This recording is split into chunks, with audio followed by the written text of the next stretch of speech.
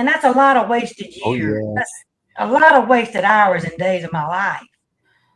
And now it turned out it was good for me because I made some money doing it.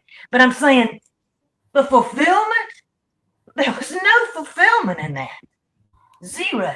I mean, it's nothing Okay, to make darling. yourself feel, Now the thing is, Patsy, just as far as regrets are concerned. Patsy, some might say that's your own fault because you should have been setting goals for yourself so that the money you gained from that experience could have been utilized in a beneficial way for you and for others. Not really because I had just gotten a divorce and I had to do my own Uh-huh. mortgage payment.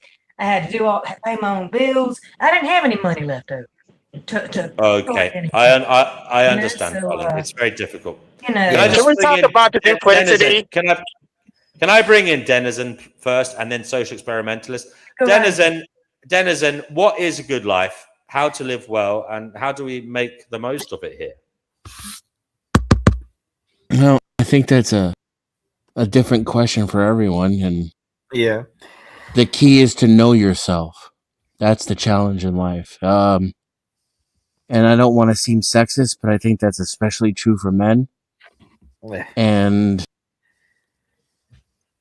I Explain I why. don't know. Yeah, explain that. Like, what the?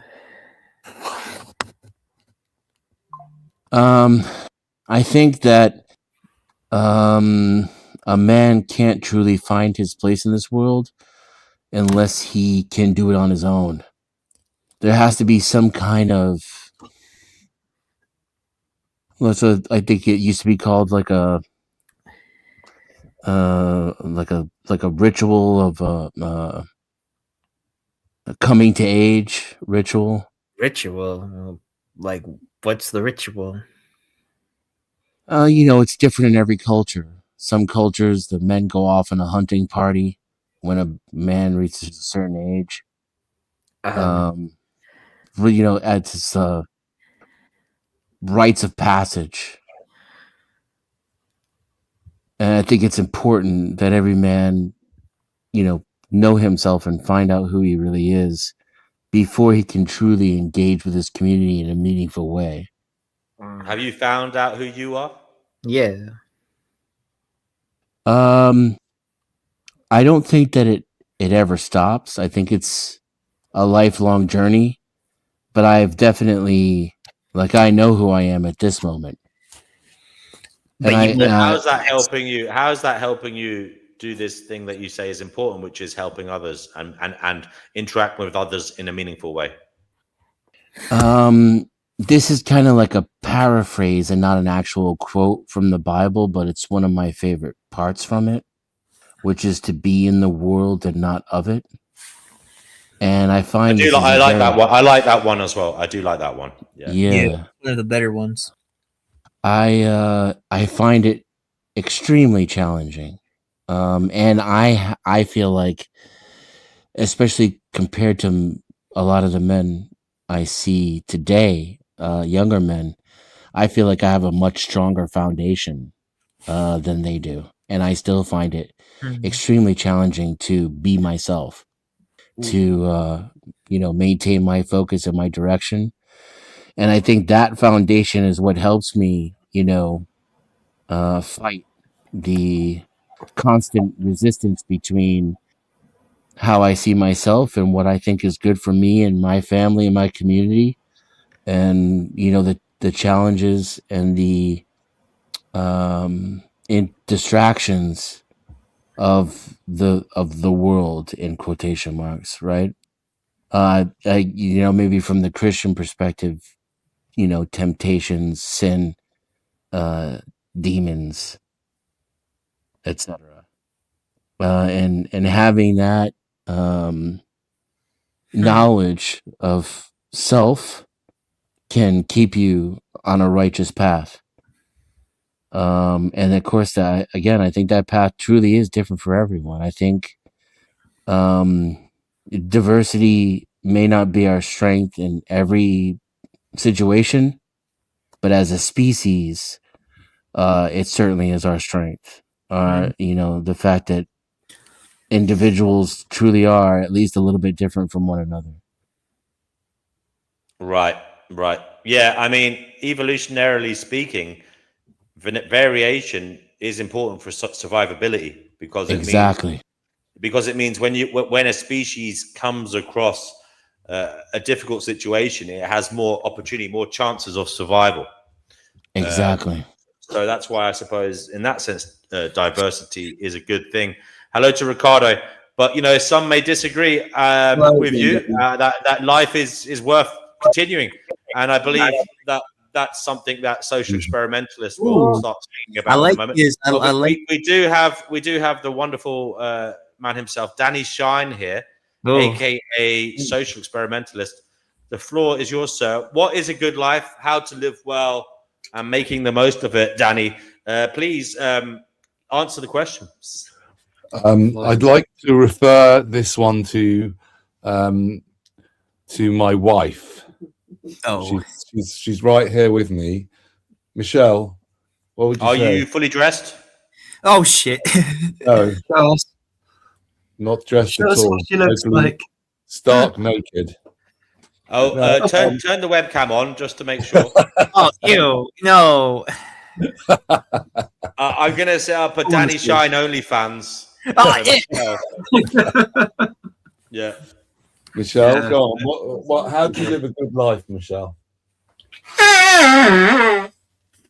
You live a good life just by being and by appreciating the beauty and the blessings in your life and how God has given you Oh life. God! Don't bring God into this bullshit. Oh my God! Let Stop that rubbish. let divine femininity speak. I'll tell you what. No, I'll tell you what. Look, I'll tell you what. Let's do what we normally do. She's actually a lot better at doing me, role playing me, than I am role playing myself. Right. Okay. So, Michelle, why don't you just do a role play of me answering that question? No. I tell you what, Danny.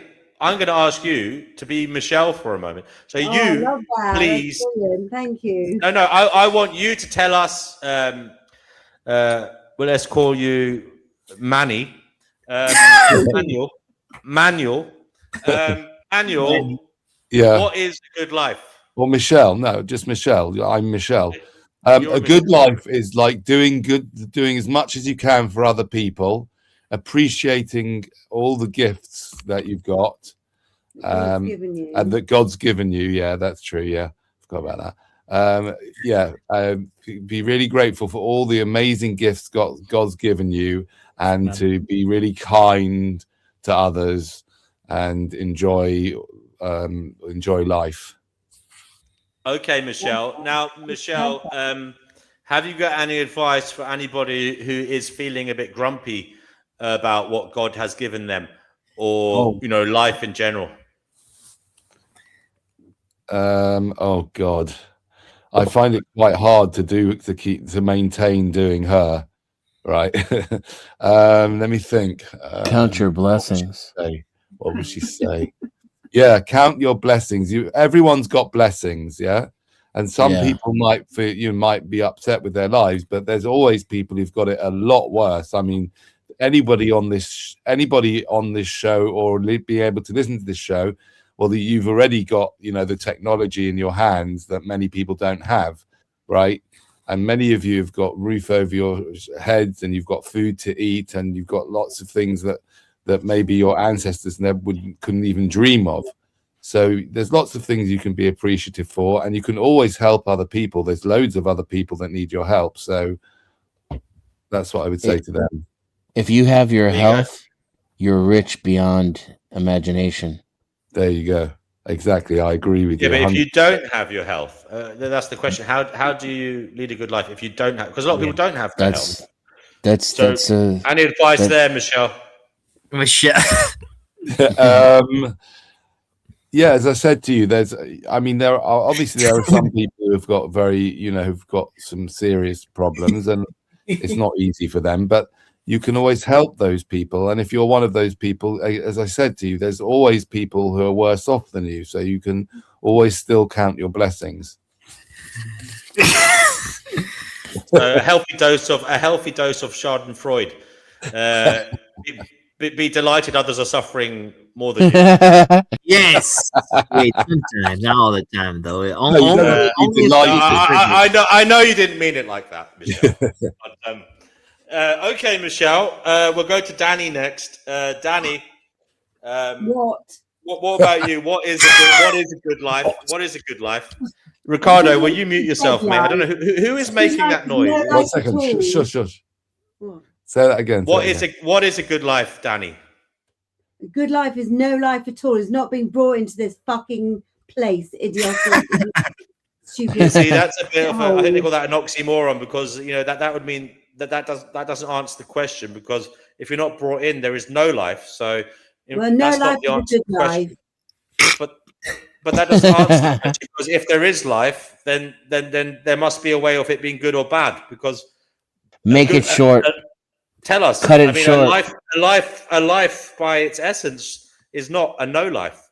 So tell us, what is a good life? As I said, A brief one. It's just someone who doesn't procreate, who's just literally just cuts your life short and just like, it's just not coming here in the first place. That's the best way of living. A good life is a short life. Yeah. Are you talking about? Are you making a reference to dwarfism, or what do you mean? Is that a reference to Happy from Snow White and the Seven Dwarfs? There's no such thing as a good life. It's literally that's just doesn't make sense. But Danny, you've got a beautiful Michelle beside you. I mean, are you telling me? Are you telling me that? Are you telling me? Let them hear. Hold on. Just look. You have to wait. Give Danny a chance to speak. Danny, are you telling me? Danny, are you telling me that it wasn't worth being born to please Michelle? Certainly not. She's just in her head in the clouds. She's just doesn't know what she's talking about. Living this fairy tale stupid life. She's just dumb. She's dumb, basically dumb. She hasn't got a clue what life is about. Surely, it's worth having her there for, moments of hornyitis. Not even sure about that. Really? Damn. I mean, surely it's better than having a wank with that hairy hand of yours. Come on, Danny. You can answer that. Women are just trouble. They're just there to distract you. They're just there to kind of trap you and distract you. Nah. If I had my time again, definitely wouldn't go down that route. So, Danny, you haven't always felt like this, have you? No, but I was. So let's go back. Let's go back to say Danny, circa 1990 or circa 1995. What was a good life then? I don't even want to think about it. Literally, I was just living a lie, basically. Now I've seen the light. I can't even go back there. Don't even remember what life was like before this. Danny, are you worried about how you make Michelle feel with your constant negativity? Not bothered. She's a normie. She doesn't. Whatever. I'm just really not bothered about. She deserves every miserable minute she lives, because she. Danny. Is there a possibility that if it wasn't for Michelle, you'd be a serial killer? I wish I was. Because she's the only one that keeps you on the straight and narrow. She keeps an ey on you. And if you had less people in this shithole. Without her, your level of psychopathic misanthropy would perhaps mean that you'd be out on the back streets killing hookers and homeless people. It's a damn trick. Yeah, Danny the Ripper. You had Jack the Ripper. Never gonna get Danny the Ripper. Is that a possibility? Hopefully very soon I'll be on that road. Okay. Well, thank you for Getting the that. numbers down. Lovely couple who very much see things eye to eye, you know, and a meeting of the hearts and mind, you know, beautiful. So, have you got any advice for people who are struggling with the identity of their partner? Whoa, we're now double screen. Mm. Who are you speaking to there? I'm talking to, first of all, yeah, good. Sorry. I actually, by the way, I have to say sorry. I did the last time when I was making that joke about the serial killer, I forgot that there was role play going on. But yeah, I suppose I'll say that to Michelle first. Michelle, have you got any advice for people who struggle with, say, they married someone and that someone became someone else, perhaps that they could completely change their, you know, outlook on life?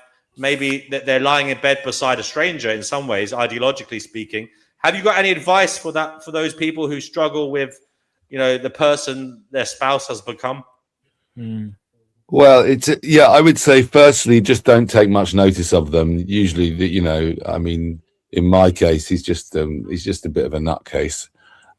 So don't take him too seriously. Or if you've got the courage of your convictions, just leave him and find someone better.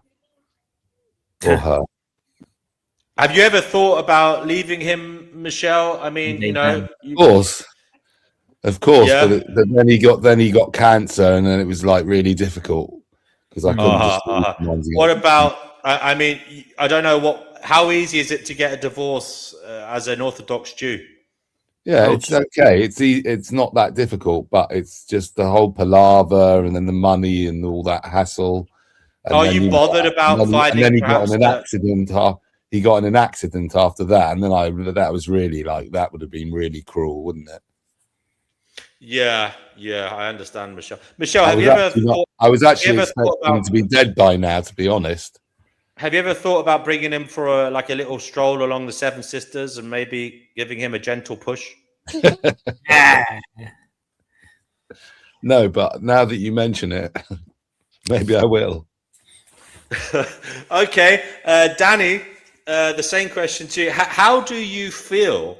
You know, how can you help others who struggle with the fact that they married somebody and that somebody turned into somebody else? They metamorphosized perhaps into somebody completely at odds with who they were before in some ways, in a lot of ways. Depends. If they've got kids, then why would I want to help them?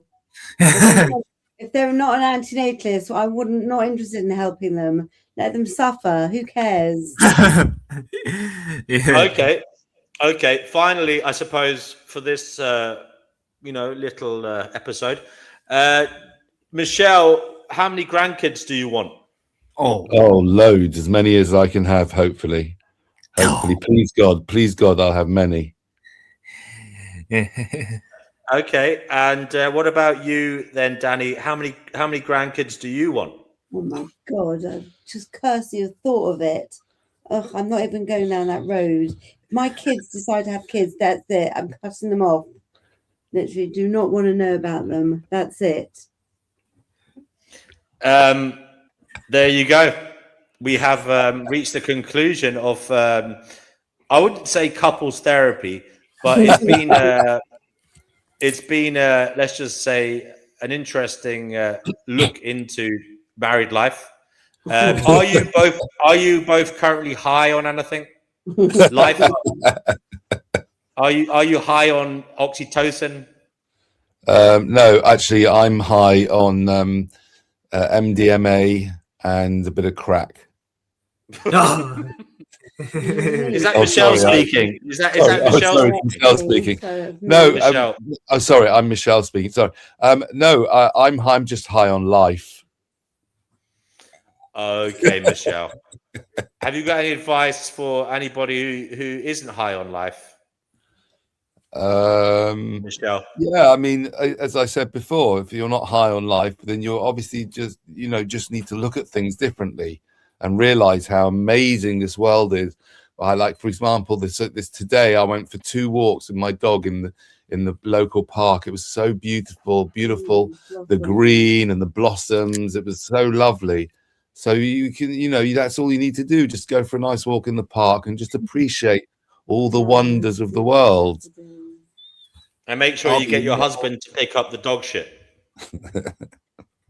Danny, I don't know. I suppose we'll leave the last words to you, Danny. Go ahead. What do you want to say? You have the floor. It's all bullshit. There you go. It's all bullshit. You heard it here a million times from Danny. I was going to say you heard it here. You heard it here first, but he's been going on about it for 10 years. He won't shut up. And while you're out there walking your dog, don't breathe in the pollen. Yeah. While you're out there walking your dog, don't breathe in the pollen. Why not? Because that's the bad part. Yeah, allergies. That's the bad part. That's the negative part of it. Yeah. You got hay fever, There's have you? always something, everything that's something good, there's always something bad with it. Yeah. Not everybody gets, I don't have hay fever. Not everybody gets hay fever, Patsy. Yeah, but you know, she's making a point that everything's got the other side to it. Yes, thank you, Danny. Thank you, Danny. And I want you to know that I've seen a lot of Patsy, turn your nose the other way and be happy. Danny, I'm talking to Danny. Danny, I want you to know that I've watched all your videos. I've watched all of them. I loved them. I think a lot of you, man. I really do think a lot of you. Careful. He's in bed with his wife, please. You're welcome to him, Patsy. I'll give you 1 day with him. See how long you cope. Every one of them, I'm just going, yes, that's exactly right. Yes. I must say that I do really, really like your accent. Oh, thank you. Yeah, I do too. I'm from Charleston, South I don't know what you sound like. You sound like some typical, I don't know if there's some, I don't know what it is. Who does it sound like? Some sort of. Well, I sing country music. So I actually sing a lot of Patsy Cline songs. So. Oh, do you? Yes, I do. Yeah. Would you like to do one for us now? Maybe a little snippet at least. Well, maybe. I don't have any music to go with it. Oh, maybe you can get some music to play with it in the background while we wait, and you can play it on YouTube and sing along. Well, I'll just do it a cappella. All right then. Crazy, I'm crazy for feeling so lonely. I'm crazy for feeling so blue. I knew you'd love me as long as you wanted, and then someday you'd leave me for somebody new. Worry, why do I let myself worry? Wondering what in the world did I do?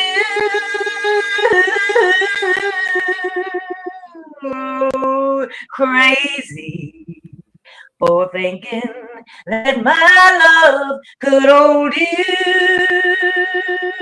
I'm crazy for trying and crazy for crying, and I'm crazy for loving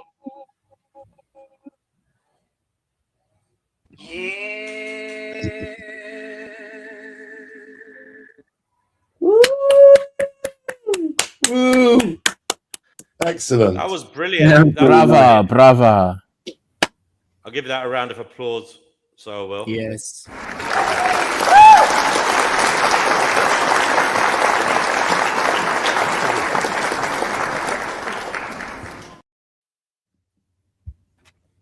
That was really spectacular. Thank you kindly. Spectacular. Amazing. And you were born to sing, Patsy. See, that's one of my regrets. I never, it's kind of funny because I never enjoyed singing that much before, but Really? I kind of Because got you have a into good voice. it late. like about 10 years ago, maybe, Mm. 8 years ago. I'm 67 now. So I got it. I just realized I could actually sing late. You're a So, late bloomer, like late me. bloomer. Oh. Late. Yeah. Well, you Well, you have a regardless- lovely voice. I'd listen to Yeah, that all night regardless, long. your voice is great. Mm. Regardless. Thank you Nice. so much. Hello to Lee Delaney, who says this show is getting crazier. Well, Lee Delaney, if you want it to go batshit crazy, come on and talk to us. Yeah, even more insane. Ricardo, I forgot to introduce you. Ricardo, tell us, what is a good life? A good life. I think it's basically living a balanced life. The golden mean. Yeah. So I like, might say I that didn't know. sounds remarkably boring. I didn't know about balance when I was younger, and I didn't really care. I was more into excesses, of experiences or drugs or dancing or staying up for 3 days solid, partying, stuff like that. But nowadays, it's more about just having an equilibrium, having a stable equilibrium, and just obviously. And taking care of your health, putting your health number one, like prioritizing your health, because health is happiness, health is wealth. So that's what I'm going to focus on, and that's what's kept me happy over the years. Yeah. Now, Probably a bit more to it than that, but that's basically it. Good start. Okay. Are you a good person, Ricardo? I mean, no, sorry. Are you living a good life? And what does that mean for you at the moment? Yes, I think I am. I think a lot of it is about giving out good energy and not generating and transmitting and spreading too much bad energy or negative energy, because that's just negativity breeds more negativity. So if you want to get positive, then get positive. Interesting.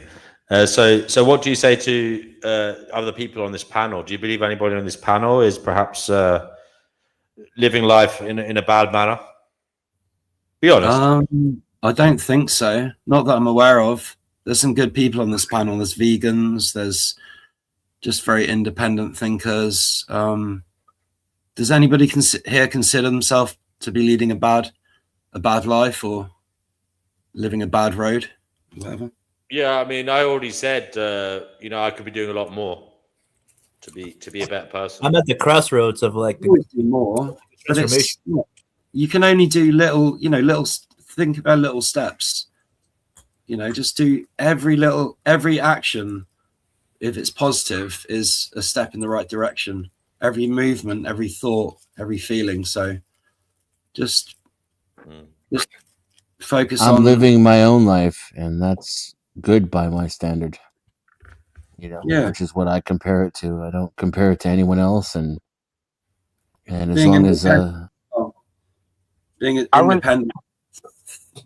I would say I'm living a bad life, but I mean, it is what it is. I'm just here. I don't stress out over it. It just is what it is. I accept it. But in the sense of what you were talking about with Aristotle earlier, are you still in terms of virtue? Are you leading a bad life, LA?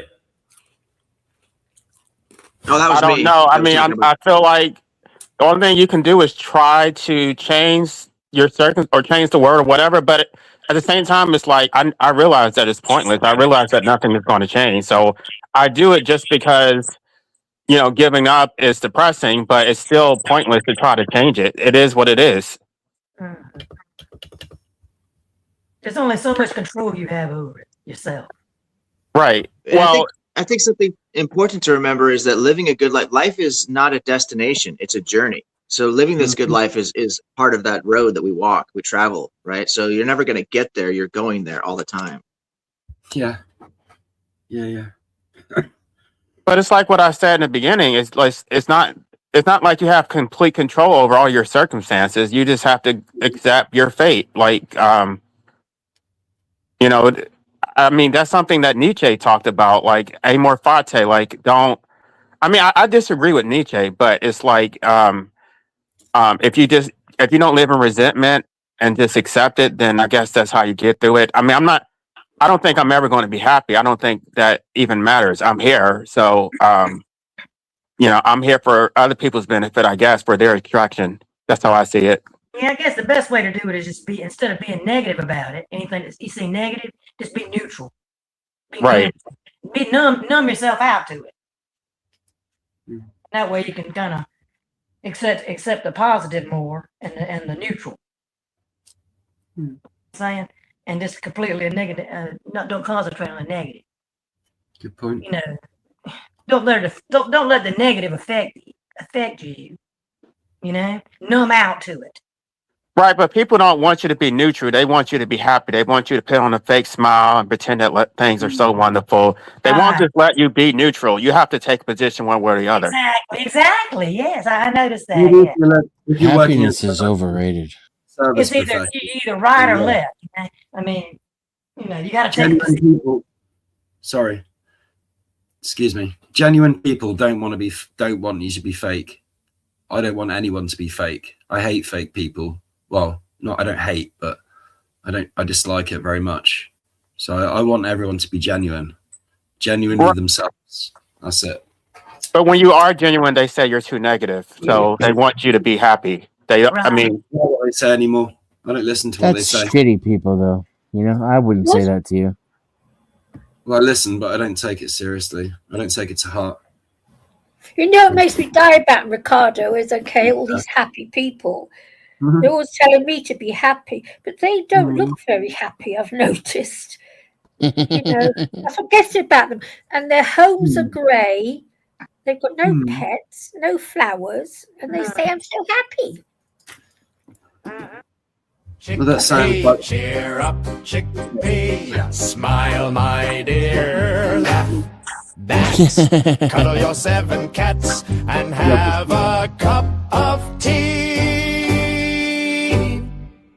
Cheer up, chickpea, cheer up, chickpea. Smile, my dear, let the bad days flee. Put David Ack on not knowingly, then laugh it off conspiratorially. Dance in your favorite hat like that. Curl up tonight with your 7 cats. Cheer up, chickpea, don't look so blue. Smile, my dear, the world needs you. Don't let the Archons get you down. They hate it when you laugh. They frown. Laugh till it echoes. Dance round the flat. Fall asleep tangled in 7 warm cats.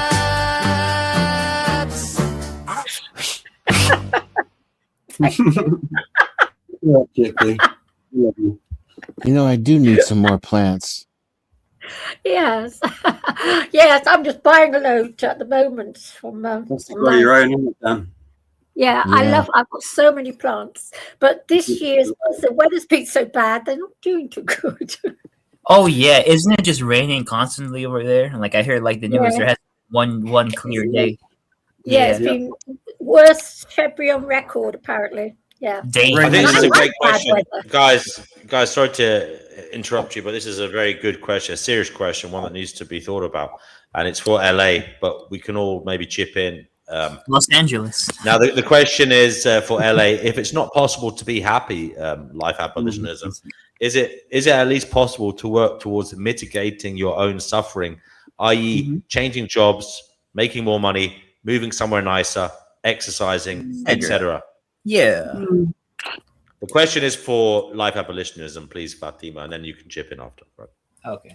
I don't know. I guess it depends on where you are in life. It's like there are certain things that you would like to do. Like maybe you can move, but then you're giving up your job. You don't know that you may be making your circumstances worse.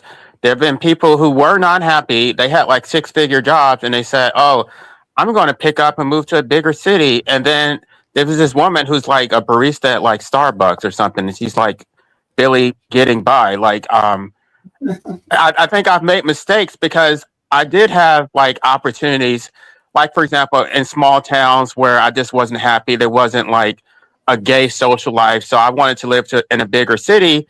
And it's just like, okay, now I have the gay life, but I gave up those opportunities. So I don't. It's like you try to make the best with the information that you have, but you don't have all the information, so you make bad decisions, and then you're stuck with the consequences of them. A lot.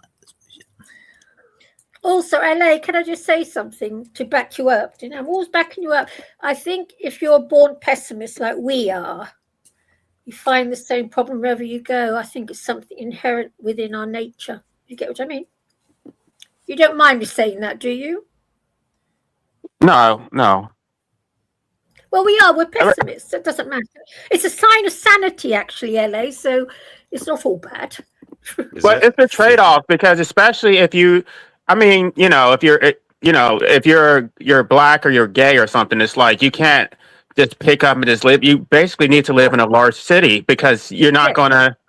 I mean, I can't go in some rural small town and just like, who am I going to hang out with? Like so you make. Would you not hang out with us if you were in town with us? No, but see, but who am I going to have sex with though? That's the part that's not. LA, I know several gay men. There's plenty of them where I live. There are quite a few, black and white. Can't you just hang out with people without having sex with them? I mean, what the hell? Well, but so it's like you hang out with people, but you still need to have some type of sex life, like, because like I had friends when I was in a small town, but I didn't. It's just, I don't know. It's a compromise. No, I understand what you're saying is true. Skyworks says you each get one chance at experiencing the universe, bathe in it, and marvel at the great wonder. Yeah. What is the great wonder, though? Develop your better self. Skyworks sounds very lovely. Could you come on and tell us about that and how to do that? It sounds a bit too vague and abstract. There needs to be. That's why I'm asking them to come on. Yeah. That sounds a bit like toxic positivity to me. A little. Well, give them a chance. Yes. Give them a chance. Give them a chance. They can come on and explain. We have Alpha, the first one, who says, you all have the fetish of suffering. And it's the underground man. Bitterness, resentfulness, you all enjoy the suffering. Yeah, but a little bit. I'm kind of into masochism. Oh, joking.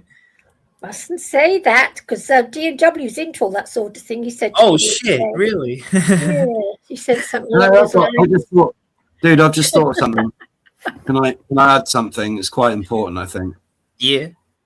To be happy, I think it's important to cultivate a light heart. Light heart. Because if you have a heavy heart, you won't get into heaven. You won't be able to raise heaven. Okay, now heaven. That does. What does that having a light heart mean? Tell us about that, Retro. Yeah. Sorry, not Retro. Ricardo. Sorry. I'm talking metaphorically about heaven. I don't believe it's a real place. Okay. Oh, okay. Then I'm more on board. Yeah.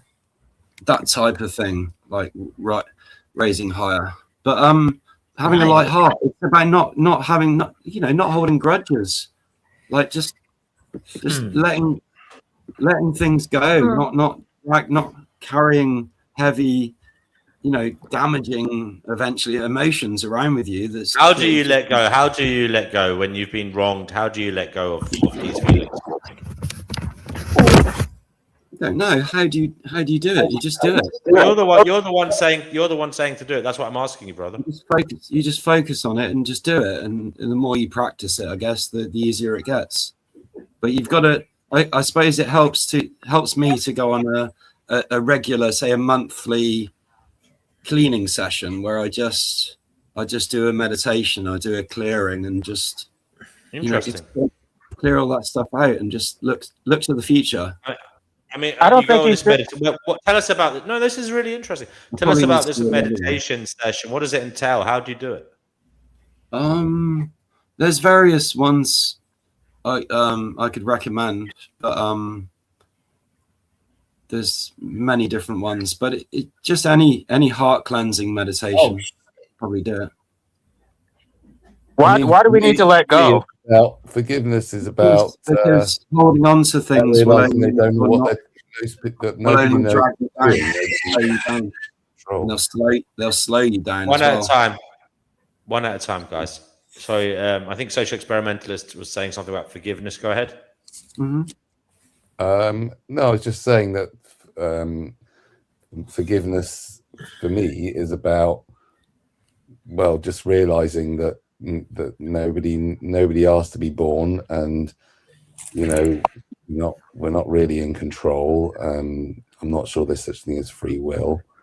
So that's the way for me, for example, that I sort of forgive my parents for the heinous crime of bringing me into existence.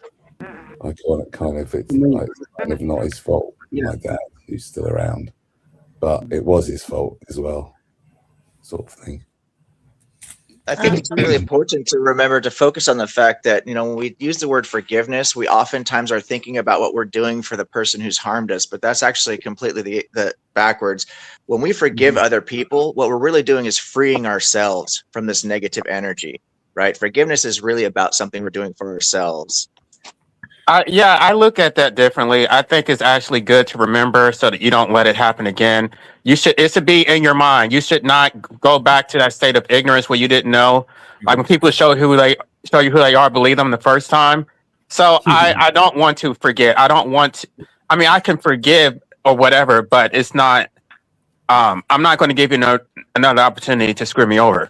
Well, the thing is, forgiveness is not the same thing as forgetfulness, though. Remember, don't conflate those ideas. Forgiveness and forgetfulness are two different things. You don't want to forget. We need to learn from our experiences. Otherwise, we make no progress. But what we do when we forgive is we literally release ourselves from this negative energy. I don't forgive my parents because it wasn't a mistake. It was intentional. It's not just the original imposition. They were abusive. They sabotaged me in many ways. So no, I don't forgive. In order to move on with your life, you need to forgive. That's what Canada's Dark Haunted History says. Canada's Dark Haunted History. Do you want to come on the Finding Notice show? The link is in the live chat here. I can understand. Do come on and tell us about that. Totally agree Now with that is that comment was said at a pertinent time, considering what LA just said. LA says he won't forgive. Canada's Dark Haunted History says in order to move on with your life, you need to forgive. Right. I used to be extremely forgiving. I would just say, oh, that person didn't mean it. And I would just turn the other cheek, especially because I was Christian and stuff and I always assumed the best, and about people. And it's just no, I'm not doing that anymore. You did it on purpose. I'm not forgiving you. Well, I understand exactly what you're saying because I've been through the same thing. But I'm saying what I had happened to me just recently was something that was pretty tough. Yeah. Family member did to me. And I had to kind of work through that, and feel that anger for a long time. And then I said, wait a minute, this is eating me up. This thing is eating me up. It's eating me up. I'm being affected by this. They're getting what they want out of me, hurting me by affecting me. So I said, wait a minute. No, I'm letting this go. I gotta let it go now. I don't forget it. I'm not having anything to do with it anymore, but I'm not gonna let it eat me up. You know what I'm saying? So there's a line there you gotta be on, to handle it for your own good, for your own mental good. You see what I'm saying? Life. You gotta protect yourself. You gotta think about yourself too. Or it will eat you up completely. DNW, this has turned into a group therapy session. Yeah, I mean, in many ways, I appreciate that view, but in many ways, life is a continuous therapy, trying to scratch an itch, trying to solve the problem of being. It is a very therapeutic thing in many ways, interaction with others, continually compare and contrasting views, working on improving ourselves, improving the world. It's all therapy. Therapy, huh? But the problem is the problem is the people in the white coats and the people talking are all lunatics. Sorry, go ahead. Yeah, just real quick, I need to step out gracefully, but I wanted to thank each and every person on this panel and for people in the chat, because I've really enjoyed engaging with you and hearing your thoughts. And I think that I'm hearing a lot of, excuse me, empathy, a lot of talk about balance, and these things are so important. I'll leave you with just this one closing statement from Seneca. He said, you cannot be discouraged by poverty if you have not first been disillusioned by prosperity. Well, yeah, that's a good one. Thank you, Objective Ethics. And I remind people to check out his channel. That video he mentioned is on there. Sorry, what was the title of that video again, Objective Ethics? Very good, sir. Thank you so much. It's called Courage Without Fear, because remember, courage is a virtue and everybody wants to attain courage. Once you attain courage, you can overcome anything, but you cannot attain courage until you've faced your fears. Indeed, indeed. Well, look, it's been wonderful having you here, brother. We really appreciate you here at Finding Gnosis.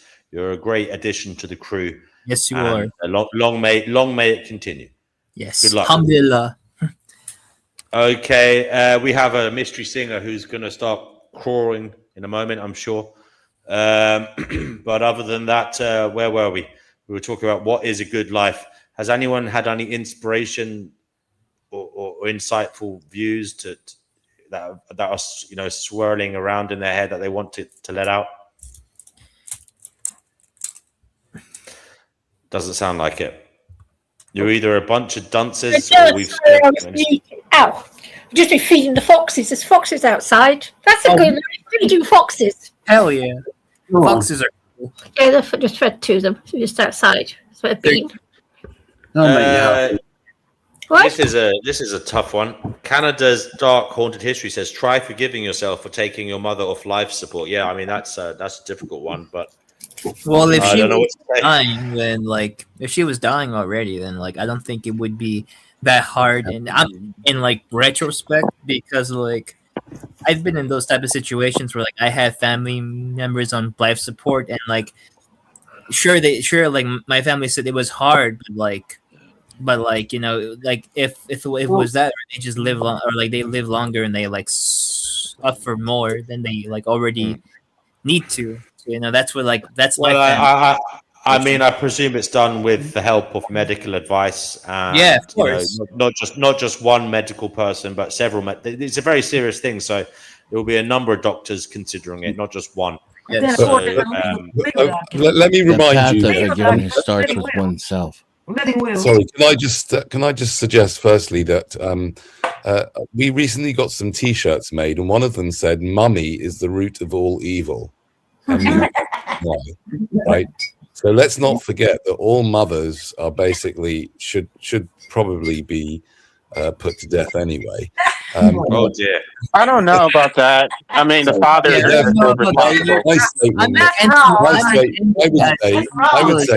I would say try forgiving yourself for not turning your mother's life support machine off earlier. Danny, I'm an AM, but Vanguard, you can come on. Vanguard says, may they appear in the panel? Yes, the link is in the live chat. Do come on. Same goes for Tiffany Epiphany. Everybody, Yawn God, whoever's there. Link is in the live chat. Do come on. The more the merrier. We do need some. I just wanted to add that we do need some merry makers to balance out Danny's misery. I don't know. I think women have babies. Women have babies for the benefit of men. It's the father's legacy. Before you carry on, please let me just say that in case that's taken out of context, obviously that was a comedic thing there. Obviously, I don't actually believe that any mothers should be put to death. Really. Thanks for qualifying that. Thanks for qualifying. Okay, but still, women have babies for the benefit of men. It's the father's legacy, not hers. The child carries his last name. Yeah, let's think about legacy. Shine on. I can't stand the word legacy. Me neither. It's meaningless. Hold on a second, guys, calm down. Can we go on to that? Here. I'd like that to be the next subject, legacy. Patsy, please, one moment, please. Everybody, just calm down. I know you're very excitable, and life is great, and we're all delighted to be here. But please, a little bit of decorum. You're on the Finding Gnosis show. What would you like to say? Hi, I'm new here. Oh, please, you're too young. Fucking hell. You're out of it. Oh, Sorry. she's kind of No, like no. no. That's not good. That's not good. Sorry. What? Was that not a kid? No. It was a kid. I think, right? Dean? It was a kid. So you're a kid, F. That's not good, I'm afraid. That's not good. No, that's not good. Scream. No. Yeah. Let them back on and make sure they are a kid. Why didn't you just? No, they were a kid. I'm not. They fucking sounded like a kid. I'm sorry. No adult would talk like that. No, gone. No, it's really safe. You shouldn't be here. Please, I banned them from the studio, so they can't. Okay, fine. Unless they confirm their age in the comments, but I doubt that. We have Challenger 2. You're in the Final Notion show. What would you like to say? Well, first of all, Challenger 2 is an awesome bit of kit, and I'm also the Vanguard. Nice to see you. Nice to see you all. Hello there. Hello there. Vanguard. Now, the question, Vanguard, is what is a good life, how to live well, and making the most of it? What have you got to say? Well, first of all, take greed out of it, then take coveting out of it, and then Abrahamic religions out of it. Then we could probably get to an even fucking plane. But anyway, that's just all right. Kind of going. Why are you saying Abrahamic religions as a matter of interest? Because Abrahamic religions are the 3 most pernicious religions out there. Or what about the caste system in the Hindu religion? I'm just asking. Well, you've got a point there. But anyway, let's get back on Abrahamic first of all. So No. What they have their caste system, which is just as bad as all the crap we have. Yes, indeed it is. Very much so. It's just as bad, So it's global. Well, again, please don't grab on. No, I object to having my religion criticised. Can we just say, Abrahamic. Come on, Abrahamic is like Islam, Christianity, and Judaism, isn't it? Yes. It's all poison for the mind. You ask me. The Hinduism's just as bad. They're just as bad in India. They've got thousands of gods. What did Jesus say to the Jews? You've got a generation to turn Christian. Otherwise, you can all fuck off. Didn't he say that? Can Not quite in those words. Yes, you can. You can say like a fuck off. Yeah. Well, shouldn't it just be all organized religions, not just Abrahamic? I like that idea of all organized religion because I've got my own religion, which is completely organized. I believe in I've seen you in London before, mate. I've seen you in London with your big healer. But can I ask you an honest question? Is Charlie Veach a nice person? Because I don't like him. Is who? Charlie Veach. Charlie Veach. He's awesome, dude. Well, let me put it this way. He's an asshole. He's a fucking asshole. Who? Charlie who? Sorry, I was possessed by a demon for a moment. Charlie who? Do your research, Who is Charlie? No, who's Charlie Veach? Social experimentalist. I've been watching him for years, but he was very nice. He was fucking pally with Charlie Veach, and I'm not being nasty here, but you and him were pals for years. No, we weren't. I was with him for about 2 months, and then I realised what he's really like, and I ran 100 miles, and I never spoke to him after that. My apologies for assuming too much. Sorry about that. Sorry. You fell out with him, did you? I didn't fall out with him. I just realised that he was no good to be around, and I separated from him completely. Oh, I thought you were good for each other with the Love Police. I remember the Love Police. We did a nice thing together, but it was only for 2 months, and I realised that it was dangerous hanging around with him because he was just doing it for the fame. Experimentalist, I've been watching you for years, mate. Your megaphone is brilliant. Here's some free condoms. Don't have children. It's all a lie. Love it. Nice one. I like the ones with you running around the statues to try and run away from the police. And they were like, I think my favorite video from Dan is when the royal family was like having like their baby, and he was harassing like the people there. Hey, why are you excited? Like you're gonna pay like this child's everything while you stay poor. That's true though. That's true. The royal family are just parasites. Oh yeah, agreed. And at the Queen's funeral, I did something as well. Yeah, that was good too. I must inform you, I'm ex-household cavalry, by the way. Oh Listen, dear. boy. How did you get mixed Well, up with that? It was a job, and I joined the military, and it was very, very. Must have been a nice person to be selected for the household cavalry, don't you know? Wait, what you on those horses outside Buckingham Palace? Well, also, I did mention the Challenger 2 tank before, didn't I? Did I mention the tanks?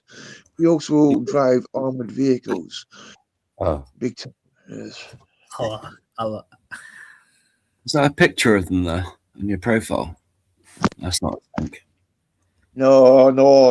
That's just me as a Viking saying the world's fucked and I'm going to drink while you're all being fucking arguing. Yeah.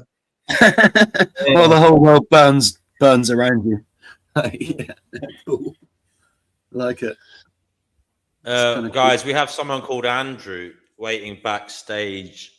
Now that means one of you will have to step back for a little while, and I'm going to have to say, Mystery Singer. I'm a gentleman. I can step down. I can do it. No, it's okay. Mystery Singer hasn't sang yet, so I'm going to just take Mystery Singer backstage. But Mystery Singer, as soon as the space becomes available, again, I'll bring you back on.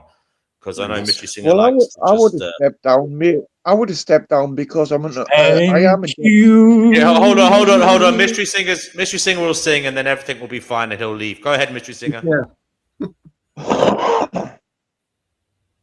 Mystery Singer, now's your. I'm gonna walk on that Milky White way. Oh Lord, some of these days. Well, I'm gonna walk that Milky White way. Some of these days. Well.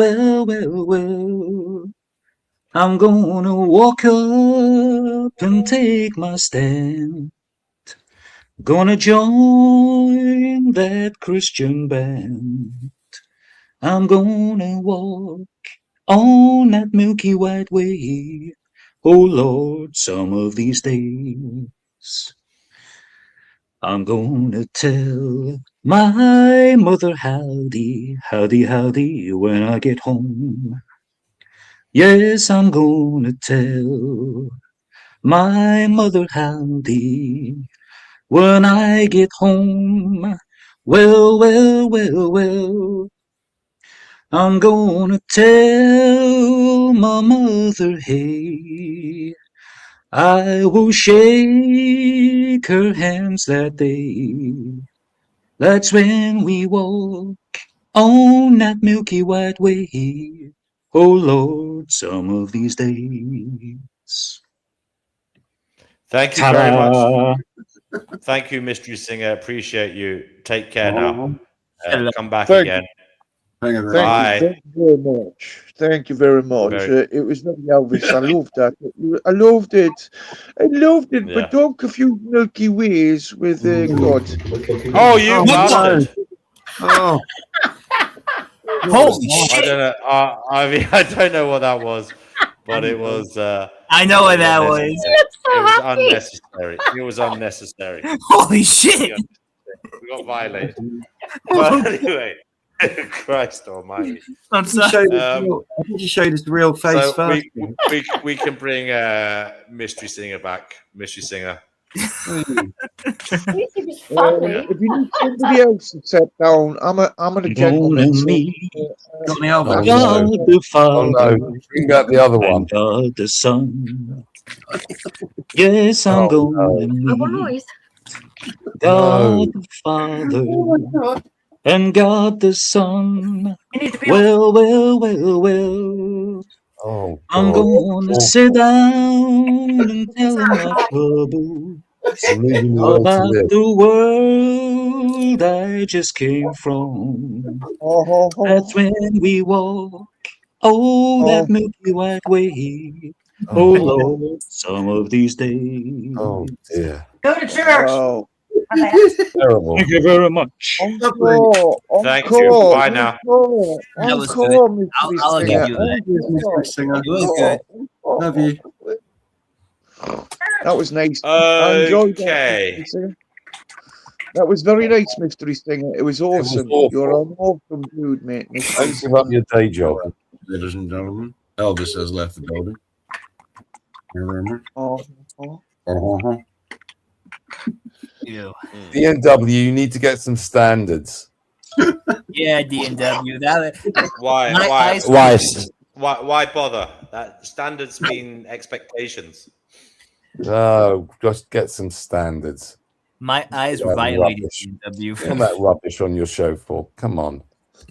Raise the bar. Sorry, guys. Exactly. Raise the bloody bar. Mm-hmm. Have some self-respect and respect for us. I've been told. So we haven't heard from Denizen for a while. Denizen, what's going on? Not much. Okay, fair enough. Thank you for that. Not much. Come on. You're on every panel I fucking. Hi, Fucking DNW. Don't you hear I'm the a panel cat meowing? whore. You're a panel whore, and I love it. Mm-hmm. I love when you're on a panel. Didn't you Always hear the has cat something. meow? Oh, cat's meowing. Meow, meow, meow, meow, meow, meow, meow, meow. Is it Chinese Did times? you hear them? I mean, I have been wanting to ask Torty to show us her pussy for the last few minutes, but I'm not sure how she would feel about that. Oh, There's one. Don't think you take that well. Let me show you one. Oh. Actually, I brought these naughty. Oh, the naughty girl you are. She's done it before. Oh, that's a chonker. yeah. Wow. What's her name? Whee! Tony Cam. She's so Naughty. pretty. She said, you know what? Today I brought them one of those little head massagers. Right? Mhm. Only won't let me massage the Oh, little like head. the big Ah. things that look like whiskers, but you just put them on your head, it separates, and it yes, ups and downs, up and downs. It's a bit like a whisker, but it's like open ended at the bottom. Oh, Grumpy girl.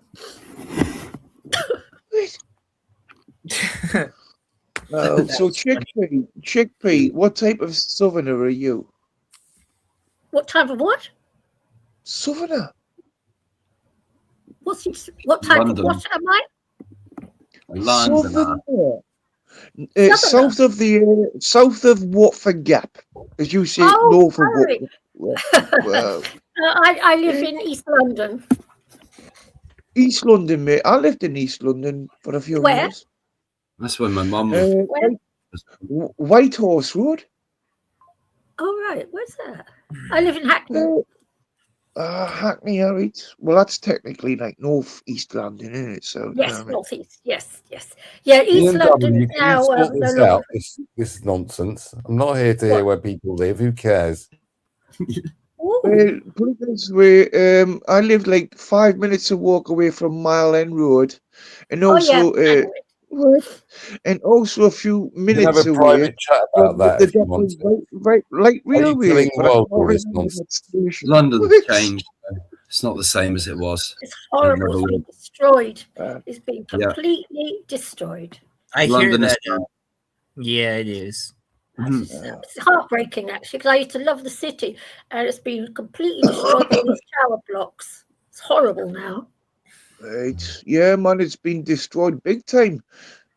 Most people like Russia and China own all the buildings in London now.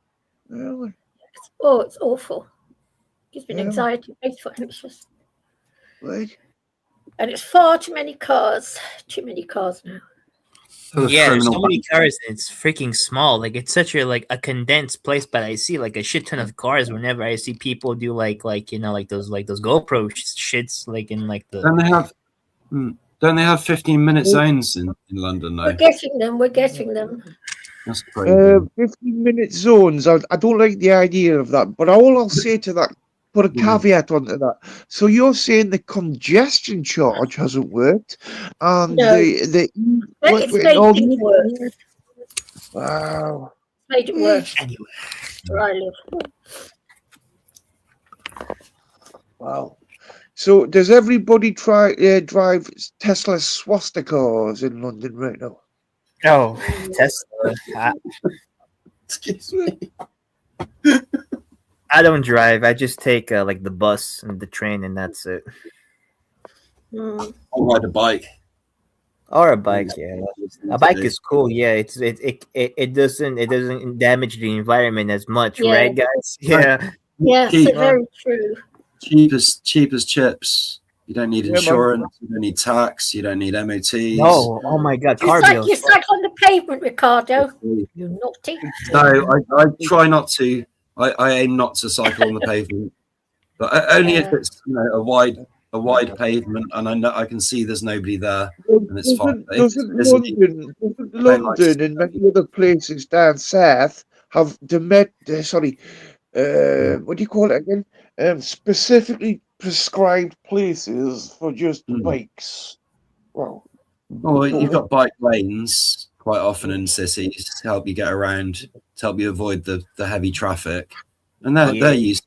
But to be, bikes can go anywhere really. A lot of places that cars can't. You'd like Holland, Ricardo. Go there. Especially if it's an 80 kilowatt Ciron and it's 80 kilowatt Ciron. What the fuck? Sorry, everybody. I'm gonna go now before I end up hanging myself, being bored by all your bullshit, stupid small talk. So have a lovely evening, everybody. I wish you well. Thanks, We love you dude. too, dude. We love you too. Nothing wrong with a bit of small talk. Peace.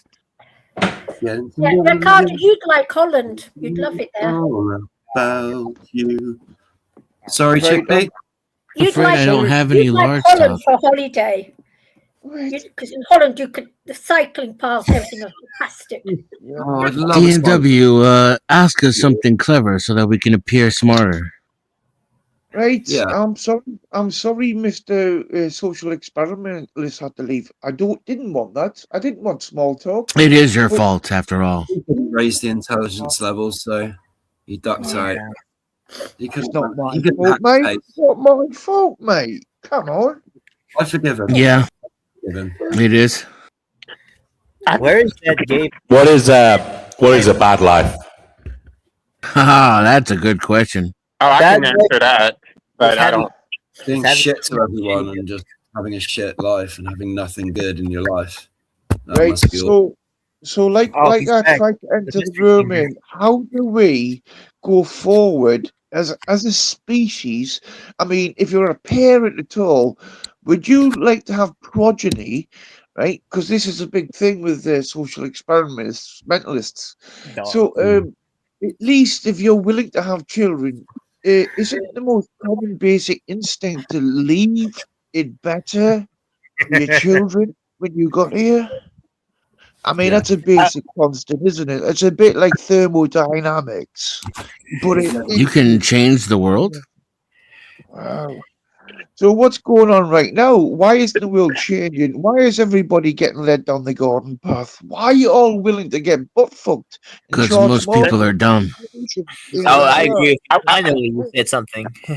I want to answer D&W's question. He said, "What's the bad life?" I think it's the difference between taking a red pill or the blue pill, and it's like the red pill. You basically become aware of things that you probably shouldn't be aware of because when you were in a state of ignorance, you probably had some semblance of happiness.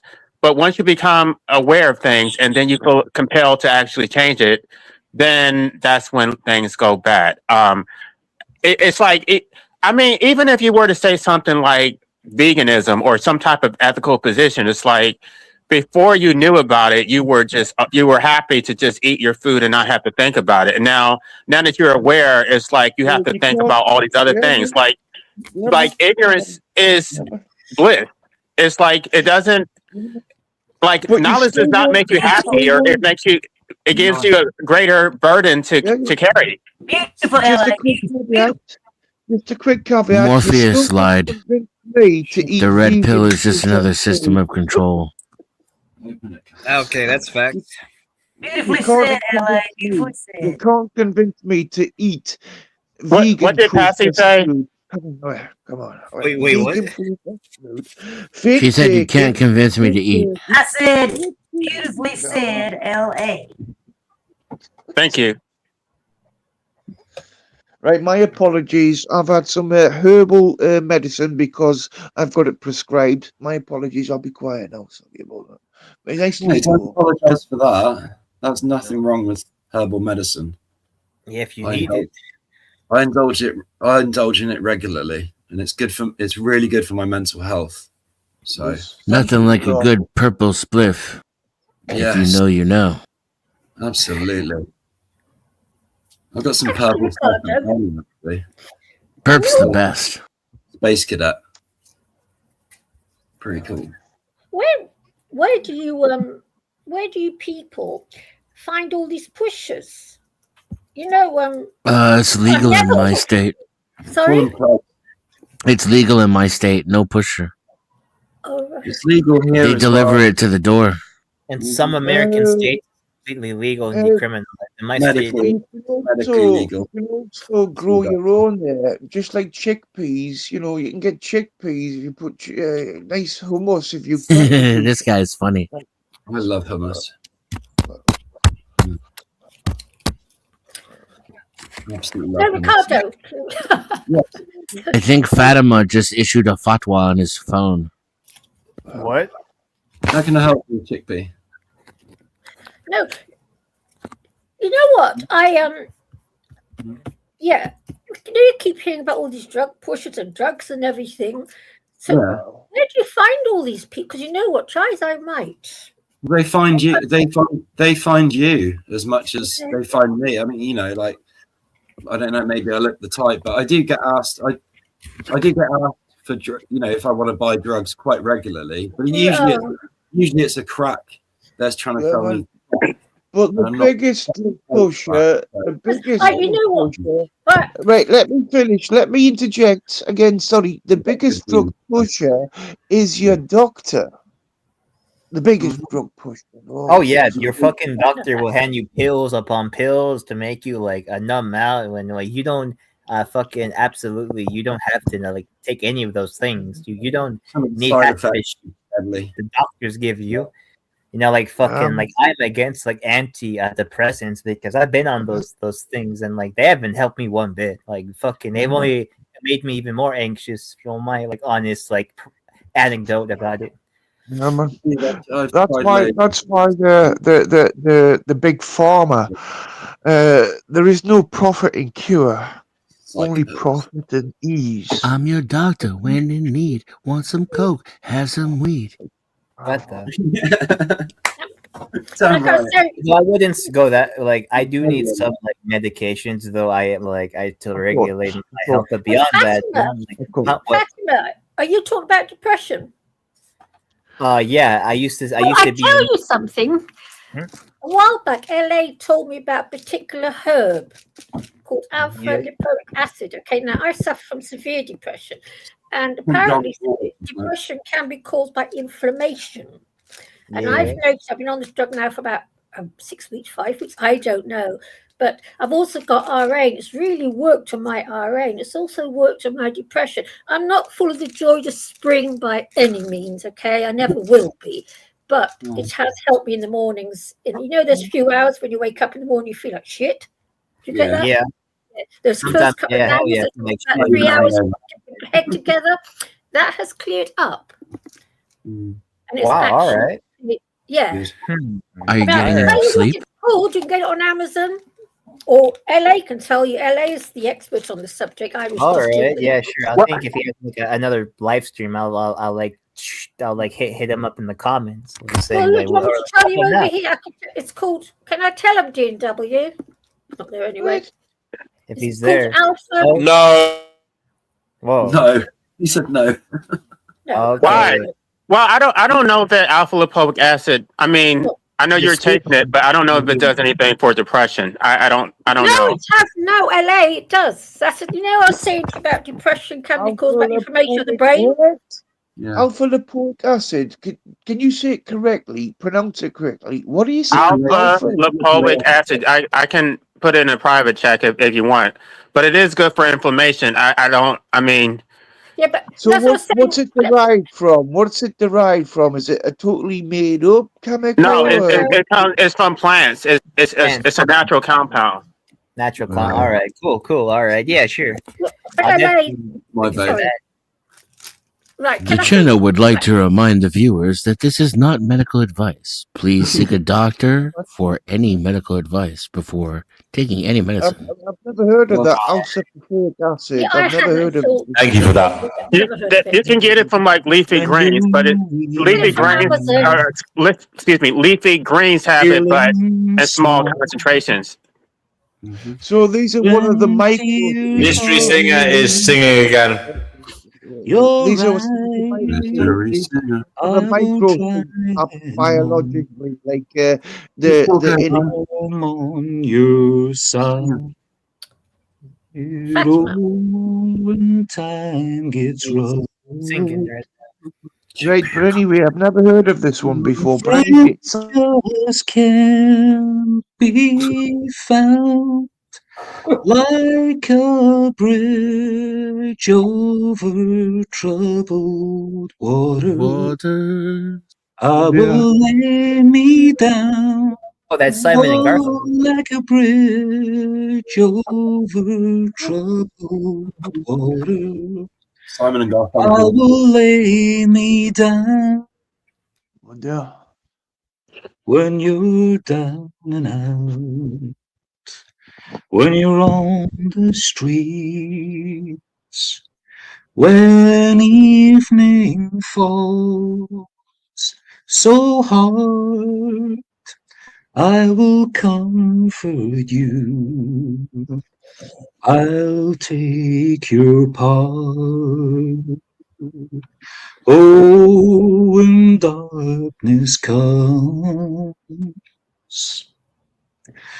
and pain is all around, like a bridge over troubled water, I will lay me down.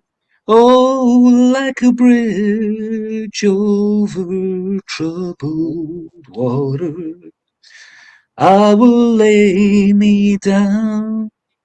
Oh dear. Sail on, silver girl. Sail on by. Your time has come to shine. All your dreams are on their way. See how they shine. Oh, if you need a friend, I'm sailing right behind, like a bridge over troubled waters. I will ease your mind, like a bridge over troubled water. Build I a will ease your mind.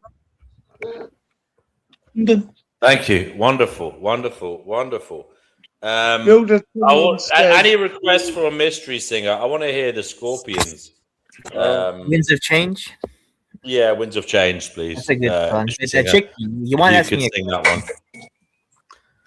Mystery Singer, if you could sing the Scorpions, Winds of Change, we'd appreciate that. Down to Gonky Park.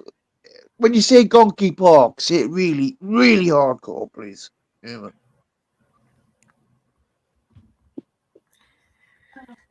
I sing, but I only sing in my car because I don't know.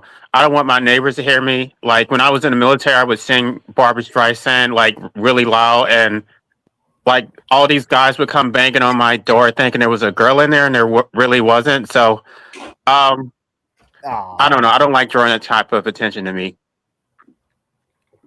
Yeah. For a nice bit David Bowie. So they were banging on your door thinking they were getting lucky. Yeah. DNW. I want to hear Mystery Singer sing something by Arsa. Let's see if we can do that. Right, so what? Come on, troubled water. The universe. Please don't troubled water. Skywork Please says the universe is a puzzle with many facets to study it, figure it out, and understand all of the integral parts and put them in their right order is the goal of life. But anyway, I'm quite disturbed about troubled water in the first place. We've all got high fuel prices. We've got Russian ships going every time through the Channel Tunnel. Oh dear. Come on. Okay, brother. Thank you for that. Guys, this has deteriorated into a kind of drunken haze, the kind of conversation you hear at the end of the night when people have had too many. You know, maybe too many, waiting for a taxi home. Water. Fair enough. My taxi. But anyway, all I've got to say is thank you very much. Thank you. All right, brother. Well, it was good to have you. Thank you for joining us. Ooh, Come thank back you very next much. time. You're welcome. Come back next time. Come back when you're sober as well, please. We'd love to hear your sober thoughts. What? Come on, sober. Just because I'm not a Christian. Come on, away. Can I just talk to Fatima for a minute, please? Go ahead. What's up? What's on Yeah, your you know, mind? take about that stuff, okay? As I was saying, depression can be caused by inflammation of the brain. Yeah. You might have, because doctors don't know all this sort of thing. I found out to my horror. And these pills, they get rid of inflammation. Because I have noticed, as I've been taking it, that my sweat glands are more working better. So give it a try. You've got nothing to lose. Nothing. Of course, yeah. I've always wanted to try like alternative natural. I tell you, there's a lot of. Yeah, I've always wanted to try it, so I'll go try it out. Yeah. Yeah, give it a go. Because give it a month, okay? So it doesn't work straight away. Give it a good month. There's something very profound in it. I've really noticed it. That's really very good. Yes, yeah. Yes, because I get very depressed. Oh, we all can investigate that clearly. Yeah, horrible. Yeah, it's no big deal though, because you're on the Finding G show, so of course you're going to be depressed. Yeah. That's why I come here. I wouldn't come here if I was looking to laugh. What would be the point? I want to laugh. I go and look at cats playing. What I do, you know. Why would I come here if I wanted to hear people laughing? But I do notice that if I can take time off work, like 2 weeks or whatever, my mood changes drastically. Like, when there was a time when I was just like a full-time student and I didn't work. Like my stress levels were much lower. But I every time I go to work, I just feel depressed. But that's life, LA. Oh God, I thought you'd known that by now. LA. Unless you got a job you really like, you're going to find that. Right. If I could just sit at home, if I could just sit at home and play with cats and garden and stuff, I probably would be okay. But I can't do that. Yeah, I can, and it does. Why not? Because I have to work. I have to work to maintain myself. Unfortunately, yeah, that's a brute fact. Why? Because it's unfair. LA, should I tell you something? As you know, I've got RA. Why not exploit the system? No, I've had. You mean go on welfare? Is that what you mean? Yeah. You could go on welfare. You could use the stock market. You could use real estate loans. Something. Become a capitalist pig instead of working for one. Yeah, but why would I want to exploit others though? I don't want that either. To be like a capitalist pig. I don't think I want that. Oh, D&W left. That means no one can come in now. Oh wow. If you're working for someone. What was that, LA? Oh, he didn't end the live stream though. He just left it. Correct. He just left. He can come back. So he's in charge in the meantime. And Vegan Equilibrium will probably come back, so he can bring people on too. All right. I think he should give that privilege to Chickpea. Chickpea has been here long enough. As I was saying, LA, 30 years ago, I was thrown off the treadmill by my IRA. Whoa, When I what the look back, fuck? it's been a blessing in disguise to be thrown off the treadmill. I was just chucked off. Couldn't work anymore. End off. Well, I have really bad allergies that are just like year round, and it's just like I have to use a neti pot, but it just makes me Oh, like yes. tired. Oh, that's so like bad. Like, doesn't that feel like uncomfortable to put that thing up your nose? Like, it Yeah. must feel pretty shitty. I have so much mucus, I can't even function without doing that constantly throughout the day. LA, have you tried mulin? Have I tried mute? Mulin. MUILLEN. I know what it is. I actually used to grow it, but I never use it. Like they use that as toilet paper. LA? No, I use it. No, you can get the oil. You buy No, I mulin oil. mean, okay, you can actually, if you're trying to be a survivalist, you can take the leaves and use it as toilet paper. But I just use it as an ornamental thing, and it actually is a forager. Like it has very deep tap roots, so you can use it to like restore your soil. But I never used it medicinally. Yeah, well, I've been using it, and it's very good for mucus. Very good indeed. I've gone very herby over the past couple of years. I'm sick of big pharma. I've been well and Oh truly yeah, good. who isn't? Though I do rely on like some like insurance for like my health, but like I'm not like but that's something like life, But I'm not gonna like be on like antidepressants or like what else like mood stabilizers. That's horrible, those things. I take Well, other sometimes I put a little bit of cayenne pepper in my salt water, and then that really drains all the mucus. All right, we've got something then that works. Yeah. Oh, and yeah, but it burns though. I don't like doing it, but it works. Right. Okay. Oh, in LA, I saw you last night or what? You had like your own small live stream where you're talking to other people as like your own like after show. What was that? That was from the 10th Man's channel. Oh, okay. We went over to his channel, and they had already invited me, but I didn't want to go there with. I'm not even going to say this person's name, but I waited, and then they still, it's like he couldn't stop talking about me. So I'm like, don't speak for me. And then it's like, well, come up. And so I didn't expect it to go that way because usually it's just like it's a smear campaign and everybody just falls for it. But like they didn't even let him finish. It's like, no, I asked you a specific question. Like have you watched that? It's like that's all he does. He just talks crap about me.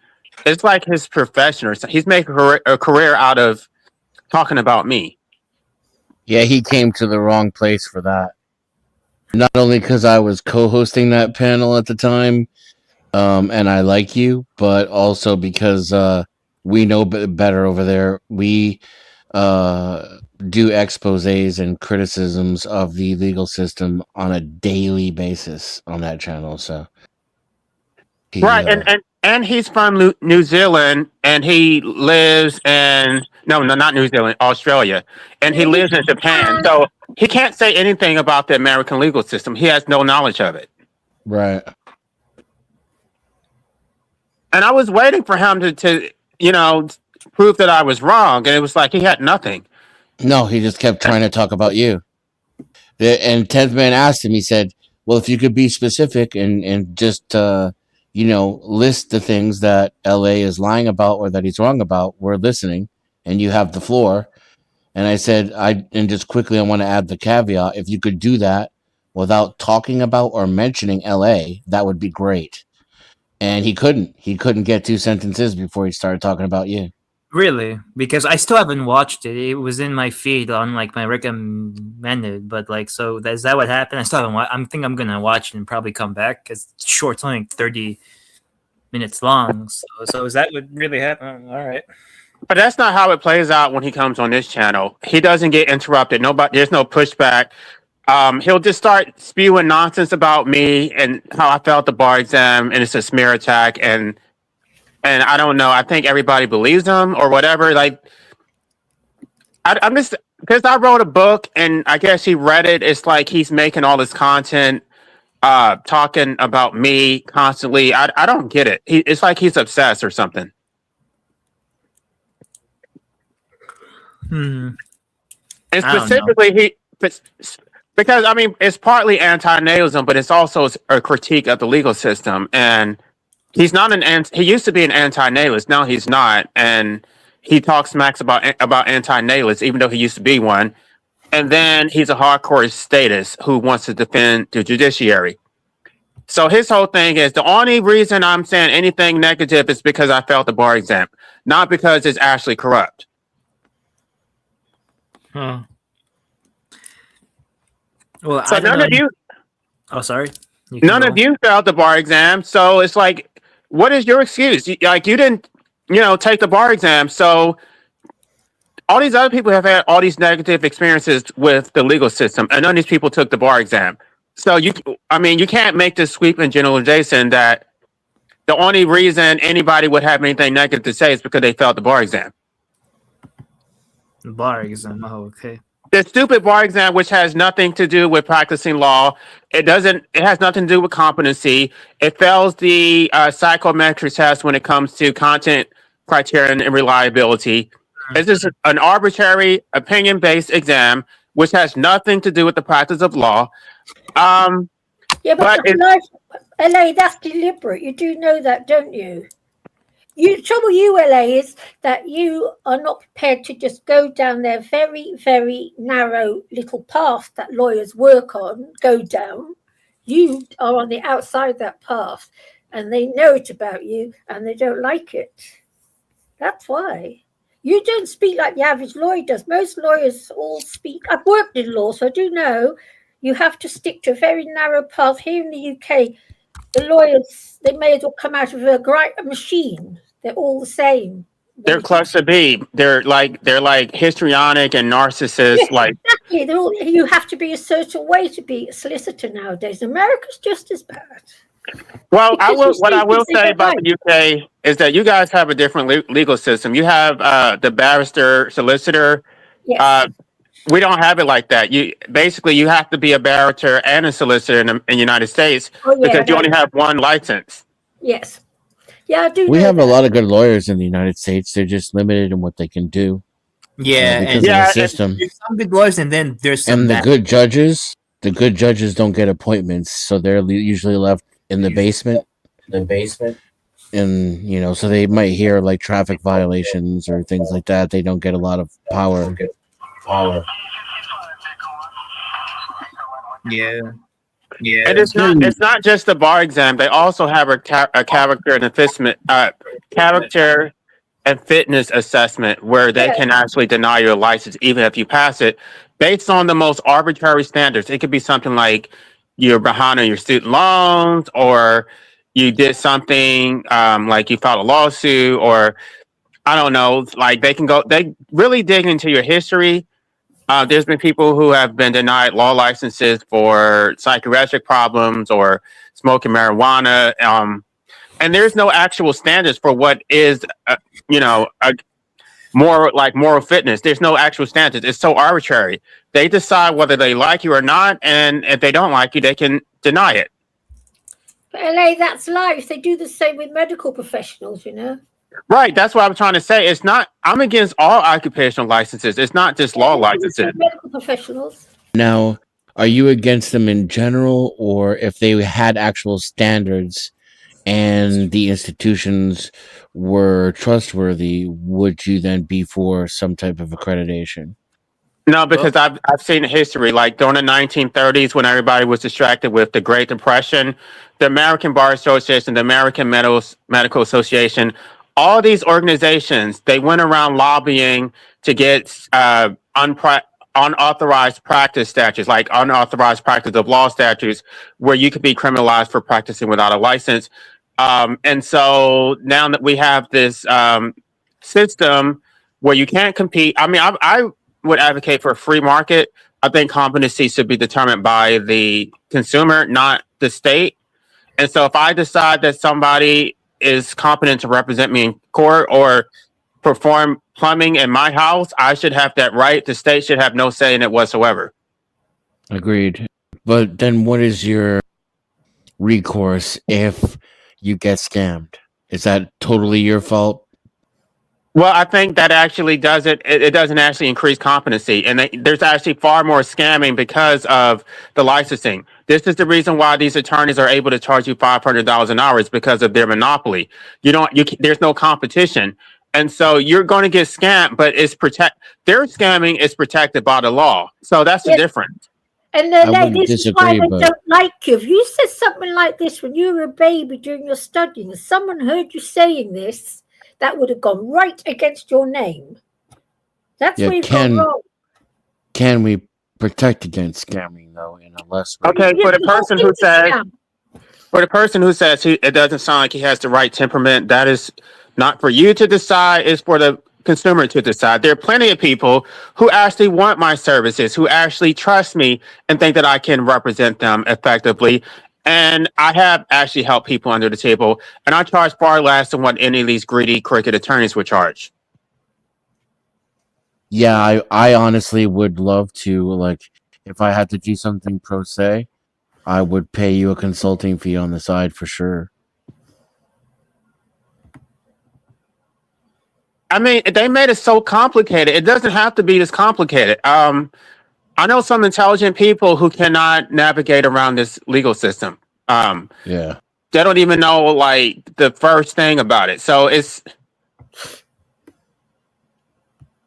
I don't know. There needs to be some comprehensive reform, but I don't know who's actually going to do it. It would take a non-lawyer to actually see it. I mean, I'm not close to B. I would say that I'm,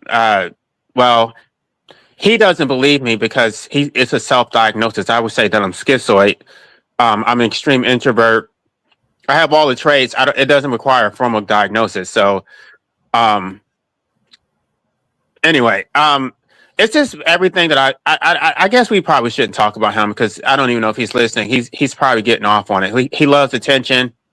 I've been trying to ignore him thus far, but it's just like he's constantly talking about me, and then he acts like he's the victim. I gotta tell you, life, you sound so much like me. You really do, and that's why I like you so much. But it's funny you said you're an introvert. I'm an introvert too. But when we get in a group like this, we can talk to people that think like we do. We're not an introvert. We're an extrovert.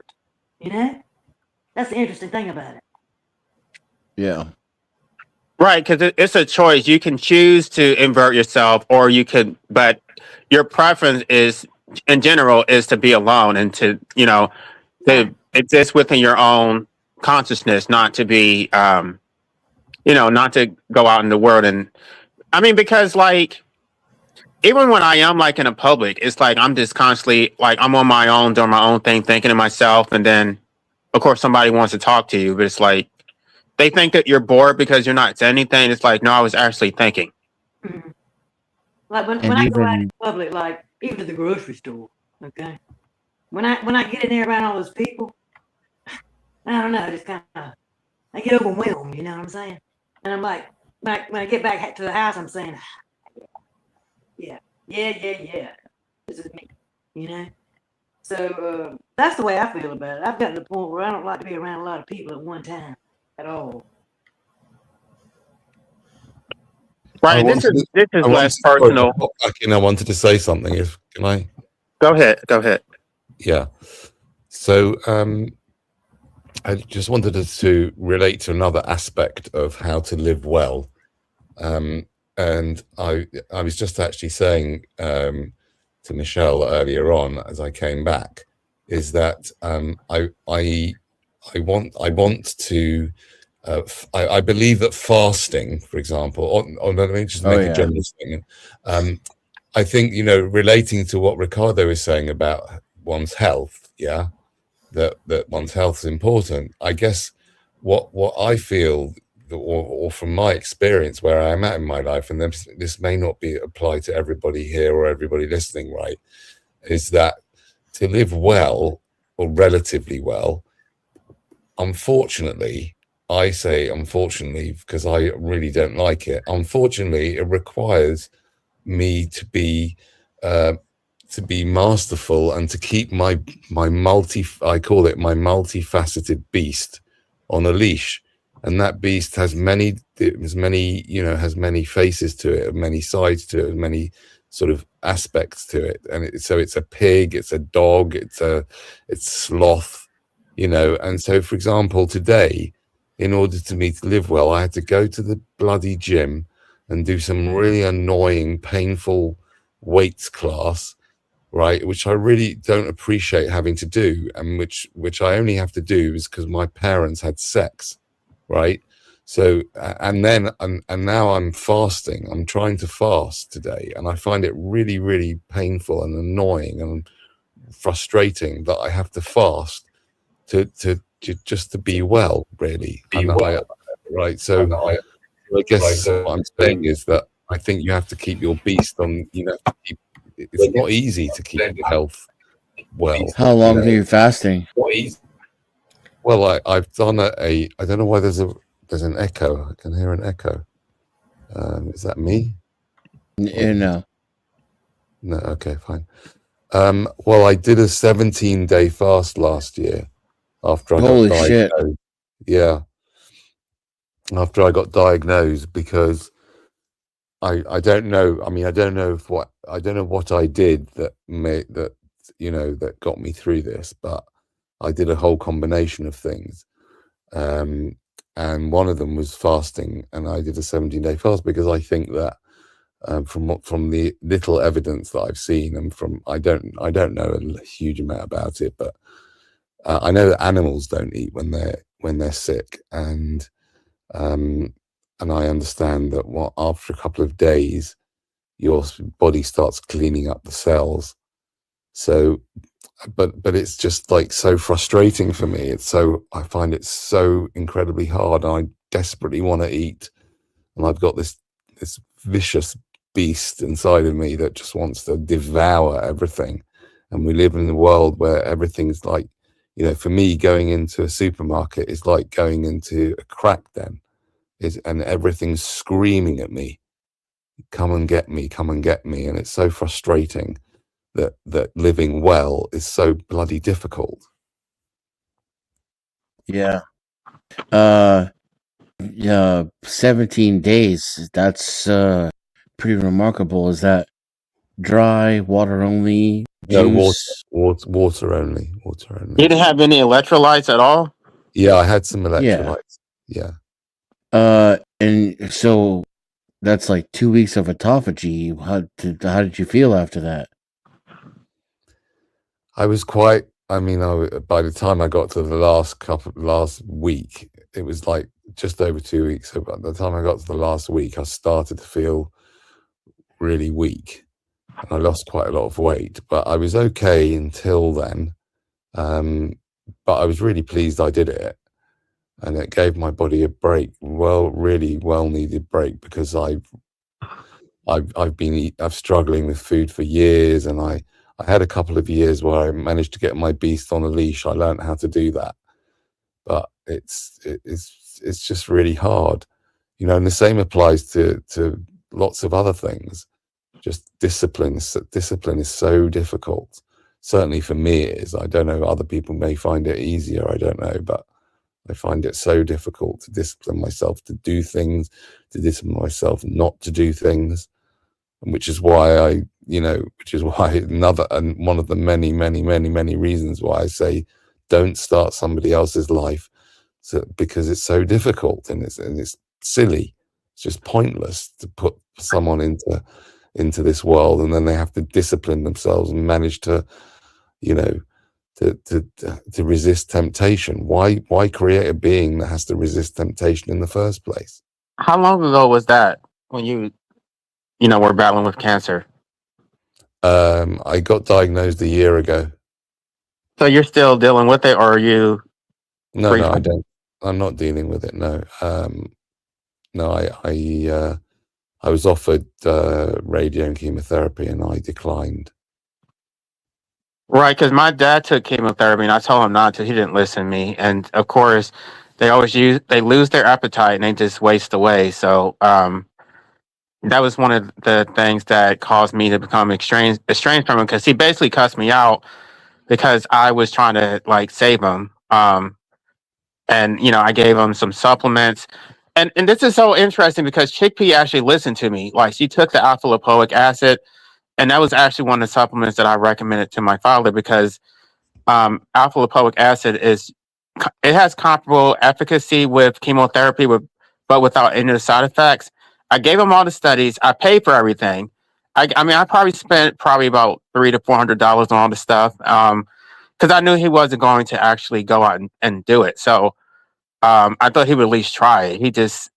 He got mad at me. Like, we had a whole conversation. He said he was okay with it, but then when the supplements came in the mail, he got mad. He said I was trying to control him, and it's his body. It's just like, no, we're It is supposed to very be. hard. I must tell you that I come from a place of great skepticism towards the medical establishment because I used to be part of it. Well, I mean, I was a pharmaceutical rep, so I know a little bit about the perverse incentives of the whole system, and I'm skeptical, and it's very, very hard even for me. There was a lot of pressure. So it was hard for me to decline it. So to expect someone like your dad to do that is a bit much. Like, my mum was the same thing with my mum. She had breast cancer, and she knew that I didn't think she should take the chemo and radio. And in the end, she ended up like a vegetable. It was terrible, but it was impossible for her not to take what the doctors say because she had that kind of mindset. Andy, can I This say is something? definitely not Andy, medical advice, everyone. Yeah, but they want to make decisions like it only affects them. Like, you're my father, so if Make it's not sure you just, consult a physician before beginning Yes, of any course. program. Of course, make sure you Danny, start with a And the physician. World Health Organization loves you. Danny, can I say something for a minute? You're not going to like this very much, but I'm going to say, but I'll tell you anyway. Many years ago, I was diagnosed with heavy-duty ovarian cancer, okay? Really heavy-duty. It transpired I didn't have cancer at all, but I elected to have this heavy-duty surgery. I didn't have cancer at all, but they were convinced I had cancer, and they said there were cancer markers in my blood.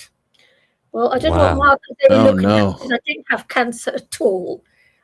I opted for the op, which is fine, but if I'd been a woman who say How did you find out that you didn't have cancer in the end? Well, because they sort of said to me, "Oh, you won't be needing the chemotherapy. It wasn't cancer after all." That is terrible. Well, imagine if she had been 20. Yes, I was 40 years old. I had, and I was going to sue them at one point for not for suing them, but to get the thing out. But as it turned out, it was all for the best anyway. The op. Wow. Why did you say I was not going to like that? Sorry? Why did you say I wasn't going to like that story? You Well, said you're not going to like it. I'm just saying they get this whole cancer diagnosis incorrect sometimes, like they did with me. Well, it's funny. Listen, I'm not saying anything to anyone, and I don't know, but it's funny. One of the things that was a bit suspicious is that when I asked for my thyroid back, because they took my thyroid out, right? Yes. When I asked for it back, because if I wanted to like get it tested or anything, yes. they're meant to legally give it back, give these things back to you. Yeah, they said to me, "Oh, sorry, we've used it all up." Yes.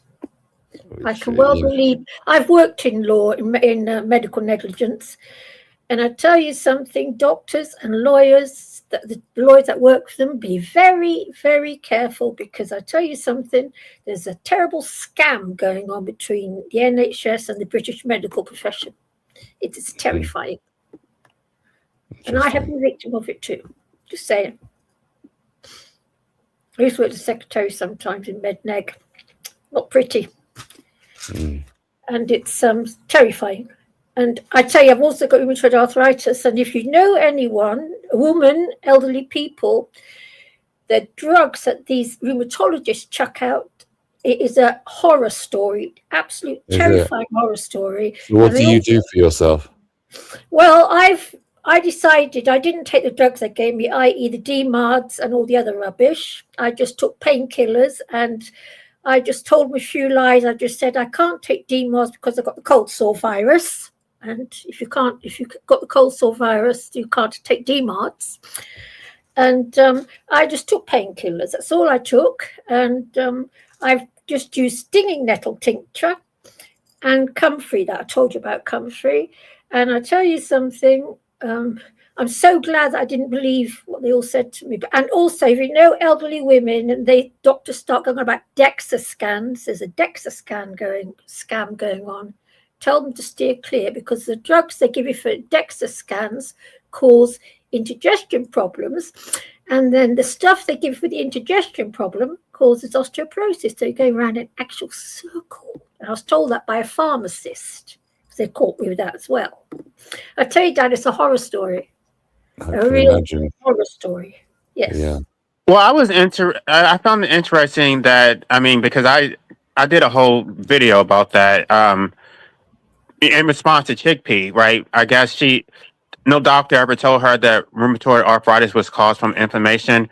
I just thought that was common knowledge, but she was saying that her doctor never told her that. Told me that.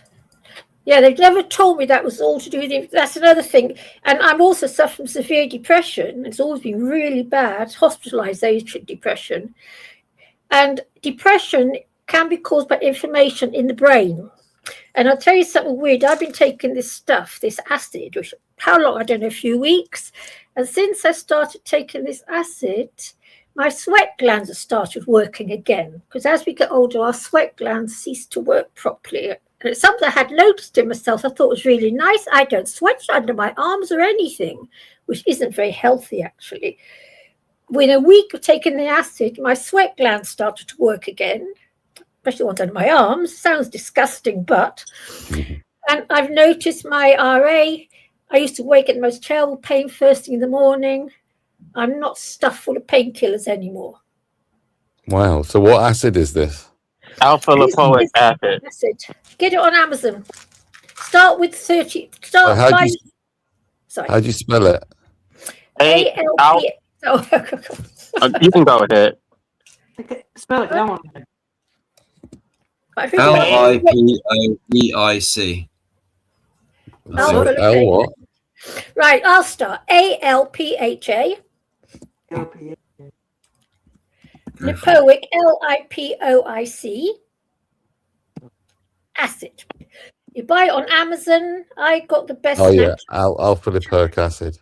Yeah, 300. Start with the 300 milligram, because the 600 milligrams are a little bit heavy duty when you first start. I've got the 600 milligrams, but I take two 300 milligrams a day now. I follow the instructions.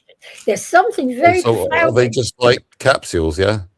Yes, just capsules. There's something very that can actually kill cancer cells. Also, it has so many medicinal benefits. What does it do? Okay. I'll add that to my ever-growing list of supplements and medications. I'm taking. It's a very. What does it do for your inflammation of the arthritis? What does it do? It's a very potent antioxidant, and so it reduces inflammation. And Okay. I mean, you can look at the studies. You can look at how it there's clinical data showing that it cured many people from cancer. Yeah. There's something very profound in it, and I can't believe I'm 72 years old almost, running to and from doctors for 30 years, more 50 years, and I find a little cure from Amazon. This has actually happened. What is that? What is that comfrey stuff you're talking about? Comfrey? Comfrey's another one. I broke my elbow last summer, and I started doing a bit of Googling online, and somebody said, buy some comfrey for your break, because comfrey is actually called bone break. But it's very prehistoric anyway. It's great for broken bones. The doctor could not believe how quickly my elbow repaired itself. And I'm 71. Didn't I tell you about it, Danny, the comfrey? You may have, but I've forgotten it, and I should be using it because I've broken my ankle as well. Yeah, very. I'll go to Amazon. Right, I'll tell you what you have to buy. Hold on, let me just. I mean, you can grow your stuff. I have plenty of it in my backyard. It's probably cheaper because no, it's not that simple when you first start out. You need to just get comfrey and arnica, muscle and joint health balm. Comfrey arnica. Right, but I'm saying is that I mean that it's much cheaper if you do it yourself. You can actually they'll sell the roots, right? And then you can plant it. You can use the roots. So that supplement. It's only £10. Yeah, it's only £10. Now I've tried growing it in LA. The weather here isn't good enough to make it grow properly. I tried last year. It doesn't grow properly. I've got here comes up comfrey cream with hemp. Yes. Or high strength arnica. I'll tell you which one to get. Hold on. Does it help with pain? PAIN. Yes, it does. It's an absolute godsend. I use it almost every day. It's also, if you're interested, very good for your skin. Chickpea. Okay, chickpea. I've got a question for you. I've been brewing on this sitting on this for about half an hour, and then the masked singer came on and disrupted my flow. Anyway, my question. Oh, sorry. Yeah, of course. I can hold it. Right, you need comfrey knit ointment balm. Yeah. Comfrey what? You're on Amazon? Yeah. Comfrey ointment. Throw it down. Comfrey ointment. Bone break, fractures, wounds, joints, arthritic pain. $15.99. Avinda comfrey ointment. That's the best one. Yeah. Okay. The reason why I say grow yourself is make. I didn't catch the make. I'm really sorry. Avenda, AVEND. Avenda. Oh, Avenda, yeah. The reason why I say grow it yourself is because it's really easy and you can use an unlimited amount. I have so much comfrey. In fact, well, you live in the UK, but I have so much comfrey in my backyard. I would never buy it because I have I don't need to. It doesn't grow here properly. It doesn't. I tried it last year. I'm going to try again this year, but last year it didn't grow very well. No. Well, it's not going to grow in topsoil. It grows in I have very compacted clay soil. It loves that. And so it grows like crazy in my backyard. But I'm thinking maybe I should start selling it because a lot of people do want it. Yes, hell yeah. But how you grow it, you can either, there's two types of comfrey. There's Russian comfrey and there's common comfrey. The Russian comfrey is sterile, so it doesn't, the seeds are sterile. But you can actually grow them either by you can take a tiny piece of the root and just break it off and it'll grow into a whole new plant. Or the common comfrey actually produces seeds which are not sterile. So the common comfrey is used medicinally. And Russian comfrey is used basically for gardening because it repairs the soil. It's a mineral scavenger. It has deep tap roots. And so it pulls minerals from the ground. And then, once the leaves break down, it goes back into the soil. So a lot of people use comfrey for gardening, but it has multiple functions. Yeah, but right, and I let them get their comfrey first, let them use it, and then they could start growing it. It's not, if you're not a person who grows a lot of veg, what you're saying is very heavy duty stuff. It's not easy to, plus we don't have the soil in the UK, so if Danny wants to grow, it's got to go out and buy special soil, because London soil is limey. It's I've already ordered it now. Let me just say this though. I believe there's a compound. I think it's called allotonin or something like that. I forget what it's called. Yeah. But that compound is what is medicinally. And so the stuff that you get from that you buy online is probably going to be the leaves, which is not as potent as getting it from the roots. The roots is much more concentrated. Well, it works very well on me, let me say. It's worked like a dream. I tell you, my arm, the doctors couldn't believe how quickly my elbow mended. They could not believe their eyes, how fast. And I had no pain at all. It was like, I told Danny about it last year. I was saying blah, blah, blah happened. And it was like a dream. Well, there's so many things that, I almost wish I could make a profession out of this because they diagnosed me as being pre-diabetic, but I took a supplement called berberine and then I had another test and the doctor was amazed. They thought what did you take? Or they thought they assumed that I had basically cut sugar out of my diet and I did not. I was still drinking soda like crazy. I took berberine as well last year as well, part of my protocol, yeah. Right, it lowers your blood sugar dramatically, and the doctors couldn't believe it. Yeah, I can well believe it. As well. All right, I'm back. I just watched the video. LA, I watched the video you were in with like, the lawyer thing, and yeah, I can kind of see your point of view, but like my question, what was towards the end with that girl that was doing like a striptease? What the hell? It was really annoying. Like I said, you guys can go watch the full videos on his channel. Is called Tiff What Man. the hell was that? Was She- random. Right. She came in and interrupted the discussion. She was basically saying, "I'll take my shirt off," and then What the? they were supposed to pay her to take it off. I said, "I'll pay you to keep it on because I'm gay and I don't want to see that." The fuck? But she ended up not doing it, and then we sort of got back on track, but it was like a long disruption, so I didn't want to play that. All right. Okay. Yeah. Well, I watched all of it, but that last part that just threw me off. Like I was not that was just random. Like I don't know what the hell that guy does on this live streams. I have no idea what he does. That's weird. Well, he was on Finding Gnosis channel, and they invited me to go over there. And so they invited me specifically, but Yerf Dogs invited himself and decided to go over there to talk about me. Oh, all right. But Danny, right, remember I said to you about your wife, okay? If the doctors start DEXA scans, tell her to just walk away and get more protein in her body, because apparently as women, when we get older, we need more protein, something the medical profession doesn't tell us. I don't know how old your wife is. How old is she? 55. Oh, yes, it'll be starting soon. DEXA scans, because there's a whole DEXA scan going on. Wait, Danny.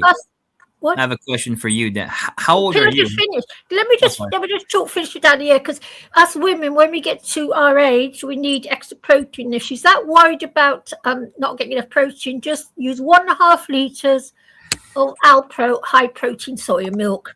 There's your 75 grams a day. Easy done. It's very simple. Because I tell you something, those DEXA scans and the drugs they push are a nightmare. I went right through it all to discover I'm being scammed. The NHS is such a scam. Oh. You know that, yeah? Or like yeah. DEXA scam. Huh? Yes, it is. Wait, It's a dreadful scam. what's the scam? Terrifying. Wait, what's the scam? The what? The NHS. Oh yeah! Oh my God! Yeah, the Terrifying. NHS. That thing doesn't even exist anymore. It fucking Thatcher like ruined that thing. No, right? that's not true. That's not entirely true. Oh, My Thatcher experience with the NHS has been Thatcherism's ruined it. my experience with the NHS has been a whole mix, right? So, for example, for the cancer stuff, I have a lot of questions about. I'm very, very suspicious, right? Yes. But You should be, yeah. but for if you have a major trauma, like I was knocked off my bike, Surgery. Yeah. they would do a much better with that. Yeah, that's what they're known for. They're good for surgery. And also tell your wife with these osteoporosis drugs, another thing to not taken. The osteoporosis drugs, if you have to have a tooth out, they can cause terrible problems, and it can make your jaw start to grow. So you have to have surgery to stop stop your face being completely destroyed. It's an absolute horror story. Wow. Seriously. What do you think of fasting for health issue for diseases like cancer and stuff like that? We were literally just talking about that. That's what he said he did. I mean, I fast to like lose some weight, so I think that's a whole other reason, though, right? Yeah, but I know Well, I think fasting is excellent. I think fasting is just good as a preventative. It's it is. doing 3 to 5 day fasts from what I've seen around is very good, but it's very very, very hard for many people, and certainly myself. Oh yeah, it is. Very difficult. I really can't wait until Wishy Bishy gets her new microphone, because we really need her up here. Like, I'm reading her comments, and it's like she knows stuff that a lot of people don't know.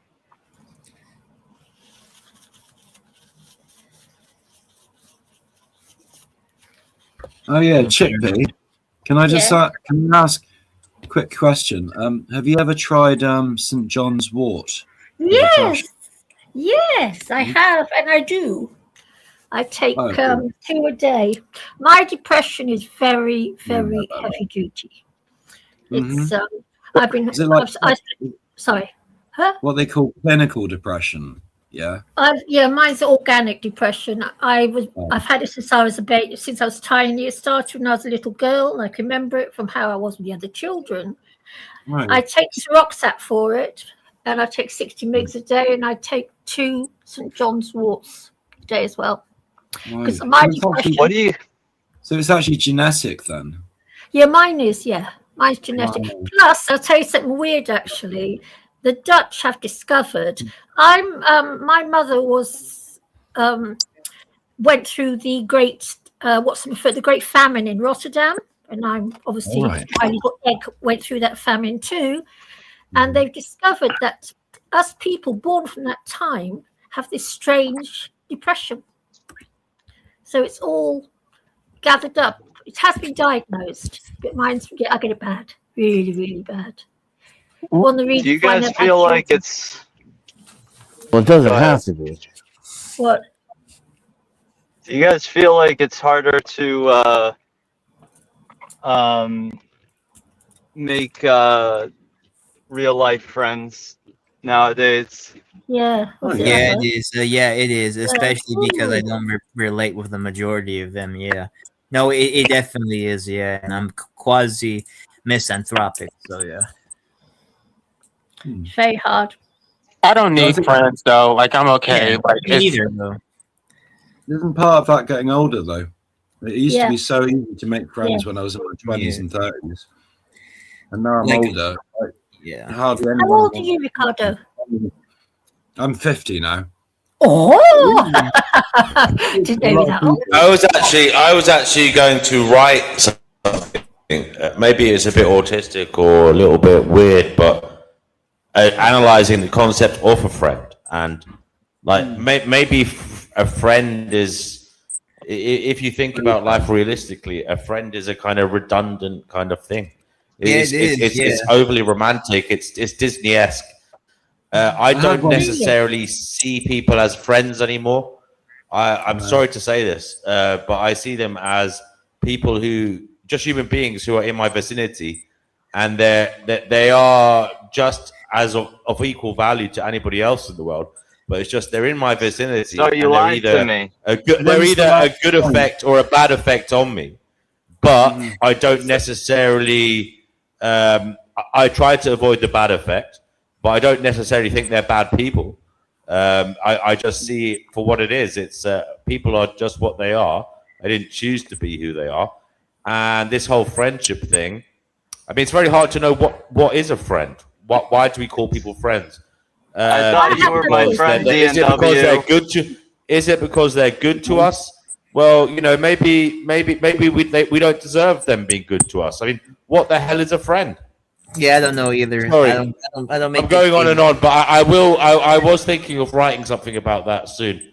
I don't know. I or think just- I've had friends that were more like meaningful, friendships that were more meaningful to me than my family. Like these are people, these are You say associations from that I the chose.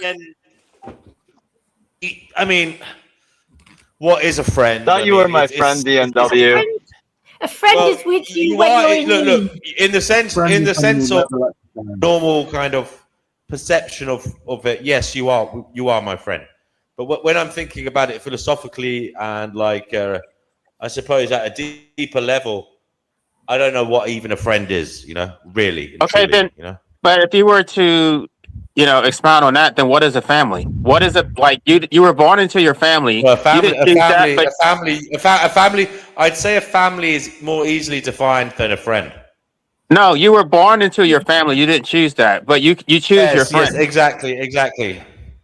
Well, you Okay, can well, also look, build a family that's not blood maybe, related. I was thinking it's a work in progress, but I suppose a friend is somebody who is beneficial to you or you strike a chord with, but you choose to be around. Maybe that's it. You choose to let into your life. No, a friend is Maybe somebody who's there for you in your hour of need. If somebody's there for you when you're Is in the it? shit. That's I mean, I've got friends who have oppositional defiance disorder, and they're real assholes in many ways, and they wouldn't be there for me, but I still like them. Yeah, but they're not. A friend is somebody who will help you when you're in the shit. Then It's when not, you're but I that's reckon when you're a friend. it's not their fault that they're like that, and they wouldn't be there for me. But I still consider them kind of friends. I'm still charmed by their strange existence and their weird ways. Even though, as I said, they have things like oppositional defiance disorder, which means What's that? they fight with me, disagree with me, call me an arsehole at every opportunity. All right. But Sounds a bit they odd are to me.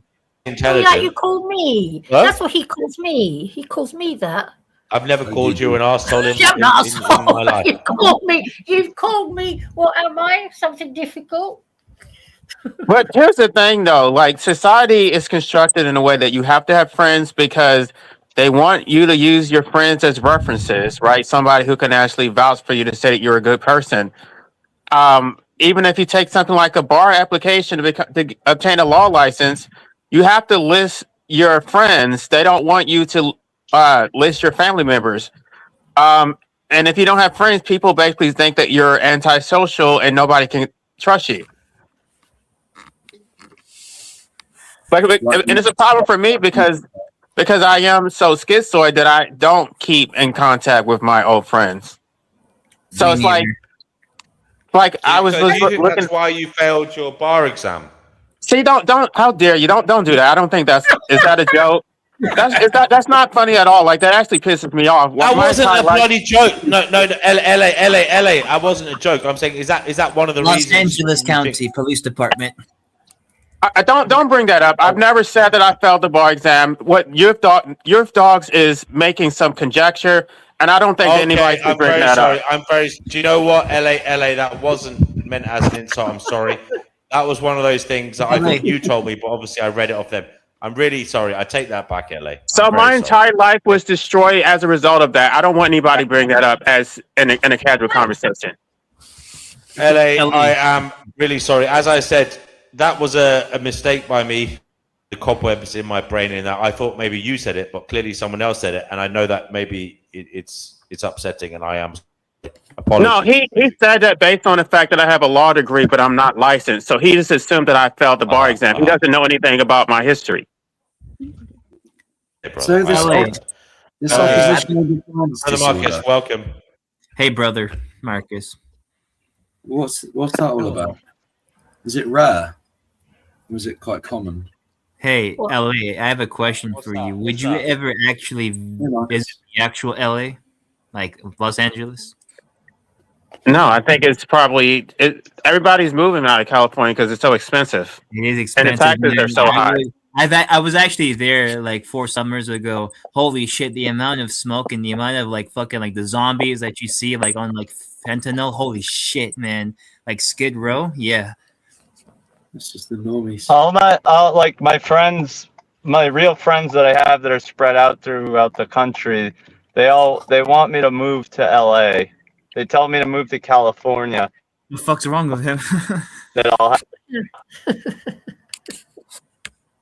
Oh, Fatima, you are funny. Yes, objective ethics. If that will make you happy. Is California girls not a thing Can we be anymore? friends? What was that, Ricardo? Is California girls not a thing anymore? I wish they could. Not really. No, that goes for all. Like, no, I don't think. I think beauty is like. I don't really focus on like looks of people. I look. If they interest me in like an intellectual, cerebral manner or like an interesting talking points, that really gets my attention. Looks are kind of. They're kind of like a good baseline. They're only like a background, but like I know what you mean. I agree with you. Yeah. But surely there's something to if you grow up surrounded by beauty most of the time in a place of natural beauty, such as parts of California. I guess I've never been there, but I can imagine. Then yeah, California wouldn't that make you feel beautiful inside?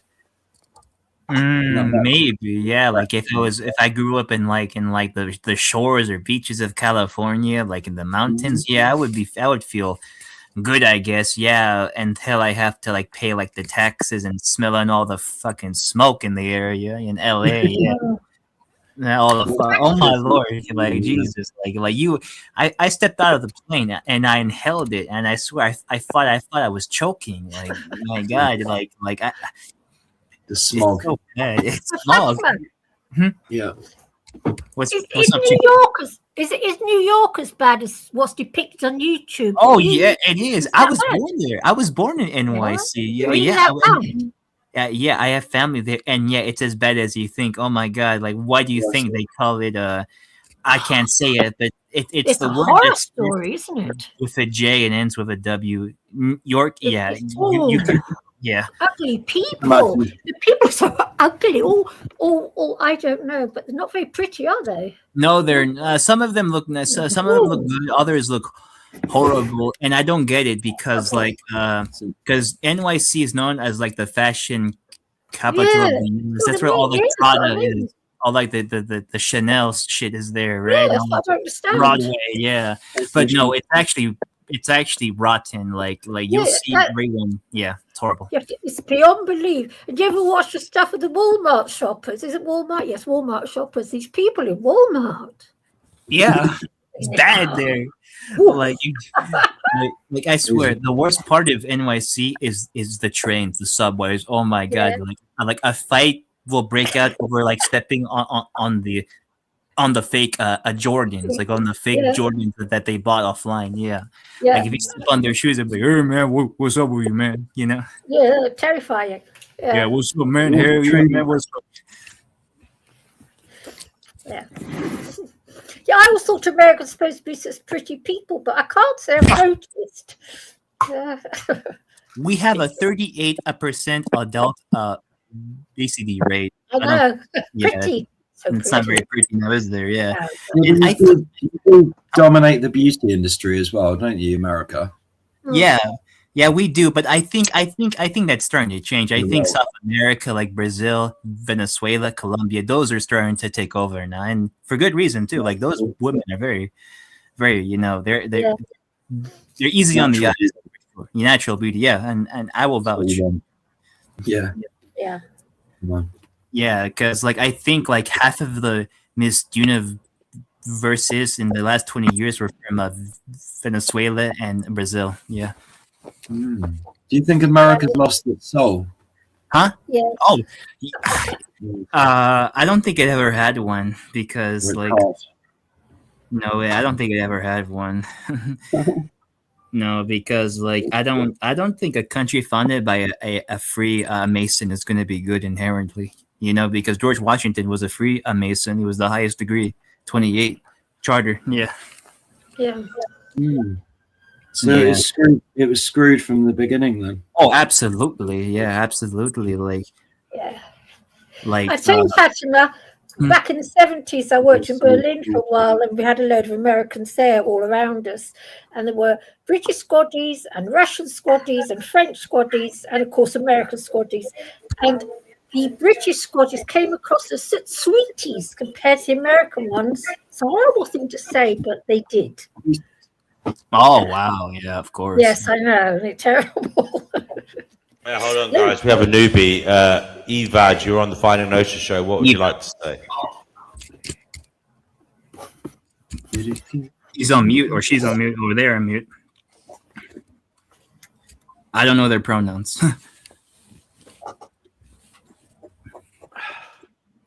Mummy. But Fatima, I did love the American food. I have to say that. Oh yeah. Oh yes. Sometimes we can have some good food. Yeah. It's sweet. It's sweet, very sweet. The candy. Very sweet, isn't it? Yeah, very sweet. Even the bourbon's sweet. Yeah. Sweet bourbon. Yep, that's what we're known for here. Yeah, the sweet bourbon, sweet beer. What food did you like? Me? Chickpea. What when I was with the Americans? I don't eat meat. No, I don't eat meat then even. I was just mostly I eat peanut butter sandwiches. That's what I tend to live on. You said you enjoyed the alcohol. You said you enjoyed the food, right? Or did I hear? Yeah, well, I was talking about really the bar food, but it was the alcohol, the gorgeous tasting alcohol. It was gorgeous. Okay, so you didn't enjoy the food; you enjoyed the alcohol. Well, I enjoyed the peanut butter sandwiches and the crisps and everything, yes. But it's very sweet. There's the food is so sweet. Even the bread is sweet. Sweet bread. Yeah. Sweet bread. Oh yes, we have the sweet bread. What is Yeah, it? your bread is sweet, isn't it? Yeah, the Yeah, peanut very butter is sweet. really sweet. Yeah. And like one of the things I like to eat is the pies. We're known for like the pies, or like the Sweet apple pies, yes. pie, the pumpkin pie is good. Yeah, Yes, it's sweet. Oh, that's good. Very sweet. yeah, it But is good. sweet, Yeah, this sweet gin bourbon. This bourbon was gorgeous. And I came back to the UK and we couldn't find it here. oh yeah. So, I'm in fact, surprised though, because the UK has a shit ton of American like brand stores there. yeah, I don't know why you guys have that. not in the 70s it didn't. Go into them though. Not in the 70s. I've I remember feeling sad about the bourbon. Huh. Gorgeous bourbon. Yeah, because when I was in Spain last year, I saw everything. I saw a KFC, a Schweppes. Yeah. When I was inside of Madrid in Barcelona, I didn't see a lot of those stores. When I went inside Asturias, Spain, like in the north, I didn't see those stores too much. But in like Madrid and Barcelona, I saw a shit ton of like a KFC, and I was like, do people in this place know what even Kentucky is? Like, are we serious? Yeah, Kentucky. Yeah. I've been to Barcelona. Evad is asking, have they sorted out their sound issue? I don't know. Can you speak? Yeah, I can speak, but it sounds. Oh, I can barely hear you. We're gonna turn up your microphone. Chamber. Evad, you might want to talk closer to your microphone. Yeah. How does that sound? Again, you might want to try speaking closer to it. Yeah. What about trying to change the adjusting the volume? Because I've done that. I've turned you up. You're at 100. I've turned you right up. You're at 200%. Yeah, I mean the microphone is essentially something like about 4 centimeters from my mouth. So obviously there's another issue. You're All right, Evad. Well, look, go ahead, Evad. Anyway, we'll listen to you, even though it is annoying. Yeah. Well, nice. no, it sounded as though I was generating noise that was unwanted, and I think I was doing that because I was hooked into the program and I was listening to it. And it was feedback. Anyway, that's probably been solved. Yeah, just to Danny, can you hear this? Danny, are you there? Danny Shine. Yeah. He's muted. Danny, he's muted. Okay, but still, say it though. Yeah. No, I just I guess I've been following Danny for a while. It goes back to the COVID period, and I kind of liked some of the stuff that he was doing during that time, and with his pushback material. So I just this is the first time that I've attempted a verbal communication. I'm in Melbourne, Australia. So I don't think you've got any Aussies on the show at the moment. So there's a bit of variety for you. Brilliant. Welcome in. Melbourne was, of course, touted as being the most locked down city in the universe. So we had a big dose of it, and I just, I know this isn't the topic at hand, but I'm just curious as to whether we've moved on from the COVID period, psychologically in particular, and just wondering whether there's still a sort of a residual effect. Well, what did it teach you about what a good life is, Evad? Yes. Well, I mean, there were a number of issues that came up, and one of them was stoicism, I suppose. Suddenly losing freedoms caused some soul searching along the lines of Stoicism. So changing not your environment, but the way you're perceiving it, I suppose. That was one obvious thing that comes to mind, if that's relevant. But, you know, a loss of freedom is a loss of freedom. And, you know, I suppose at the end of the day, you know, we generally, whether we have government restrictions applied or not, in the form of lockdowns, we sort of are, as a matter of fact, restricted. We don't travel much, do we? When you think about it, we're like birds in a big cage, a not so big cage. We don't really travel much. So if that's integral to freedom, the ability to move around, I guess we don't really exercise that freedom just normally. So, but you know, it took me 3 years to jump on an aeroplane and fly somewhere after we came out of the last lockdown.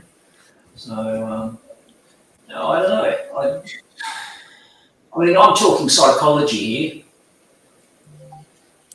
But didn't you enjoy the lockdown then? Sorry, I've been away making cups of tea. I enjoyed it. Yes, making nice the cups of tea. Yeah, I enjoyed the coffee. When I was on lockdown, I would always go to my lake that was close by. Yeah, the lake. Yeah, you see, I might not like living here, but one of the perks, the only perks is one of the few ones living here is in my area, which I think is all right, you know. And sometimes I would go during lockdown is when it really, really like intensified.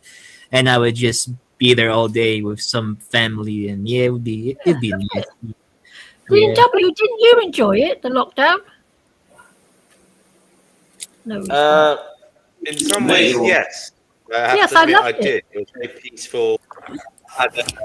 I used to enjoy going around cycling with not many people around. At the time, I had my I had an electric moped at the time, actually, and a bike. I used to go on my electric moped around. And I enjoyed the peace and quiet of it all. Yeah, I loved it. And also the think and the less of a rushed rat race, you know, less of a stressed experience. A lot of people are very stressed. For me, I suppose, I mean, it depends on your situation. My situation was one where I enjoyed it.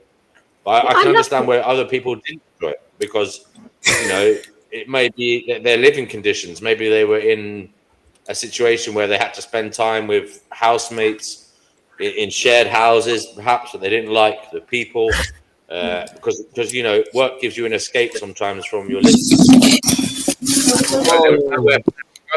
There was nowhere for them to escape. There was no bars, no restaurants.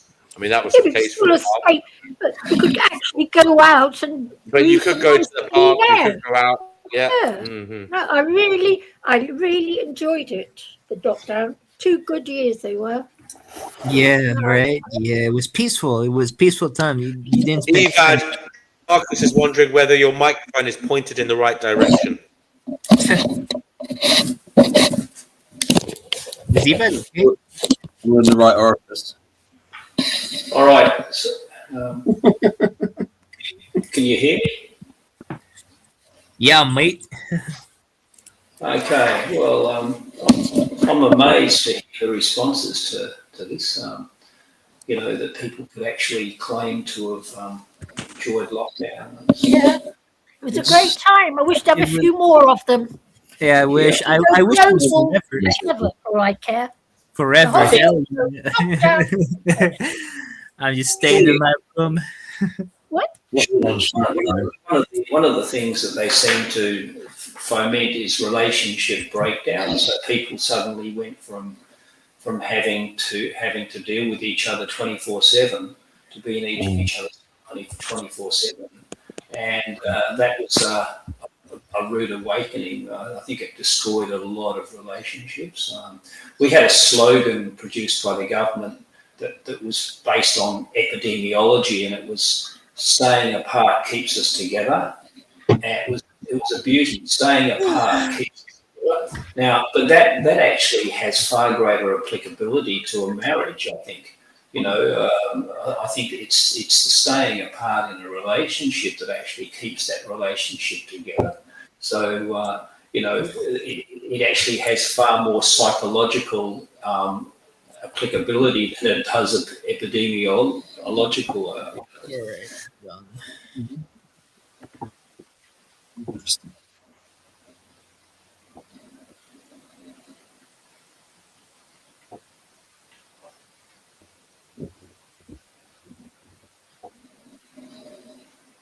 No, you talk.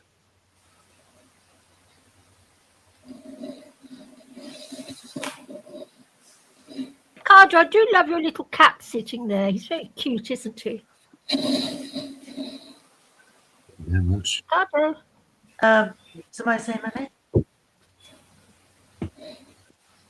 Hello. Chickpea.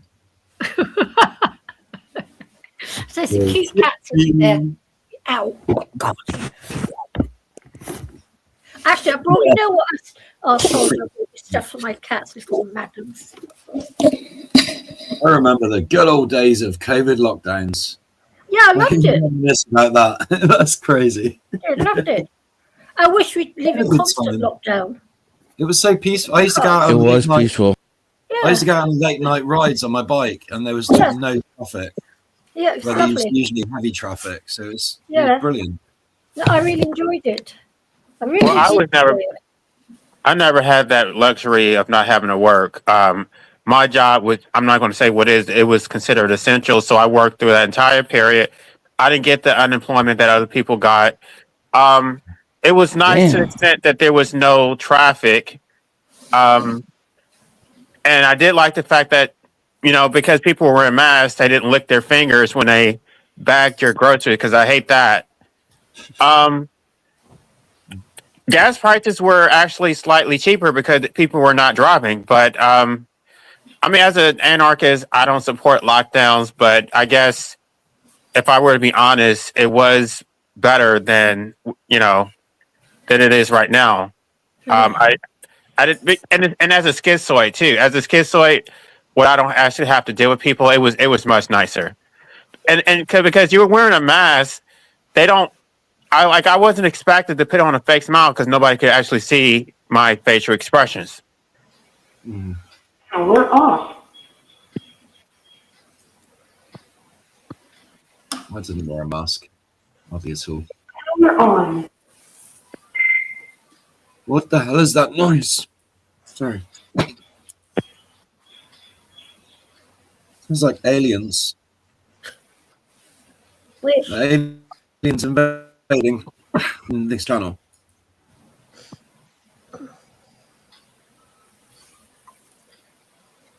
This is a talk show.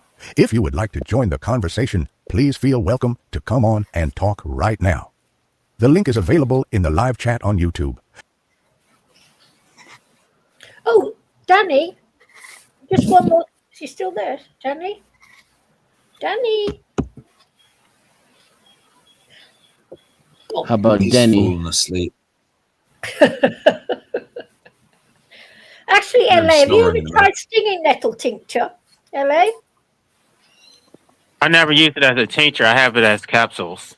You know, yeah, you know what? If you want to start, if you know how to make herbs and herbal potions, I buy stinging nettle tincture from a thingy in South London somewhere, and I pay £16 for half a litre of stinging nettle tincture. Okay, if you're talking about going into business, you can make a lot of money selling stinging nettle tincture, and it does work. There's something very profound in that too. I've heard it cleanses the system, doesn't it? Yeah, it does. And I'll tell you something else. I've got RA, and when it's active in my hands, I rub myself with the prickly side of the nettle, and the two things cancel each other out.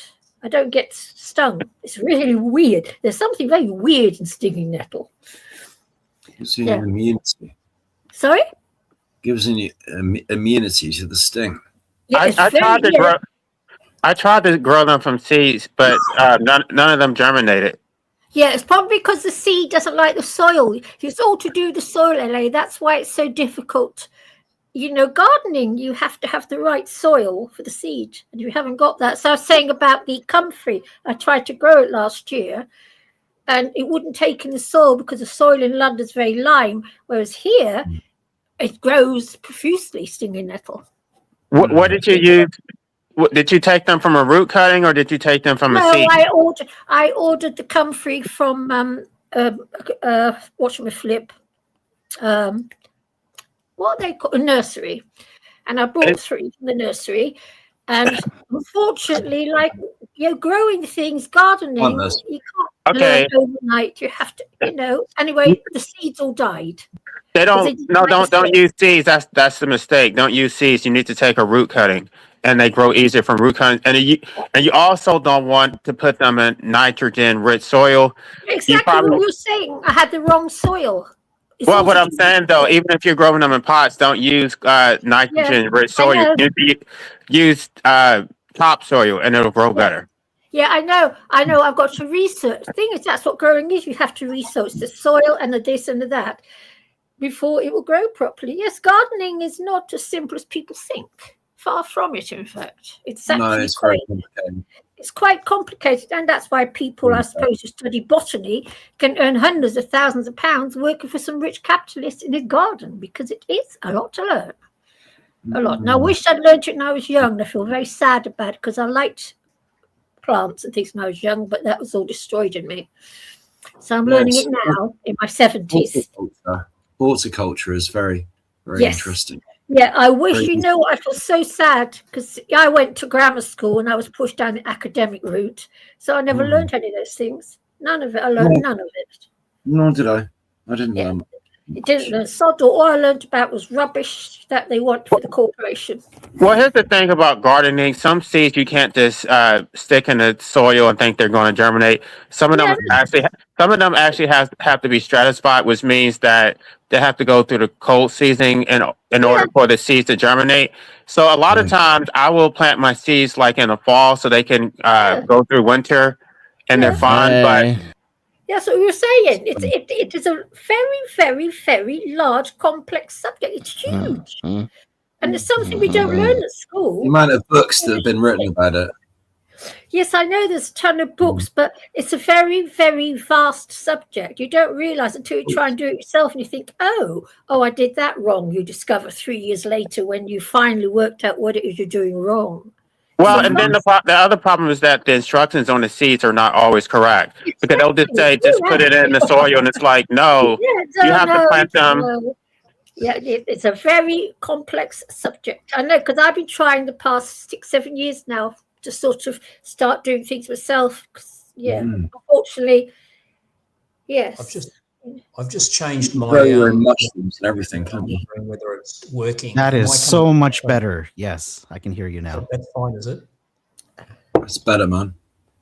But I grow a lot of my plants from cuttings. I don't always grow them from seed. You can just take a piece of it, stick it in the soil, and it'll grow roots. So for me, that's been more like if I'm growing like kale and like broccoli and stuff like that, I take cuttings. Yes. Because they'll cross. If you try to grow them from seed, they will cross pollinate and they'll be a whole different plant. Yes, I know. I do know. I find every year I buy a load of stuff. I try again. Some things survive, some things don't. It's all one big learning process. You have to have different soil to grow your one plant into it. Another plant has different types of soil. It's all trial and error, isn't it? Yes, trial and error. And I wish I'd learned it when I was young. Yeah. But they don't want us doing that. They want me typing in an office for a solicitor instead. So that's how they drag me up. What did you do to fix your microphone, Evad?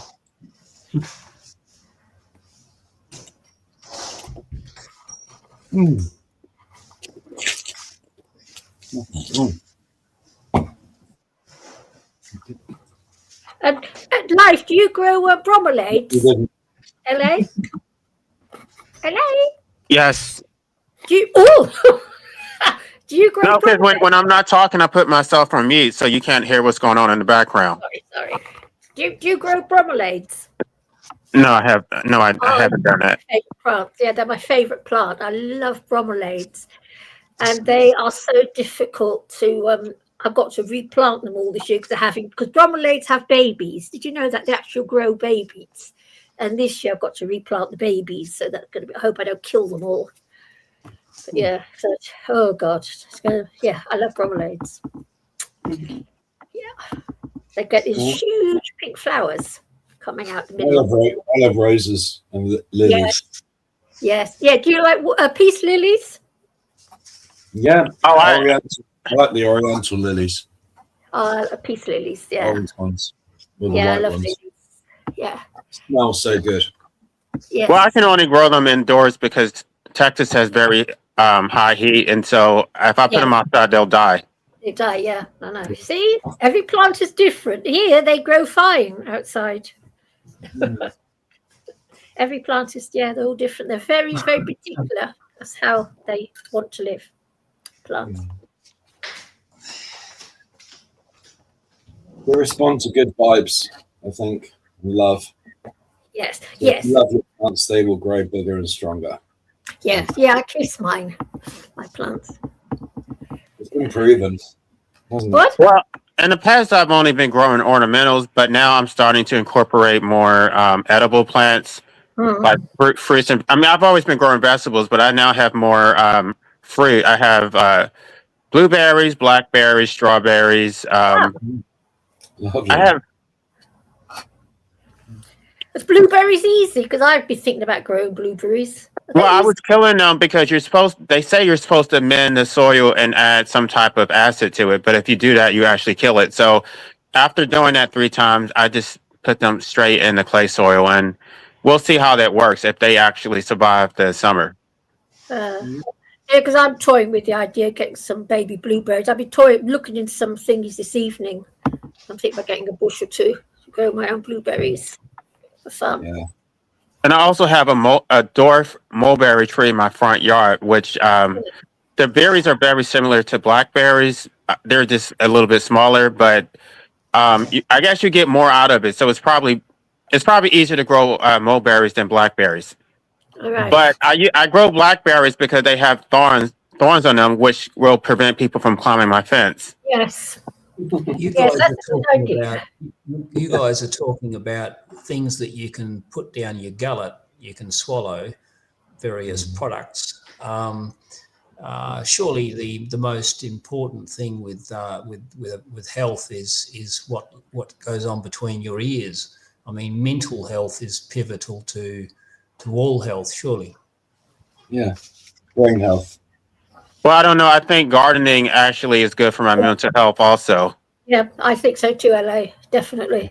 I couldn't be without that patch of ground outside that I've got. It's only a small patch, but I've got, I'm allowed to put plants outside. I couldn't be without them. I think nature is healing for the soul. Yeah. Oh, yeah, definitely. Definitely. Okay, anyone says. And cats are.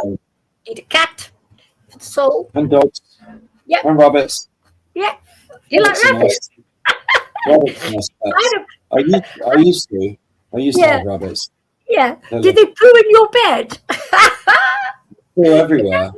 Yeah, I used to have a rabbit when I was young, and this rabbit used to do his poo-poos in my bed and then eat them. He did. And you know what? I was so mesmerized by my stupid rabbit that it didn't even repulse me. That's how far gone I am with animals. My pets can make as much mess as they like. That's okay. Don't you worry about it. But I used to have this rabbit, used to leave all these little tiny turds in my bed. But they eat the first round of turds, and then the second round in the litter tray. So sleeping rabbit poop. Can you train them to use a litter tray? Yeah, he did, but their first poo-poo they eat. They eat their first round of poo-poo, mine did, and then the second round he'd go to the litter tray and do them in the litter tray. Because the first round they eat. Didn't you know that? No. Yeah, they eat them. They eat their first poo-poos. Oh. They eat them and then they put them, and then they go do the second poo-poos and thing. But I guess I wouldn't notice them eating their poo. What? I guess I wouldn't notice them eating their poo. Oh yeah, well yeah, I know. Well, they used to do it on my bed. He did it on my bed, so obviously I noticed. And go back to cat poop. No, Yeah, rabbit. I miss my rabbits. I miss all my pets, but So why haven't you I'm got any? looking forward to getting a dog, mostly. Yes, you must. Shouldn't be with that. A man should have a dog or some cats. Man's best friend, they say. Yes, Humans. I think they are. A man should have a dog. Cats. Yeah. But you should see the state my. I should tell you about the rabbit as well. I'll tell you a funny story because now I'm this radical vegan.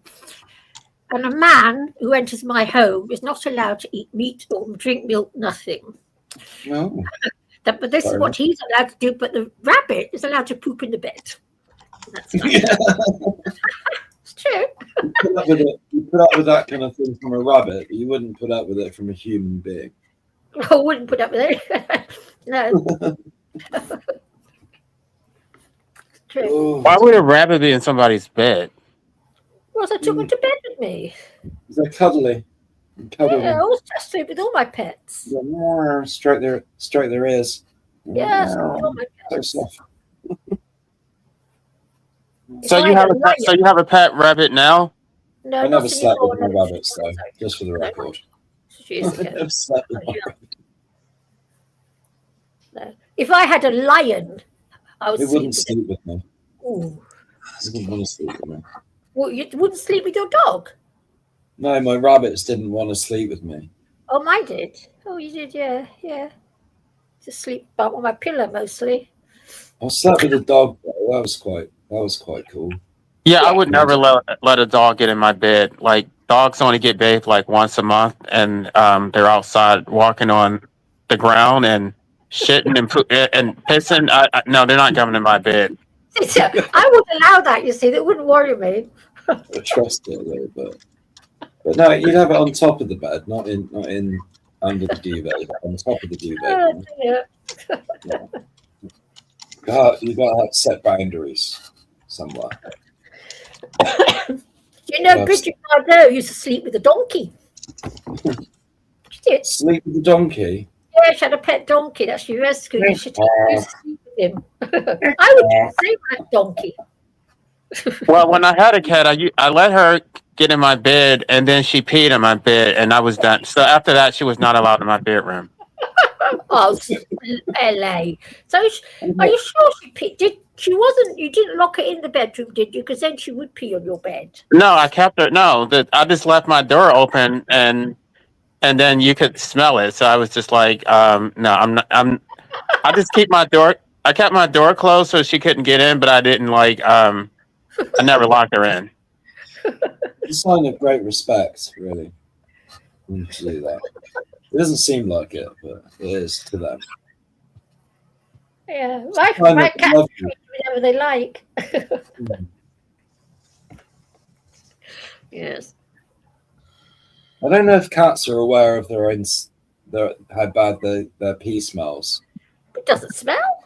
If they Oh, yes, it does. It absolutely does. A little more considerate. Yeah. Ricardo, sorry. I had to wash it with ammonia to get the smell out. It was so strong. Yeah. Ricardo, yeah, that's what my cat does. My tomcat, he uses the loo like a human being. Yeah, you said once. Yeah. Oh God, I told everyone. You should do a video. You should do a video. Yeah, I'll film it one day. Yeah, I'll film him. Film it and just it will go viral on TikTok probably. Yeah, he uses the loo. You get shitloads of views. It's just fun to watch doing his weekly Yeah. But the rest of the girls use litter trays, and if the litter tray is not clean, they go in the bath. So I have to make sure I keep all the litter trays spotless. What happened to we have a new contender? We have a new contender. That's all gone. We're just letting people on just willy-nilly nowadays, aren't we? Without an intro. Well, that basically means you're a brand newcomer, meaning you have never been on a show before. Oh, that's the one. Yeah. No, I did get one like ages ago or months ago. But it's been a while since I've seen that, and I just wonder if he's still doing it. There is a newcomer to the show. Who is it? Please explain yourself. Dominator? I think I've seen you heard you before. Yeah, he's not new. He's been on here a few times. True. This is like my third time How's it on going, this. Dom? Third time. Third Yeah. time lucky. There you go. You're right then. You'll be right. Yeah. So we're just talking about pets and how nice it would be to have a pet. You know. Well, I have a dog who's like 15, and Love dogs. I'm not sure what's up with her. She just eats trash all day.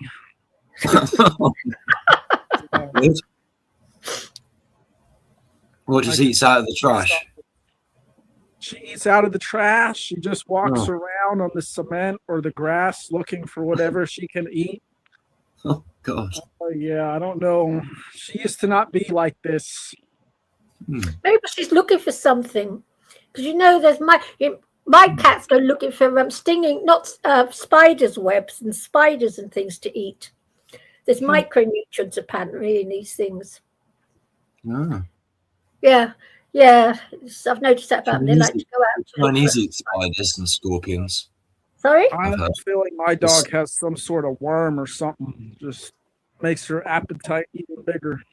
Yeah. Yes. Well, my cat has some types of parasites. I just gave her diatomaceous earth, and they were gone. I just mixed a tiny bit in her food, and yeah, it killed all the parasites.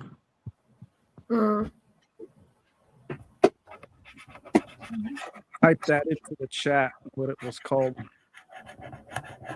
And diatomaceous earth can also kill fleas. It does a lot.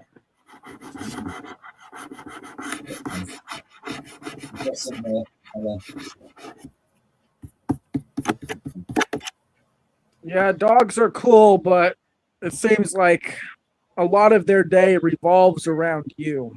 And I give my dog a lot of attention, but it just seems like it's never enough for my dog. You ought to get him a little friend, and then he's got someone to play with. Yeah, I can't put my dog with another dog. Why not? Well, because my dog did something. I mean, she's all right around other dogs, but I don't know. I'm not gonna. Because dogs are very intelligent animals, and an animal does need the company of its own kind, and it does. I've always had lots of cats together, apart from the rabbit. The rabbit lived by itself. Sorry. I'm sorry. I kind of did cut you off. But I used to have 2 dogs, but the dog I have now, when she was a lot younger, attacked the other dog and basically killed it. So I don't get other dogs with my dog. Oh yeah, see me. Aside from that, though, my dog's really nice. No problems. All right. Yeah. Mailmen and electricians be around her just fine. Yeah. My cats are like that. Yeah. Well, my tomcat. Socialized. You've been socialized. Me? No, the pets. The dogs have been socialized. Yeah. You know? I can show my dog. Hold on. Oh, there he is. Oh, look at him. What a sweetie. What's her? Look at her. Oh, what a sweet girl. Would you like to see a cat? No. Oh. Goldie. Oh, wow. So beautiful. They are, aren't they? That's a proper dog. Yeah. That's a real dog. What nice hair you've got. You lucky guy. I haven't brushed it today that great. It's like, yeah, you remind me of it. Oh, do you love your hair? Lenny Kravitz. Gosh. You look like Lenny Kravitz. My dog of 15 years. Yeah, I'll show you one of my cats. Come here. Oopsie This is Daisy. Whoopsie. Come on, Let's get Daisy. peanut butter sandwich. Whoopsie day. Here's Daisy. Aww. Yeah. Daisy doll. Mwah, Daisy. That's me. Ugh. Getting old. Nice Old. looking cat. What? I said that's a nice looking cat. Yeah, that's Daisy. She is just a sweet girl. She's the sweetest. All cats are sweet. Yeah, I love cats. Cats are my favourite life form. Always have been. Yeah, there's 7 of them. And yeah, we all live together, fine together. 6 girls and 1 boy. Yeah. Lucky Meow. boy. He's been done. Lucky boy. Yeah, he leads a very nice life, must say. Spoiled to death. See, spoiled? What? Yeah, he leads a he's asleep. He's such a spoiled cat, wouldn't believe it. Do they sit around giving each other massages and stuff? Yeah, they do that pouring thing. Yeah, and they all sleep. They can all get on very well together. You know what? They 7 of them are so sweet to each other. I've never seen 7 human beings treat each other so well in my whole life. I've never seen it. I know what you mean. Yeah. No, I've never seen it. Never seen. You know, because we don't have fight and bicker, but no, they're always kind to each other. And you know, like I feed a flock of pigeons. And every morning, these whole crowds, about 20 of them, all come down. And you should see how kind these pigeons are to each other. Whereas us lot, we're always at each other's throats, aren't we? I would say that's true about the females, but the male cats are very aggressive and they will try to dominate other cats. Oh, yeah, that's if they're not done. Yes, I know. Yeah, they're not done. Yes, but Dave's been done. He's been done. We've all been done. Everyone's been done. None of that nonsense around here. Thank you.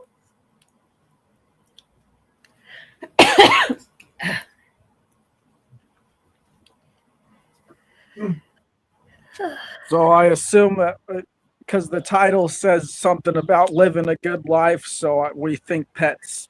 I'm going to assume the panel thinks pets bring or make a life better. Yes. I mean, it's kind of evolved. We did talk about that earlier. I don't know that we're necessarily on that topic still.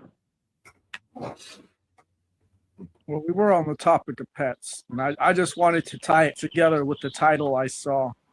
Yeah, good point, man. Definitely. Yeah, I couldn't be without. If I didn't have my cats, there'd be no point being alive. Wouldn't be any. We're born to live with the only love animals. I have. Huh? We're born to live with animals. Yes, I think we are. Yes. That's why I Yes, we get do. so sad We about get the whole used meat eating thing. We're not supposed to be doing that. No. I know. That's why I get so Well, upset that's by exploitation. That was exploitation for profit. Yeah, and we're not convenience. supposed to be doing that. We're still doing Yeah. that. Yeah, I think it's so wrong. And I maybe because I know I'm a born herbivore, and I know it's. They may say I'm not an omnivore. I am a herbivore, and I know I am. Because I tell you something, I don't want it. I don't like the smell. I don't like the taste. I just don't want it. Any of it. Mm. You know. Do you know, I know I had some lamb. There was some lamb meal the other day, and I tried it, like a shepherd's pie or something, whichever one has lamb in it, and the smell. I Stinks. sat down to eat it, and I couldn't fucking eat it. I was just like, I don't know how to do it. You know what, Ricardo? I've never understood. Yeah, but I mean, I don't know. Everybody doesn't see it that way. Like, even if they were to go plant-based, they would not find it enjoyable. They would think it's just an ethical duty, and they would actually resent it because it's not. That's not right. Okay, I'm speaking for myself. I'm speaking for myself. Even if I were to go plant-based, I would not enjoy it. I would probably be miserable. That's not the way I want to live my life. I don't enjoy those foods.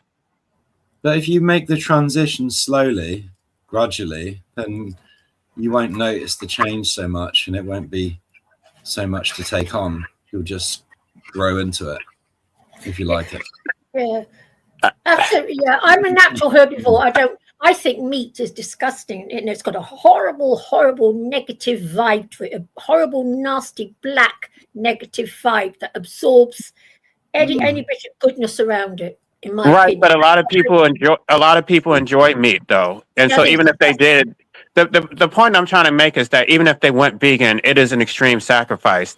They're not doing it because it's for their health or because a vegan alternative is the same.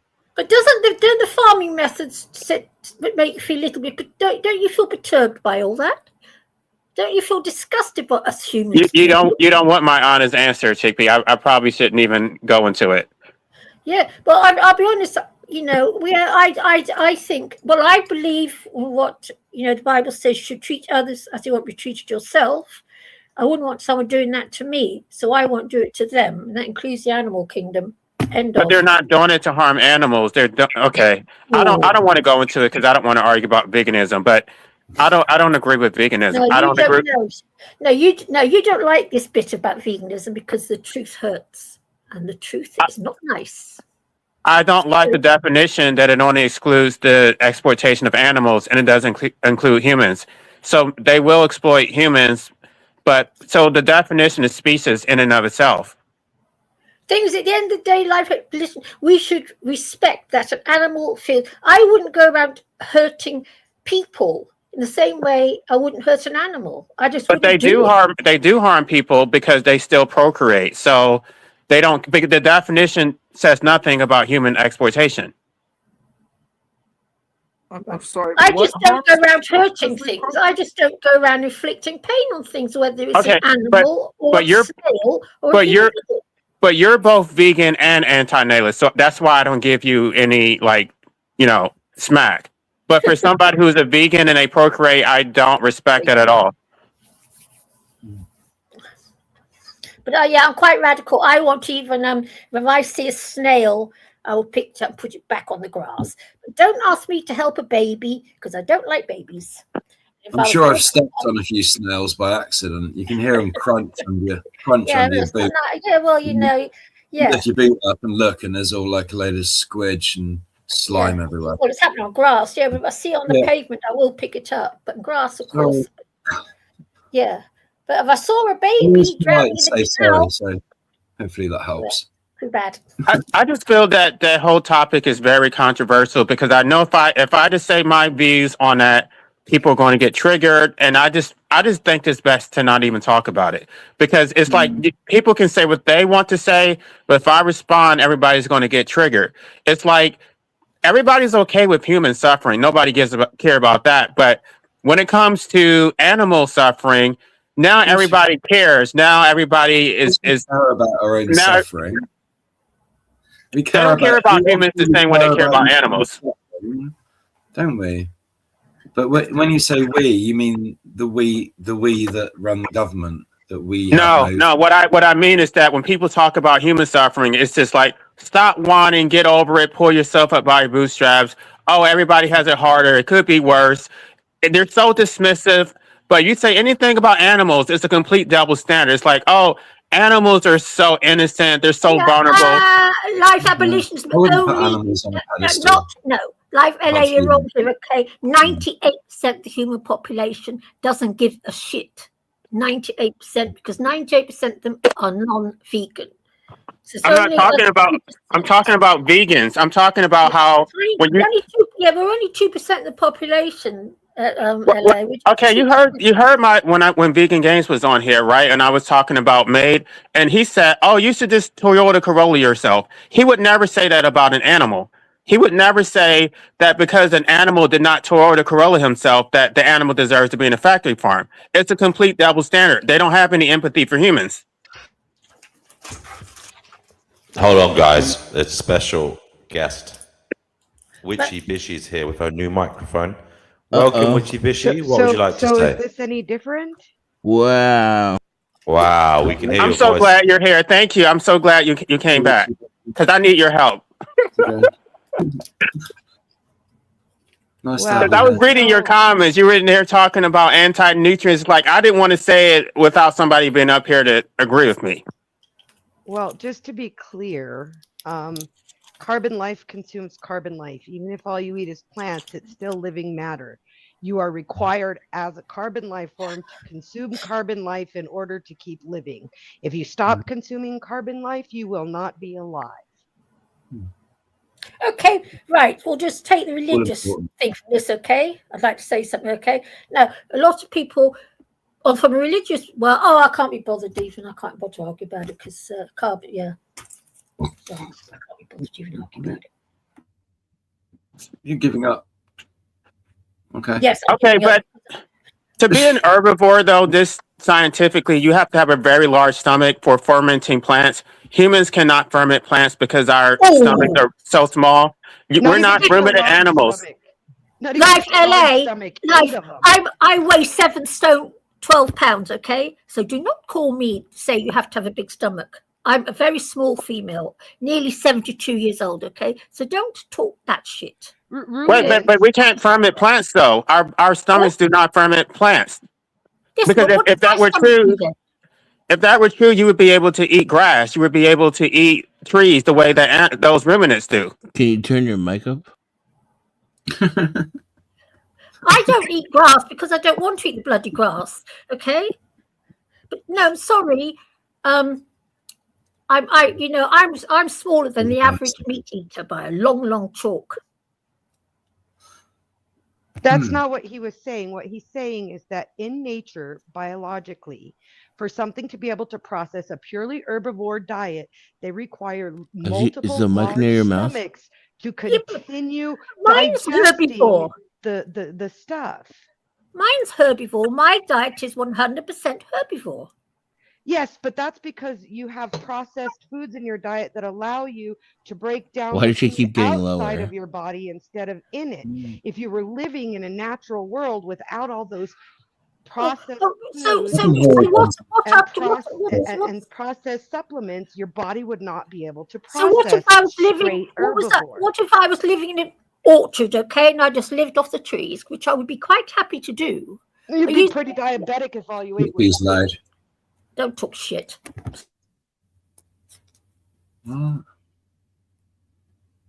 It's not Sorry, bullshit. Sugar is the main ingredient in fruit besides water.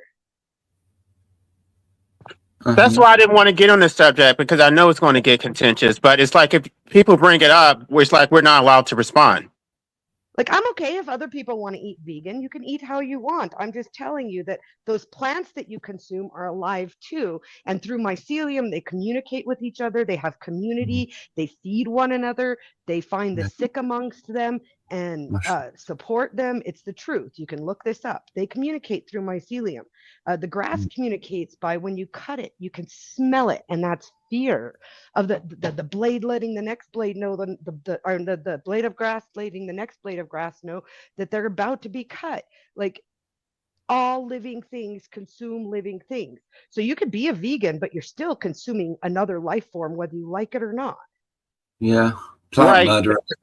The thing about herbivores is that they have the ability to produce their own protein because grass has very little protein, but because they ferment it in their stomachs, it produces amino acids. So they don't need supplements because they're natural herbivores. We are not natural. This is not even debatable.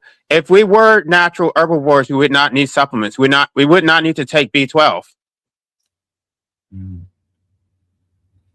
True. Now even admitting that we are herbivores, you can still choose to be vegan and choose a plant-based diet, but that does not change the fact that you are a natural omnivore. Well, and more than that, omnivores and people who are more carnivorous do not tell vegans they can't be vegans, but vegans try to tell omnivores that they can't be omnivores. It's so weird. Kind of double standard. Well, but they think that if more people went vegan, that would actually eliminate factory farming, but it's not true. If I were to go vegan tomorrow, it's not going to change anything. Because the reason why it doesn't change anything is because the number of people who go vegan is being offset by the number of omnivores that are being produced, which is why, to me, veganism makes no sense if you're going to continue procreating.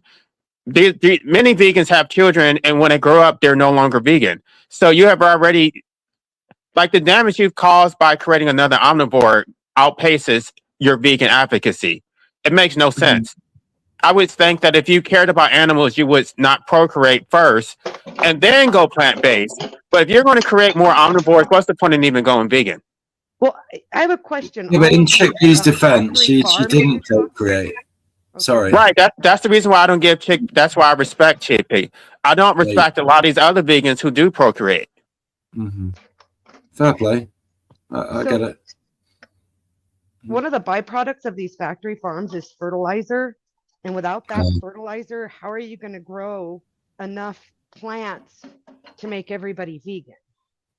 Well, they use chemical fertilizers, and that actually causes soil erosion and deforestation. Like, it does. It has a heavy toll on the environment, but at the end of the day, they don't care because it's only about the animals, and so they think they're actually making a difference, even though they're not. It makes them feel good to say that they're plant-based, even but if it's they a can't. cycle. The plant has to eat animal waste in order to live. That's No, how they our use world works. chemicals.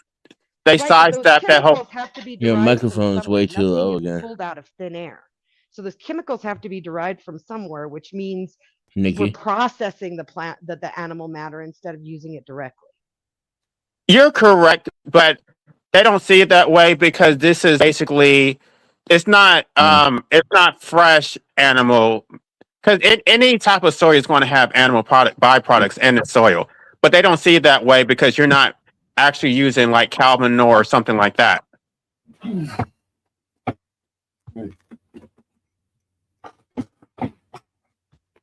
But basically, veganism is impossible. It's impossible to vegan to be. If just by existing, you are inherently exploiting animals. Bees pollinate the crops. There's animal exploitation no matter what. You are destroying their natural habitats just by existing. LA, can I ask you a quick question? Have you ever watched any videos or seen anything about Ralph Smart? I don't know who that is. He's a famous, YouTube famous vegan, and he's very spiritual. If you're just talking about factory farming in general, is that what you're asking me? No, I was just because he would, have something to say about this, but I'm a big fan, and he's a friend of mine. So I'm an aspiring vegan, but I don't know if I could ever, change. Maybe I could be vegan permanently, but at the moment I'm really enjoying cheese and eggs and stuff. So Okay, now to get back to the topic of does it lead to a good life? Because that's what we're talking about, right? I think if you go, for me personally, to go vegan would make me absolutely miserable. That would not be a good life. I don't enjoy vegan food. It's inconvenient. I don't want to eat that slop. I don't want to eat lentils. I don't want to eat I don't know, this fake processed stuff that they eat. I don't want to eat that. love lentil soup. It's the I don't best. want to eat that. That's not the type of food that I enjoy. Well, I don't know. I'm an omnivore. I'll take the lentils. It does have its place, but only now and then. You know what I mean? And a good Scottish broth, a good Scottish broth. I mean, yeah, man, Yeah, big time. Sounds good. Yes, broth is good. But I think that there's Nikki, are you on your phone? both sides. Well, I've already told them that I would go vegan. Well, what veganism revolves around mostly is it's trying to minimize the suffering that we're causing in the world. And because we need to eat and consume other living things, veganism aims to consume the things that seem to suffer the less. Plants don't cry out in pain in a way that a human can see or hear with their eyes or ears. Right. Should we leave the plants alone then? Should we just not eat plants either? Is that what you're saying? I would say that, but the only way to achieve that is to not procreate, because a person who No, doesn't exist doesn't eat plants or we're already animals. here. We're Okay, well, already here, that's so we may as well make the almost best. that's like an entirely In different. other words, there's no life forms on this Yeah. planet at all. Oh dear, are you going to say Mother Nature's a nasty person? Oh, See, dear. because they'll say that if you say you're a natural omnivore, it doesn't appeal to nature. But then they use the appeals to nature to justify procreation. It makes no sense. So if procreation is natural, I can say eating animals is natural. It goes both Well, ways. that's what I just said, mate. Sorry about that. But anyway, nature, by nature, it eats nature. That's called nature. It's the basic thermodynamics. Energy cannot be created or destroyed. It can only be transformed. And by the That seems like way, an assumption. there's no actual true herbivore. All these animals that are called herbivores are technically opportunistic omnivores. They will eat other animals when given the opportunity, including horses, giraffes, elephants. They all consume animal products. There's not a single animal on the planet that does not consume animal products. Dolphins are vegans. I'm pretty sure they are. No, they're not. Let's go down to the mycelium factor. Myceliums eat everything as well. Plants eat everything as well. Everything is just energy, just transformed. It cannot be created or destroyed. It can So, only be transformed. so the logical It's a conclusion is that perpetual if transformation. He's the logical agreeing with you. LA. the logical conclusion is that if you were against consuming animal products, then you would be against human procreation, No, right? that's not. That's You not. I think you're missing my point, mate. I do apologize if you're missing my point. We all, as human beings, we need animal protein, right? But plants need animal protein.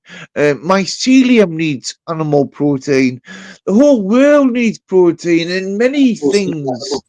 Well, we also need the energy which comes from the sun, which is more so present in plants than other animals because they perform photosynthesis. Yes, man. That's Yeah, man. You without a doubt, mate, without a doubt. What? Photosynthesis, without which there would be no life. Without a doubt, photosynthesis is a thing, and we all need vitamin D that we don't accept.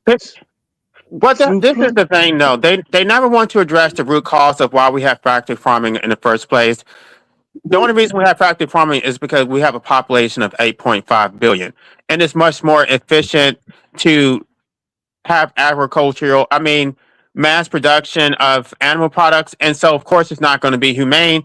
But I would think the solution would be to reduce the human population so that we can have more sustainable and humane practices. But they don't want to reduce the human population. They just want to continue procreating and then say we all should go vegan. It makes no sense. I disagree with you on that. Reduce the human population to sustain the animal. What? You know, a better solution would be if people change their ways. I don't want to change my way, so I'm not going to change my way. So if you don't want me to eat animal products, then don't. Reduce the human population. Did he just say? Right. I don't mean to be a dick, people. You can kick me, but this guy just said and quantified, absolutely justified human population depopulation for the animals. Right? No, because You see his name, Challenger. His name is Life Abolitionism. Right. But the whole thing is that they want to create omnivores and say that they should just make an ethical choice to go vegan. And it's like no, don't create an omnivore in the first place and then expect them to go vegan. It's only potential omnivore. Oh. Some people want to eat more meat. That's good. Some people want to eat less meat or no meat. Good for them. But we're all different, aren't we? There's some diversity there. We're all slightly different in our tastes and our ability to process. But the problem is that they think all vegans think that they have ethical. All dead meat goes back to the earth. It feeds the earth. Capiche? No, the Yeah. problem is that vegans think they have moral superiority, that they don't think that they're contributing to the problem, and they absolutely are. You really want me to get in an argument? If I got in an argument with you, I'd be kicked, mate. I would be kicked. Veganism, by corporatization of veganism, come on, fella. Oh, yeah, it's full of so much fucking salt and artificial shit. It's worse than real artificial meat from McDonald's, for fuck's sake. Come on, oh, yeah. Right. Like their whole ethical framework relies on capitalism. Because they don't grow their own food. They're getting all this chemically processed bullshit that nobody wants to eat. And then they think that everybody should just opt into that. That does not sound like a lifestyle I would want for myself. May I speak on the actual topic real quick? Yeah, we'll be quiet. So the actual topic was what makes life good or what worth living, what makes a good life. So for me, what you guys are talking about is like factory farming and stuff. For me, what makes for a good life is living outside of the people farms. When you move into the people farms, that's when you're fed the factory farmed everything and you don't do any self-sustaining at all, not mentally, not physically, not emotionally, not spiritually. You leave it all up into your environment and you live in a 8x8 room in some skyscraper. So for me, what makes life worth living is actually sustaining my own life and not relying on the system for everything. And that's just a personal choice. And also acceptance. Acceptance is a big part of happiness. Anyway. All right, I'm back. I'd just like to say, Kate, to all you anti-vegans, you know what gets it about you people is you get cross because all those people we don't care about all the suffering in the world. Well, do you know because of you meat eaters, okay? Every day 10,000 children starve to death in the third world. One of the reasons they starve to death in the third world is because the grain that is grown in the third world is sent to the rich. Who was talking before you? Because she was talking sense. She was talking sense, and I was about to say, well done, well done, well done, well done, well done, well done. All right. Hey, the food that is grown for they starve because food is grown to the rich West to be fed to those poor factory farm victims for you to gorge on their blood-soaked flesh. So, okay, so don't go wittering and twitching about how you care about people and care about this. Because if you cared so much, you would not be eating that grain. You would be demanding it sent back to where it came from to feed starving children. Do you want to start eating ants and fucking flies and shit like that? No, really, you don't have to. I know I'm 72 years old, okay? I've been with dumb son. Yeah, man, you're not going to live for much longer, are you? No, you meat eaters, you make me sick. Yeah, mate. You're so self-righteous. This is why I didn't want to get on this topic. I knew it was going to go in this direction. I don't want to talk about it. It's going to get nasty. Me neither, mate. Me neither. No, Chelsea, you talk. I bet you another one. You should care about people. If you cared about people, you'd care about the 10,000 starving children, okay? Because that's 10,000 starving children. Where are you talking about? There's a lot more than 10,000. Tell me about the 10,000. 10,000 where? 10,000 where? That's a bit of an obscure number. Tell me where you observed 10,000 starving children. That's very obscure and very small. Some research, you stupid little man, you idiot. Children I don't mean to be a cunt, but she's very ignorant, isn't she? She's very ignorant. She's so ignorant. Hard to imagine what that is. I do apologize. How is she ignorant? Sorry for that. Sorry. You sound ignorant. Look, You're the ignorant one. 17,000 children. I suggest you do some Googling, you stupid man. Every day, 17,000 children starve to death. Okay? Are you advocating for us to feed livestock grade? No, I'm advocating that you will stop eating meat and allow that grain to stay where it's grown to feed the child.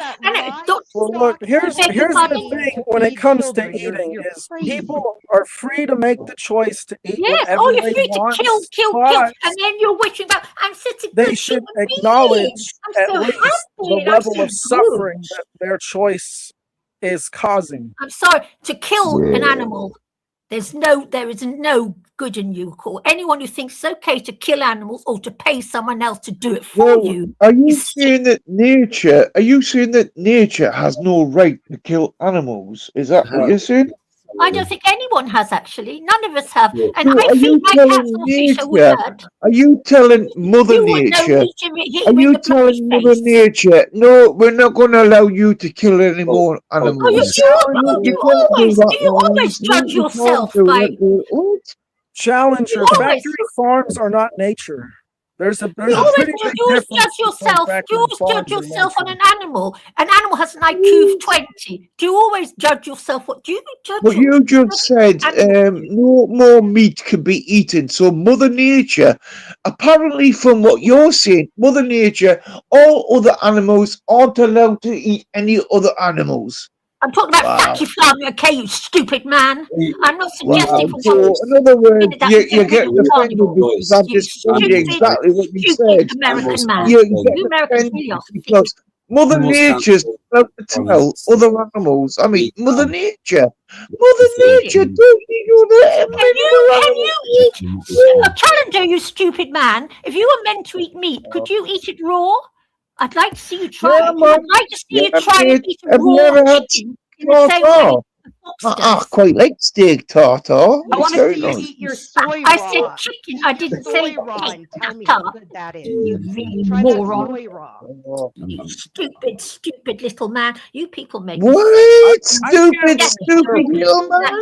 I That's- bet you have had better sushi than you fucking cunt. Eat your Suck soy it. raw. DMW Say called you're me a a cunt. vegan. Eat your soy raw and tell me about it. Tell me how good it is. Sorry about that. I do apologise. Openly apologise for calling her a CUNT. Sorry about that. Sorry about it. See you next Tuesday. So now we can all make up and move on. And I actually do eat raw meat, but you can't eat raw soy. It's not possible. People Look, I'm jump not saying easy. You I eat want raw to meat. I answer wouldn't what I like for you to think raw makes a chicken. good life. You stupid female. Sticking to the topic You of meat what I eaters, you think sick makes of a me with good your life. stance. How you could think Not what goes on is okay is a necessarily. mystery to me. I'm going to talk about what makes a good life from an objective perspective, in the sense that everyone is able to live in basically the maximum amount of freedom. And what that comes down to is people need to develop principles in alignment with eternal truth that do not revolve around worldly leaders. They don't revolve around, like vote or presidents or politicians telling them what to do through law. They don't revolve What about around. religion? What about religion? What about religion being telling them what to do? What about just a common sense of being nice to each other? Their own code that tells A them what to common do sense because of they being nice know to each what it's other. like. Sharing is caring. Come on, no way. They've acted in the world. They've seen how other people act in the world. They know what causes harm, and they avoid those actions. And harm is basically what restricts freedom. It's basically interfering with other people's ability to interact in the objective world. And when people develop principles to not engage in harmful behavior, that's what will make a good world. Indeed. Because principles are harmful when principles are enforced by a certain narrative. Capiche?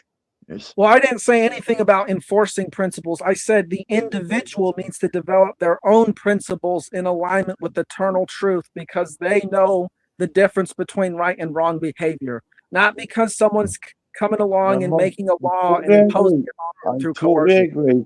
Difference. If it's right in the heart and it's common sense and it hasn't got nothing to do with religion or greed or corporatization or money, but you say, no, that's not right. I believe in that. I believe in that big time. Yes. Yeah, that's what I'm saying. It's all about. People need to develop their own heart-based principles and be guided by their heart instead of being guided by ideologies. That's what's going to make a good world.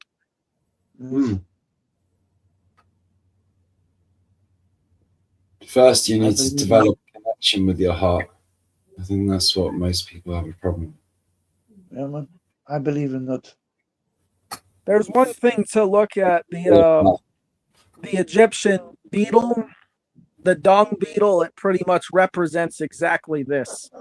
The dung beetle. First of all, or the scarab. Yeah, the Egyptians revered the dung beetle or the scarab because it provided, it took everything that it produced as waste and it recycled it and used it to provide for its family. Basically, Yeah, it but lived in its don't own. forget You always about. compare Don't yourself forget. to a beetle. Fucking Well, idiot. Don't because forget. Don't forget about the nuclear bunker. Don't in forget Egyptian about the nuclear mythology, the bunker. scarab represents a journey of spiritual growth. Oh, give it That's a why. That Well, spiritual don't forget. growth. You're a This is all. walking, talking, living graveyard. That's what you are. A walking, This is talking, all in good living context. graveyard. Don't forget the dung beetle's nuclear bunker building. Don't forget about the nuclear bunker building by a dung beetle. It basically symbolizes once we've learned to live in this hard world where we have to eat, we have to suffer, we have to forget and live and die. Once we learn how to live here in alignment with those principles, then then through our hearts, and this is an actual symbol, the scarab will basically open its wings and fly and ascend upwards Go into the fuck spiritual yourself, self. mate. I don't mean to be mean, but I think you've watched Mummy too many times, fella. I think that maybe you should learn more, Challenger. That's what I think. Maybe you don't Mate, know enough. I don't mean to be mean, mate. I really don't mean to be mean. I'm just trying to. Well, neither do I. I'm just telling you, if you think I'm joking, this is real stuff. This is real symbology. This is actually what the Egyptians think, pretty much. The ancient rune of the scarab. Yeah, and it has to do with aligning yourself to principles so that you can ascend out of the crap world through your heart. Capiche? I get it. I get it. The Challenger, scarab. I suspect you're one of those little people who believe in God, yes? What? I'm just saying. Just asking. Are you asking if I believe in God? Yes. There's absolutely God. There's no Oh, belief. so I knew it. I knew it. Now the Bible says now God. I know there's God. God invented you to eat the fruit from the trees. First of all, I'm not allowed to speak for myself, but I'll let you carry on. I'm not Yeah. allowed to speak The for Bible now myself. God invented you to eat the fruit from the trees, and that was the original. That was the original order. Okay. The fact that doesn't. Oh no, you're just a stupid, fat meat eater. Did he say anything about you got to slaughter I all the didn't say animals? anything about the Bible, did I? I You reject the God of the Bible. What? God of the Bible You is a called me a stupid fat. What? You're a walking, talking, living graveyard, in my opinion. I'm a walking, talking, living graveyard. Yes, you're Can a we? I see you. She I wants to see you as a attack me right now. graveyard. Come on, attack me, Why attack does she me. have to keep A going to ad walking, hominem? talking, living graveyard. Come on. Yes. An animal graveyard. Thank you, Why Ricardo. does she keep going to ad hominem and picking on people? It's not a good conversation when you keep calling everyone. You names. do I haven't it too called well. you I'll shout any down. names at all. You've called me horrible names, but I have not called you any names at all. We could be respectful even if we disagree. Yeah, well, That's I true. hate meat eaters, so I'm not respectful. See, that's the thing is omnivores don't hate vegans, but vegans still I hate you meat eaters with a passion I cannot even begin to But you describe. claim the moral high ground while you fill your heart with hate. That's Well, hilarious. yes, I do hate you. I don't profess to be a good person. I've never said I'm good. But you're I sitting there hate saying meat that eaters. I hate what veganism you is do the to this moral high planet. ground. You make me sick. Okay? Yes, I hate you. Admit it. Gooey. I admit it. I hate what So you do to animal kingdom. let's get it right. What makes me a walking, talking, living graveyard? You're full of Chick. you're full of dead animals, aren't you? You're full of brutalized factory farm chickens. Animal I mean, graveyard. challenges do. Do you know what a challenge do is? The body does release those things, right? Do you know what a vanguard is? You don't know nothing, do you? What's the fucking vanguard? We don't talk. We don't use the term vanguard in the UK. So what would Again, I you know don't know about what a vanguard is. You don't know what a challenger do is. Come But you're full of dead on. animals too. How do you think Come plants get their on. nutrients from the soil? Where does that nutrient come from?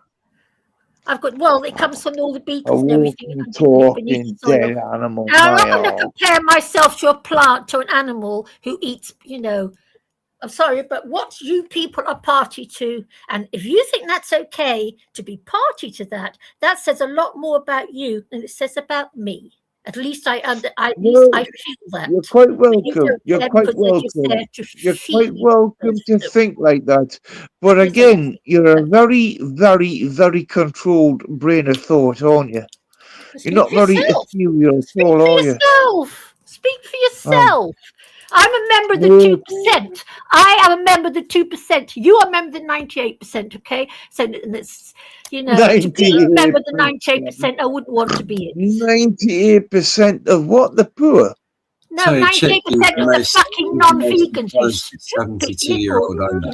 person I know. Very intelligent. Just because I like my bacon and my pork chops and my beef and chicken and Oh, you're turkey and Wait, I fucking gotta ask Chick lamb and shit like that. Fish. Mate, I've got a sweet and spoiled haddock in the fridge. So Oh, you man. like all this animal suffering, do you? You think it's nice? Lovely. It's Mother Nature, isn't it? How Not do you what know they're goes on in suffering? What makes you slaughterhouses. think that? It's not Mother Yeah, Nature. I'm sorry, but Well, the yeah, thing so is, if you think that's all okay with you, but you don't, Matthew, you're very fat with you, bitch. Are you fat? I bet you I don't are. understand. I thought we moved past the animals and then we came back. Well, I came back for a few What happened? minutes. Well, Yes, you are fat. sorry, mate. call that Sorry, fat. mate. She called me an animal, and she called me. She called me a graveyard 120 weeping, pounds. I a don't think she's fat. graveyard person. Ricardo, I You can't didn't take tell me I'm what going to have come to on. go, I'm afraid. No, I can't help it. I just loathe them. It's, we can I find. hate Surely we them. can find some common ground. We can find a middle ground. Where we I'll don't. never find a where we middle can ground meet with them. somewhere. I'll never find a middle ground.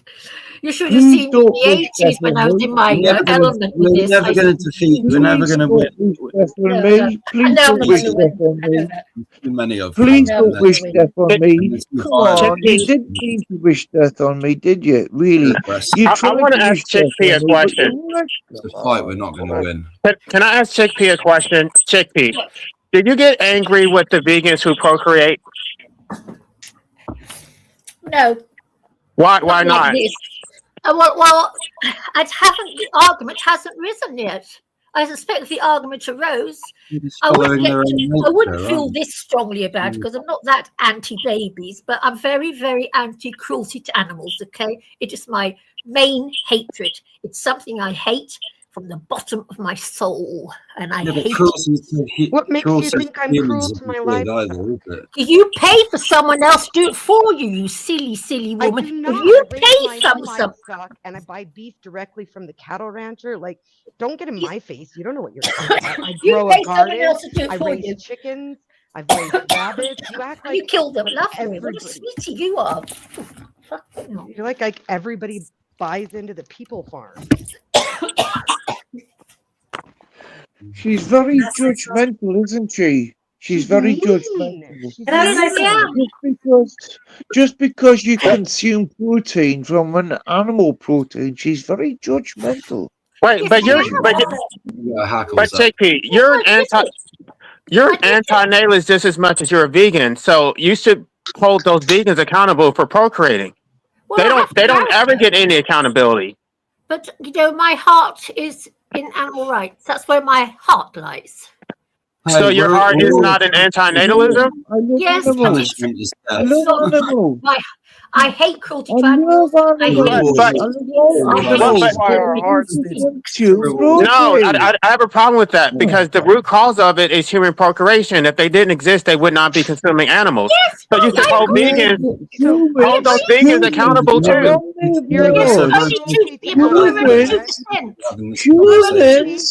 Humans are omnivores and they're designed to eat protein, animal protein. Come on. Come on. They're designed to eat animal protein. So, don't you think? Humans are designed to eat animal protein. Don't you think? I'm Don't you think 72 that years those? old nearly. I haven't eaten. want to celebrate I spent life. my whole life Rabbits, eating a bloody peanut Oh. butter sandwich. I'm still here. rabbits live And in I've got a damn sight more bloody huge, zest in me than you have. communities.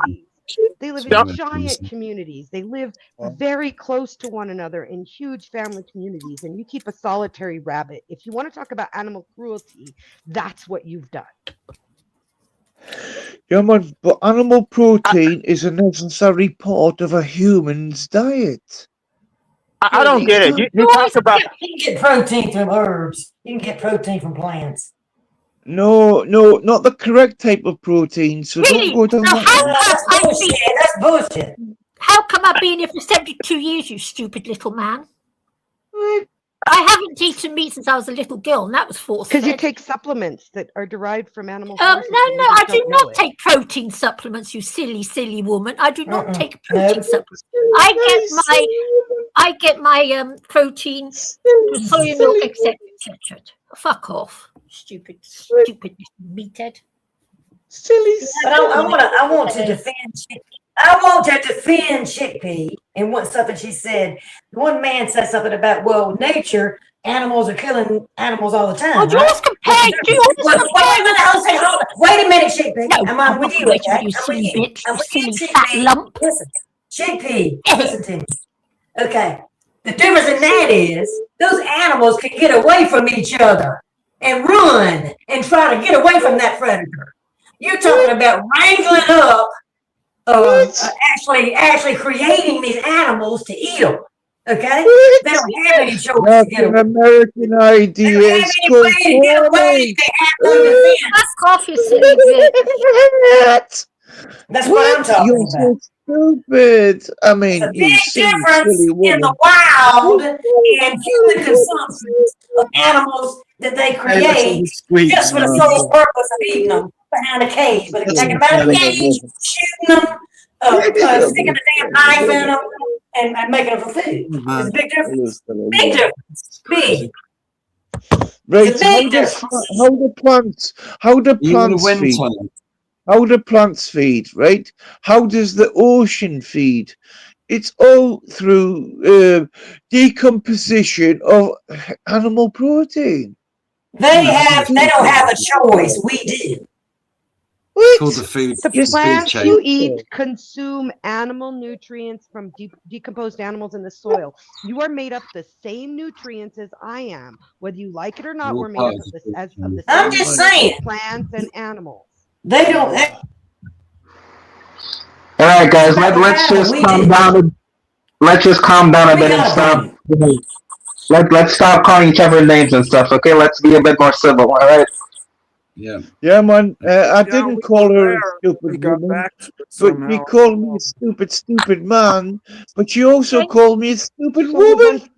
There's only one. Yeah, he called me a he used the C word on me. Principles are the Well, yeah. Okay, let's not. All right, from this point forward, let's not be insulting of each other. Okay, let's just have a normal, nice conversation. All right. Yeah, man. No, I don't want to.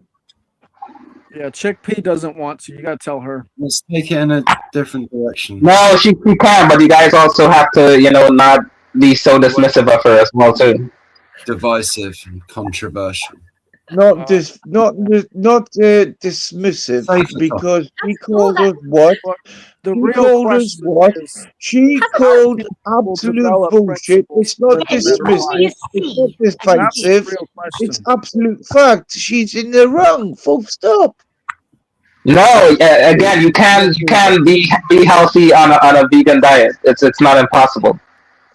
Regardless, now you're just contributing because you're still talking about the thing that led to the calling argument. us names, telling us we can't eat what we like. Nobody's told her I'm she talking can't about eat animal rights. I'm not talking about what you eat. I'm talking about animal rights. telling me what I There's a can difference. and can't eat. Everyone's triggered, I'm talking about animal rights. I'm not talking about what you eat. I'm talking about the animal's right to not be slaughtered. That's what I'm talking about. Chickpea, do you remember when I showed my dog? Could you bring that type of energy back? Do I need to show my dog again? The plants feel pain. I have heard that to be so too, yes, but then as it takes 10 kilograms of plant protein to make 1 kilogram of meat protein, the meat eaters are still 10 times more guilty than me. All right, I'm gonna go, guys, because we're just still talking about veganism. All right, later. Wait, Dominator. Dominator, wait a second. Damn, he's gone. So, can we talk about? Has anybody seen what's going on in the universe these days?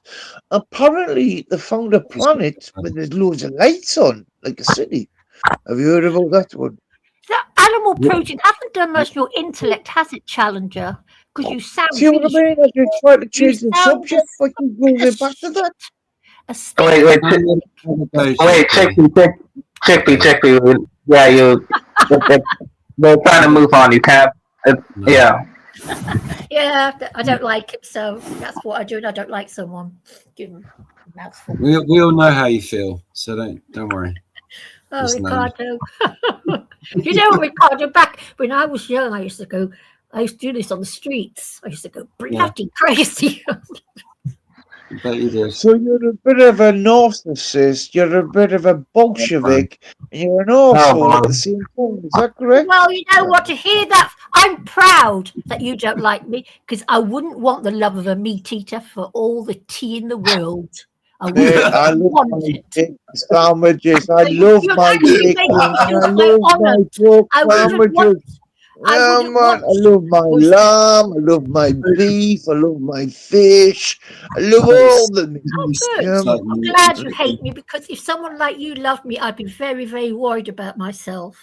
Wait, Challenger. Challenger. You say that you use the argument that it's all natural and that's how nature operates. But what if you're stuck in the wild and a lion would have stumble upon you and they want to eat you? Would you then be saying it's okay because it's nature, or would you be trying to fight them off? Who are you talking to, first of all? I'm talking to you, Challenger, since you said it's all natural and that's what makes it okay. Mate, I'd love to eat some lion if it tried to eat me. Put it that way. No, but that's what I'm saying, right? Imagine if they tried to eat you and you couldn't do anything about it. Would you still be saying, well, it's okay because it's natural? If the lion came to me and tried to eat me and I shot it, I'd eat it. I wouldn't put it on a fucking... No, okay, let's say that you weren't... Wait. Let's say that you weren't able to stop them or kill them from eating you, and they just you just weren't able to stop them, and they ate you. Would you still be saying it's okay because it's natural? If it's necessary to kill an animal, like catch a fish, eat a chicken, eat a turkey, and never mind America. Who fed America turkeys on Thanksgiving? Anyway, what about a bunch of cunts? Anyway, let's get back to the absurd. I'm sick of that word. It may be very common in America to address people like that, but in the UK, we don't do that sort of thing because we have. Yes, we do it in the UK. The CUNT next Tuesday is a very nice word in the UK to southern cunts that are very insulated. A term of endearment, isn't it? Wait, but Challenger, you didn't answer my question. I said that what if there was you weren't able to stop them from eating you? That's the point I was making, right? Would you then say that it's okay because it's natural? I can't hear you. You sound like you're in an Israeli tank in Gaza right now. What are you saying? We're in a wind tunnel underground. Hey, can you hear me? Just about. Yeah, go on. I was saying, right, is that you say that it's. I was saying that what if you weren't able to stop them from eating you and they ate you, right? Would you then be saying it's okay because it's natural? Well, yeah, that's nature. Yes. You can be saying anything. You'd be fucking nature is nature. Nature is always nature. That's why it's nature. That's the grand design. Yes, but Challenger, I'd like to say to you, nature does not deliberately rape cows to make them pregnant and then steal the milk before they kill. The whole farming industry is a horror story. You know what? I can cope with people going out with a shotgun and killing them. Now she's talking about animal husbandry. Wow. Well, as bearing in mind that the vast majority of animals are in factory farms, contrary to what you're not to tell me. No, only the elites eat proper food. You eat the shit from I bet Walmart. you drink soya milk, don't you? Soya milk only. What the fuck? No, I prefer oat milk. Well, never mind. Soy milk, oat milk, it doesn't matter. Oh, he drinks cow's milk. Nothing wrong with Lovely. oats. That's why it's spastic. Everyone should always get their oats. Did you hear that? She called me a spastic because I drink. I called you a spastic, you spastic. She called me a spastic. Well, you sound like a spastic, I have to say. She called me You sound like a right spastic. Here's a question for everybody to ask themselves. I don't think that. Okay, here's a question for everybody to ask themselves about it. Okay, let's say Go. that the end of the world was here. There were animals on the world in the world. Okay, Because I all you had was the plants and the humans. Now, which one are you gonna be eating? The plants or the human beings? Well, if the humans No, want which to one would you want to eat? Which one would you prefer to eat? Patsy, you know what I would do? I'll just tell you what I would do, Patsy. You know what I would do? I would feed the people to my cats. And I would. Did you hear that? He wants to feed I would plastics to the cats.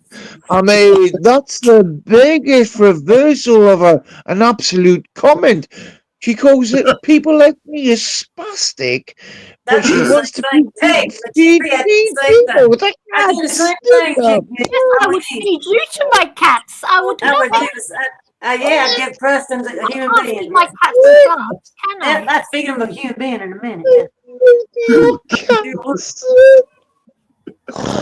I don't want to smell your house. It will smell of cat urea.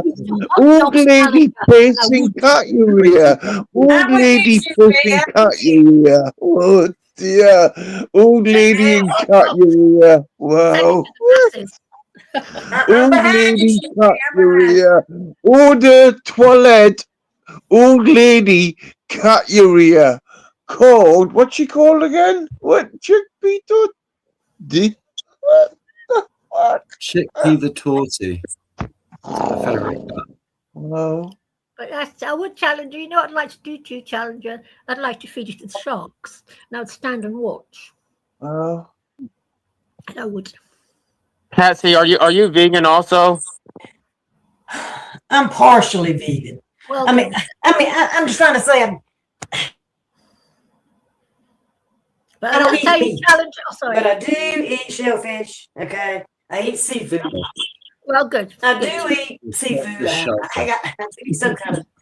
I'm not totally leafy, and that kind of thing. But I do not eat meat. Good for you. Do you like oysters? Yes. Yeah, man, I quite like a bit of an oyster leek. Yeah, man. But I tell you, I think that's reasonable. Like I would be willing to give that up, but they want you to go full vegan. Like if I just ate like eggs and like fish or something, they say that's not good enough. Like it's all or nothing with them. Yeah, they don't even want you to drink milk or anything, too. Well, I don't drink milk because I'm lactose intolerant, so I prefer like almond milk. Right, well that shows that humans aren't meant to eat. That shows that humans aren't meant to. Oh, come on. Wait, but wait. What I'm saying is that filter feeders. You really want nice filtrations of those filter feeders. You know what I mean?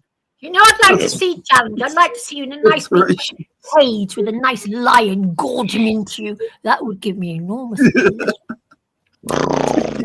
Wait, but again, the fact that people can get lactose intolerant shows that humans aren't meant to drink cow's milk. The Romans did the Christians. Well, let's get back to the oysters. Do you believe there should be clean oceans for the filter feeders to feed? I guess it would be nice. We're not the ones poisoning it, though, are we? No, we're not. But we are at the same time. Well, actually, though, I mean, I'm not sure because I don't know the science on this, but they say that lactose intolerance comes from drinking pasteurized milk because if you drink it raw, it has enzymes in it. But anyway, I don't drink cow's milk. I mean, it's either soy milk or almond milk. LA, I must tell you actually, the reason why milk has to be pasteurized is because it's full of pus cells. You know that? Yeah. Yep. Thank you, Pastor. Full of pus cells. That's why I have to pasteurize it for you all. Drink your pus cells. So, are you enjoy. saying, are you saying How are come you newborn saying babies fresh nurse off milk of their is mothers? full of We're what? born vegan. Pus Why do cells, newborn Challenge babies up. nurse off of their mothers? I'm sorry. I would like to hear Witchy's questions. Can you repeat your question, please? Well, I'd like to hear a question also, but she keeps talking over everybody. You're talking over her. She's trying to say something. Mate, she keeps talking over. Sorry, have I overtalked you? But she keeps over talking everybody. Richie, your mic isn't very loud. Could you maybe turn your volume up or something a little bit? I'm not over talking. I've been muted. Not you, mate. I'm They're talking not talking about that you. one. They're not talking I'm about not you. talking about you. I'm talking about the other one. The one that wants everybody to live off flies. I have a and shit. I don't want to live off flies. You've made that up, you silly little man. All right, let's hear Witchy's question. Go ahead, Witchy. If we are born herbivores, then how come we nurse from our mothers? Oh, fucking hell, I've heard it all now. You really are a dumb bitch, aren't you? You really are dumb. So, okay, a lamb, right, a lamb drinks milk from its mother, okay? So do cows. They don't carry on eating meat once they've been weaned, do they? In the same way as, foxes also drink from their mother. So, you don't have to talk some rubbish, you. You really are sick, actually. Stupid female. When I was a baby, I drank soybean milk. Oh, poor thing. Yeah, I couldn't drink regular, so I was raised on soybean milk. So I actually don't mind. Soybean milk actually tastes pretty good, actually.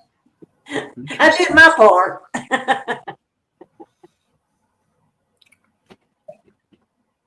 The absurd. Dairy industry sick, and I can assure you, milk contains pus cells. It's full of it. Pus cells. So they were drinking pus cells, and even though the pus cells have been killed by the pasteurization, you're still drinking them. Yeah. Pus cells. Lovely. Yum, yum. Pus and bloody flesh. Delicious. Cleanse myself. By the way, why do people praise nature? Just by the very fact that animals consume each other on this planet just to be able to survive. That shows you how evil and wicked nature is. So why do people continue to praise nature? Thank you, absurd. Thank you. It's my argument. Nature doesn't care about you. All nature cares about is blind replication. That's all it cares about. Self-preservation. Exactly, yeah. It's evil, it's disgusting. We needed nature more than it needs us. Which is why vegans should not procreate. I mean, you don't need to tell me that. I'm 110% against procreation, of course, yeah. I'm definitely against it. So should. So am I the only breeder on the panel? Yeah, you are. I'm not a breeder. I'm an occasional breeder.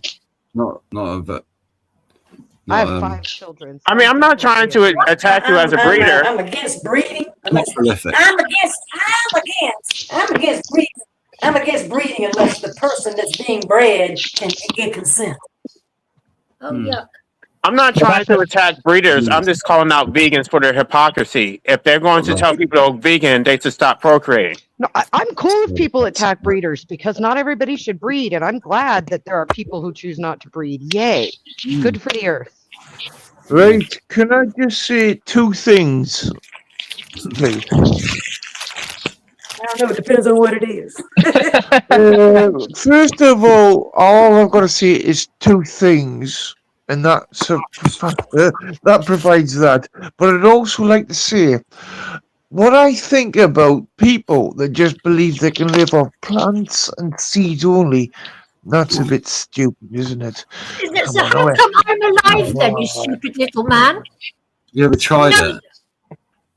How come I'm alive? Don't knock it till you tried it, buddy. Yeah. Challenger, how come I'm still alive? I'm 72 in a couple of months' time. Water. Tell me. Right. Plant and seeds only. Wow, plant and seeds only. Yeah, so how come I'm still alive? Vegetarianism. He doesn't answer. Exactly. That's a good question. And she has a lot of energy too. Yeah, exactly. Chickpea is probably one of the healthiest, people I've met. She's also very hateful and angry. I wonder if Yes, that very comes from her angry. diet. I'm very angry, yes. Only towards bad people. Plant and seeds only. Come on, I'm read. a Come on. Richie, I've been an animal activist since I was 16. Well, back in 1968 when I was 14. I was very young. Well, you were 40 back in 1968. Are Yes, you I really was got your maths head on? What? What? I beg your pardon? What? You were 40 back in 1968. 14, you silly man. I was 14 back in 68, and I've been at it since. Do the math. Do the math. Well, all I heard was she was 40 back in 1968. 14. So, and now, what? It's 2026? What? The fuck? What's your problem? I was 14. I'm now 70, nearly 72. I didn't compliment you. I said, I heard you said you were 40 back in 68. No, Wow. you heard that. I said 14. Wow. Oh, fuck off. He's high as a kite, the stupid man. Something's fucking nut, isn't it? I tell you, that all that animal protein is not doing the intellect much good, let me say. Because you're a stick. It's pretty zapped his brain cells, hasn't it? Yeah, he's really sick. Thank you, Ricardo. Oh, whatever. But I used to rant and rave when I was young, and I come on you, and I'm just going back to how I used to be. Rant and rave and going back to where you used to be. Wow, just repeating you. Do you? Are you a proper man? You don't sound very manly, let me say. Half of the course. Are you a proper man? So now you're attacking his manhood. Come on. Yes. Keep this He civil. doesn't sound very manly. Can't we keep this civil? This is really Chickpea.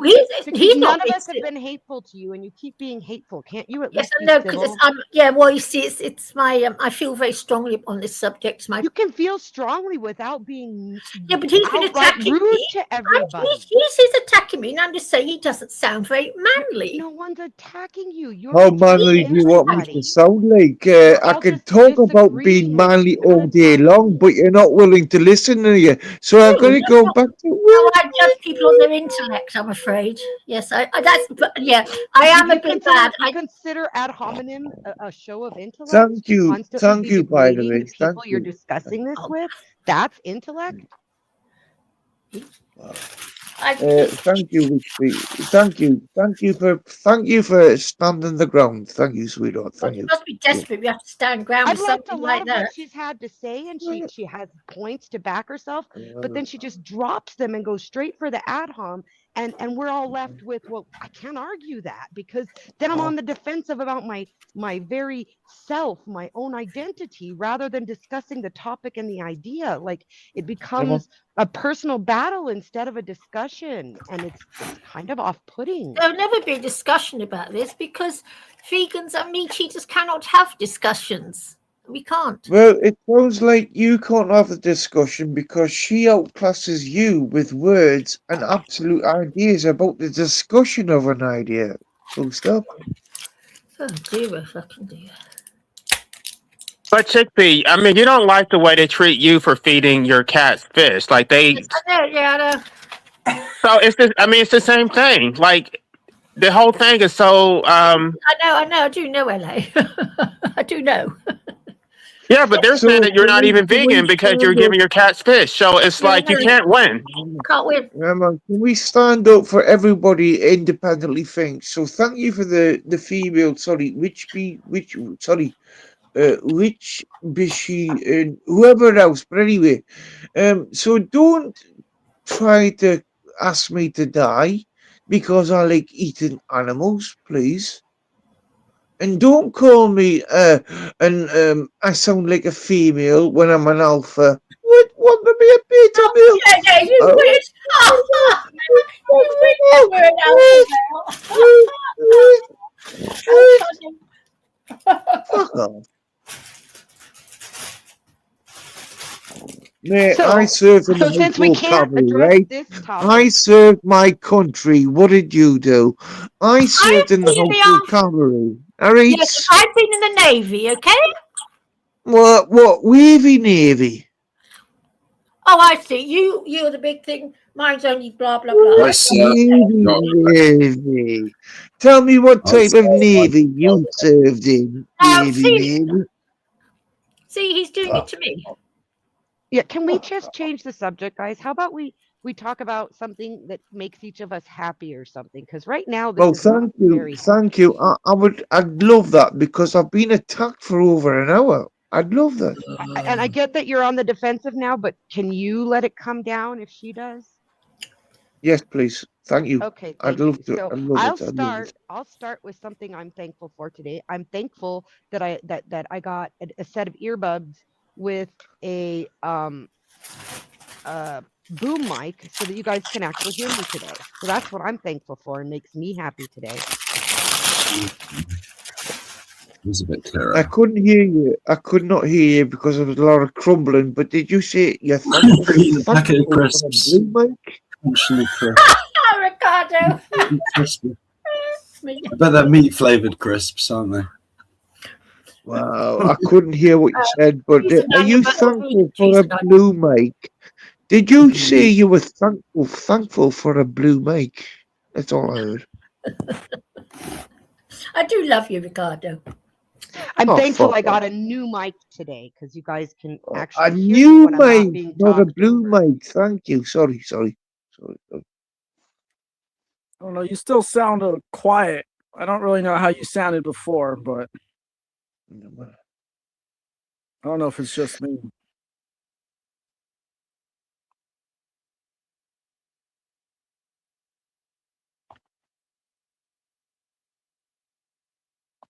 On the subject, there's no solution to any of it, LA. Any of it.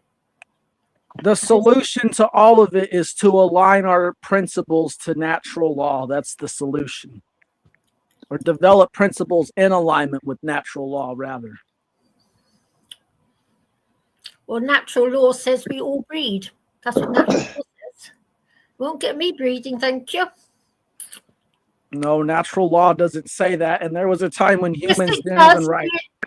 There was Yes, a time when we- human beings did not write or read.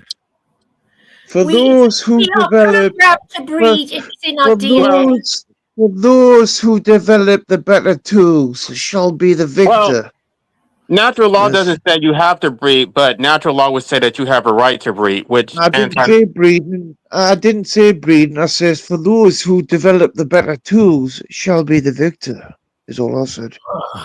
Well, you're not one of them, Not are you? That's for necessarily. sure.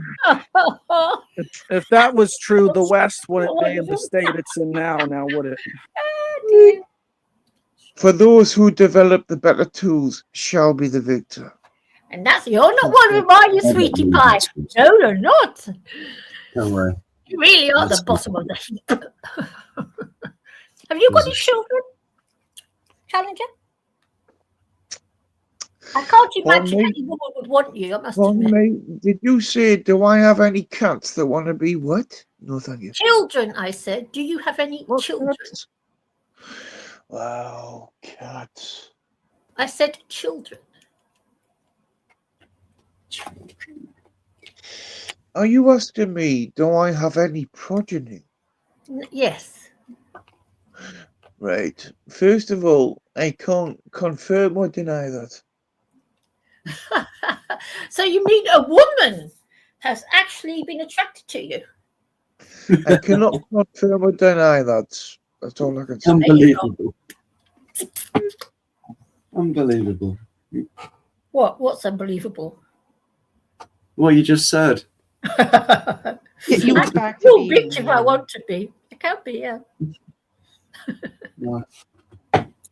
Very passionate. I admire your passion, Chickpea. Thank you. Thing is, when it thing is, you know, yeah. But don't worry, if I see a snail on the pavement, I'll be kind to it. Don't you fret. No, I suspect If I walk past the canal, I suspect you would tread on it, Shell, and say, "You're not allowed to travel for free, have a home for free. I'm going to stamp on you." But just look. now, I tell you what, Ricardo, I can be real sweetie, but if I were to walk past the canal and was a drowning kitten and a drowning baby, I'm afraid I would go after the kitten, save it. The baby can drown. And I know that about myself. Sure. And it makes me feel quite sad to think it, actually, that I'm You would not jump in a canal to save a drowning baby. Is that what you're saying? Yes. She go for the kitten first. For the cat. She had a choice. Yeah. Yes. I wasn't born. Then I'm very glad. Then I'm very glad that you chose not to breed. I respect your choice not to breed. Even yeah, I don't. I have a very low opinion of Switchy. Very, very low. I think. Well, you know what? I've lived in the Middle East, Switchy. When I was a little girl, this is humanity for you. Okay, I lived in Yemen when I was young. There were hordes of crippled children. They'd been buried. They'd been crippled by their own parents in order to go out stealing and begging. I saw humanity for what it truly is when I was very little. And I've got no love for the human race at all. I admit it. Right, but that comes down to animal supremacy. But if human supremacy is wrong, why is animal supremacy okay? Because I love animals. Right, but other people No love animal humans. has ever hit me. No animal has ever hit me. No animal has ever broken my left hand. Again, she doesn't know. I don't know. I don't know. Let me ask you a question, Chickpea, because I just had some dogs kill these kittens that I was taking care of. Yes, So I know. So dogs are. I mean, they're not innocent. They do cause harm. Yes, I know, but they haven't done any to me. Okay, it's all very relative. Right. So again, let me finish this one. Let me finish this one up. Right. So how many animals kill their own weak because it's an act of mercy? And how many humans do it? Quite a few, you know.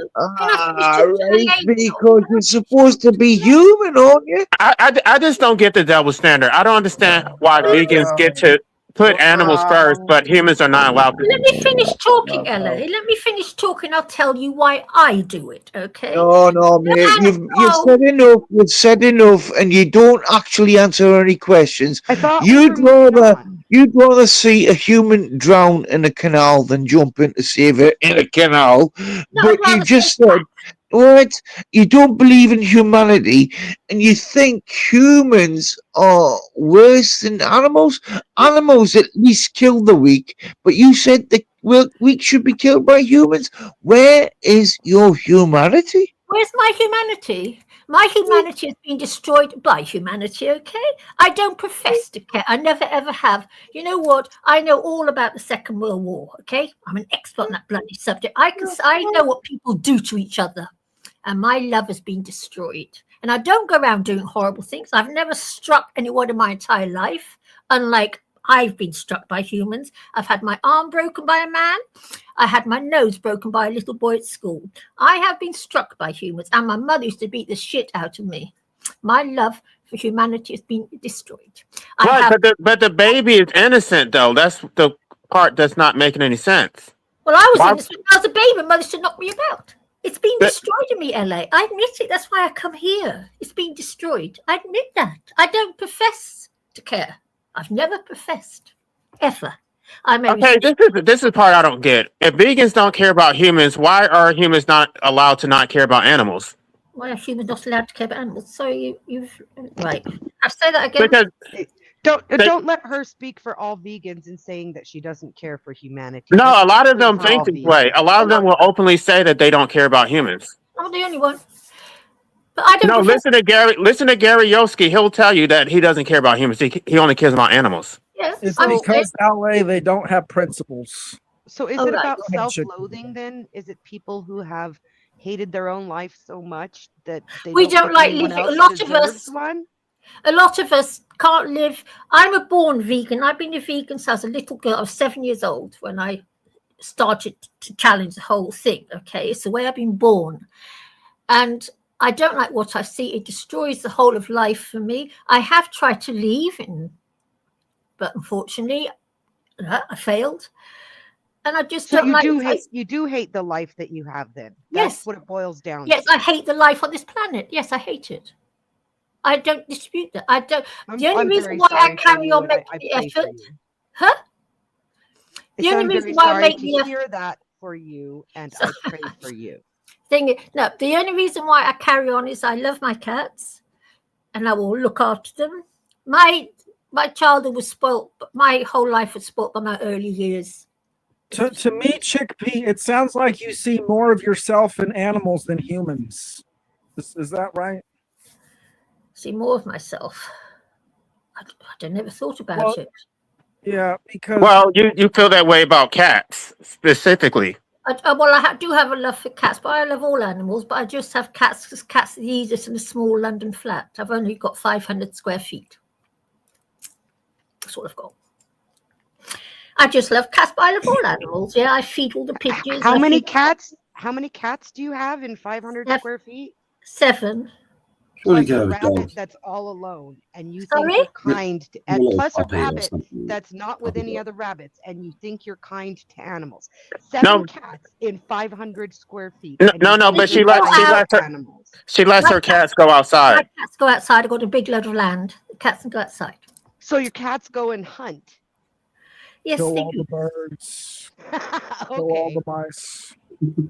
Yes, my cats hunt because that's what cats do. You're going to say to me, I don't know if you know this or not, but yes, my cats hunt mice. Okay, but by my cats hunting the mice, they are stopping the mice from killing the sparrows because mice kill sparrows. They kill sparrows too. Cats kill. Yes, I know. I know. I do know. But they're so much better than humans. A cat is a cat. Okay. It's okay for cats to eat meat, but not humans.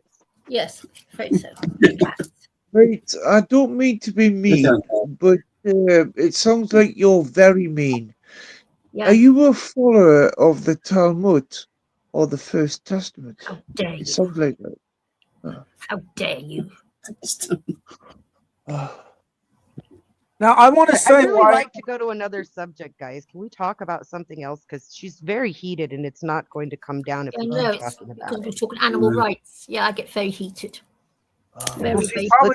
She's just going to bring it back to the subject again eventually, because that's what she's been doing for the past 45 minutes. But when she says that she hates her life, when you say that she hates her life, to me that indicates a strong lack of self-respect. You don't respect yourself because the word respect means to do again and spect to look. You don't really look at or examine yourself. Maybe Do you? Yes, I do. I sure do. Oh, really? This is why I say maybe you see more of yourself in cats than others because you're so busy looking at the animals that you just I love There's them. not a human. There's not a human being on this planet that can match the beauty of a cat. There isn't even one. Right. A cat's a very selfish animal. It's a very self-absorbed animal. Are you saying you're one of them? If I was that selfish, I wouldn't be looking after them, would I? By definition. You're a very selfish twat, if you understand what I mean, like. Yeah. No, really. You're the clever one. Words like that, Can't is that. string a proper sentence together. Be respectful. Like I said, you're a very selfish twat. It's a very fucking proper sentence, aren't you? I'm a selfish twat. So I'm the one that looks after 7 cats and after bloody 20-odd pigeons. I'm a selfish one. What do you do? What do you do? I've raised 5 children. I care for. We 6 talk chickens Challenger. every day. I have 3 We're dogs. discussing I have 2 Challenger. dogs and 3 Wiki, cats. we're discussing. Challenger says I'm selfish bitch, which is fair enough. I am selfish, but he's no better. I admit I'm selfish. There you go. I admit I'm selfish. 7 cats in 500 square feet is pretty selfish. Yes. They're very happy cats, and They live at between 15 to 19 years, so they're very happy cats. Very happy. They've got a whole big garden to play out in. They've got a lot of land and a tree and bushes. My cats live a long time. Chickpea lived for almost 20 years. So what do you think about the risk of toxoplasmic gondii and getting infected by parasites from their poop in their litter box? I probably have been. I probably have been. But is it reasonable to expect other humans to hate their own species and I mean, it's not just about negative rights for animals. Basically, you have to hate yourself in order to accept that way of thinking. Oh, but LA, right? You're saying me, I hate myself, right? Okay. No, and I do. I mean, I do too. But it's fine. But everybody's not going to buy into that. Some people have high self-esteem, and they don't see animals as being the same as themselves. Well, I don't know. LA, I'll tell you something now. Okay, I'm the one that has always looked after her. If I hate myself so much, I wouldn't look after my weight for a start. I've never ever weighed more than 8 stone 4 ever in my whole life. I've got a nice, cheerful flat. I look after lots of pot plants, and I eat a very, very healthy diet. No, but Chickpea, you said you hate the human species, so that has to include yourself, right? Well, like, are we also? Well, maybe I do. Yes, I probably do. I thought you already said you do, right? What? Didn't you already say you hate your wife? I don't like it, no, but I've got 7 cats and I'm not destructive enough to commit suicide. I'm just not that self-destructive. So what does taking care of your weight have to do with your self-esteem? Having Because self-esteem I believe that weight.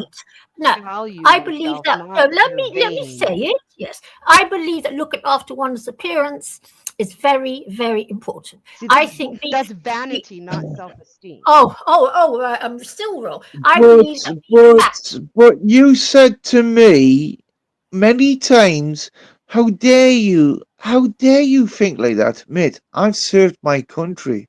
What have you done? I've done many things for my country. What have you done?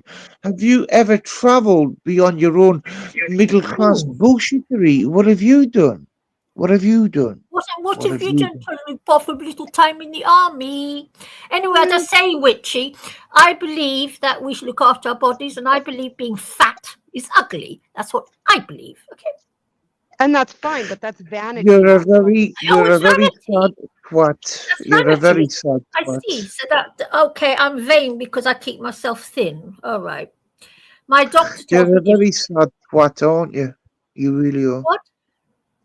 I'm a what? A very sad twat. Speak for yourself, dear. Speak for yourself, Challenger. Speak for yourself. Very sad twat. Yeah, speak for yourself. Yeah, speak for yourself, you little twat, you stupid little squaddy boy. I didn't know what stone was, so I went and looked it up. And what you're saying your weight is the equivalent to about 120 pounds. That's right. In my lifetime, the only time I've been over 120 pounds is while pregnant. So I keep myself up in a healthy shape too, but I don't consider that like part of my self-esteem. My self-esteem derives from my ability to like myself and the things I do and the life I live. Well, that's fine. If you like yourself, feel free to like yourself. If you want to be fat, feel free to be fat. So where did you come from? Where did you come from? Who fed your fucking appliances? Are you a middle class piece of shit? Were you work? And now you're working class your place in society? It seems like you're very privileged to me. That's all I'm saying. We're not name calling on the show. No, we're not. I'm asking exactly what she told me, mate. There's no name calling, mate. You called her a twat, and then you called her. It was an honest question. And then you reacted that way.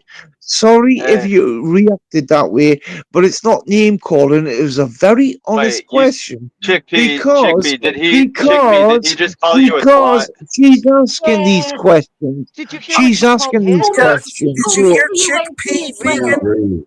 You should have heard Chickpea for the past hour. Why'd you fucking naked, dude? Gus called me fat again, and I weigh the same as her.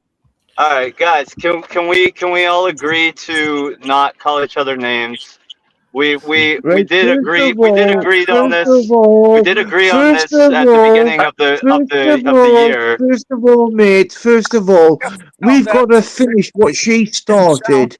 And we're all backstage right now, so let me finish. She started this. I'm not perpetuating it, but what she said, and she keeps perpetuating, you don't need to clarify, do you? You really don't, do you? Hello, everybody. I think what we'll do is we'll actually call it a night, but you can stay backstage. We are still live, actually, Challenger. Right, So sorry about that. I'll tell Sorry you about what, we that. got about 10 minutes. I'm going to close it before the 6-hour mark. We'll do quick closing remarks clockwise. Denizen, do you want to say something in closing? If you're still there, brother. Are you saying Google shut down my YouTube? Ricardo, do you want to give your closing remarks? Yeah, sure. It's been great to talk to everyone. I hope to be back on soon. Okay. Loving it. Thank I got this you, new Ricardo. laptop. Thank you. Awesome. Okay. Cool. Oh, lovely. Witchy Bishy, do you want to give your closing remarks for this show? Thanks live again show. for having me, and I'd like to say, you know, Chickpea, I have a lot of love for you, and I'm putting a lot of good energy out for you, and I really hope you overcome your hate. We have Challenger. Do you want to give your closing remarks for this show? I'd like to take greed and also coveting out of the 7 sins, because that's the worst sins of all, that covers all sins apart from murder. But murder is everywhere, isn't it? But anyway, let's take greed and coveting out of humanity, and let's go from there. Dominator, do you want to give your closing remarks for this stream? The key to a good life is to develop respect, which, as I stated earlier, means to look again within yourself. And when you do that, you will realize that everything is ultimately the self in a different form. And then you can begin to love things. This is what it means to love thyself and love thy neighbor. It means that you see yourself in all things and you recognize that all things live within you. That's Thank you very much. That's beautiful. Life abolitionism, do you want to give your closing remarks for this show?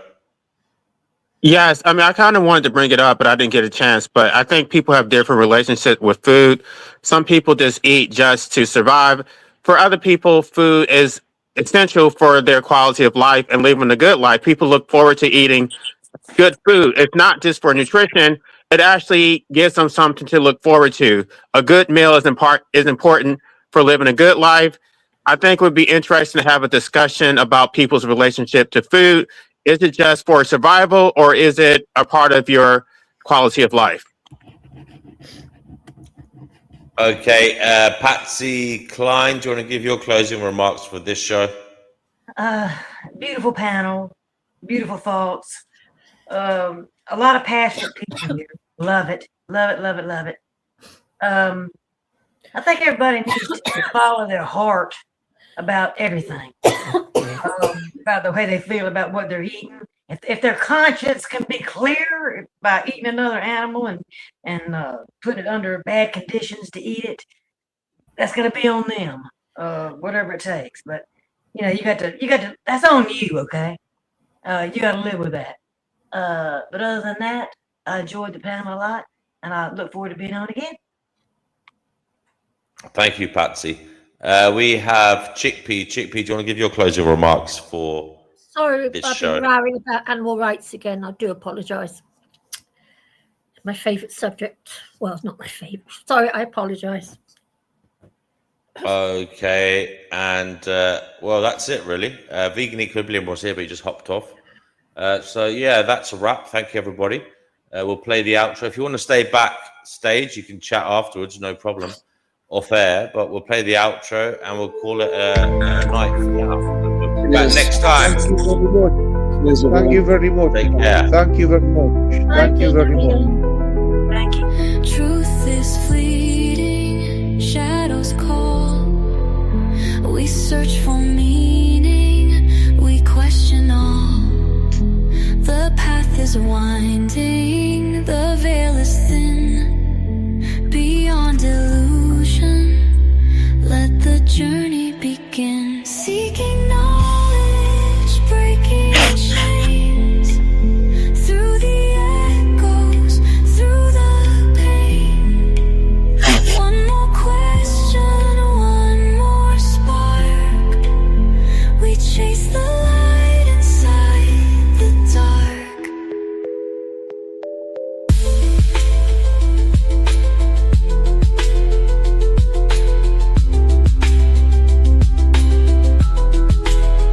Voices whisper, thoughts collide.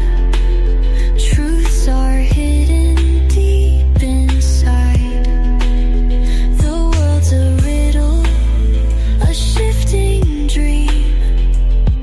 Reality isn't what it seems. Seeking knowledge, breaking chains.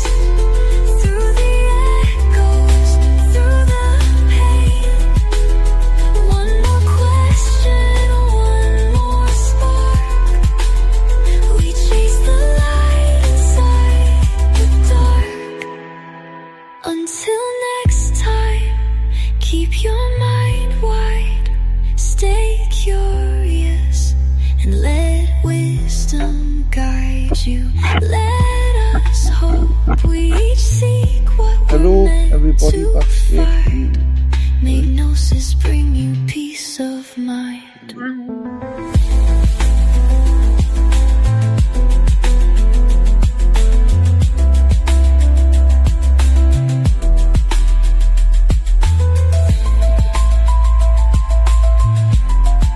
I'd like to share some knowledge if anybody wants to know.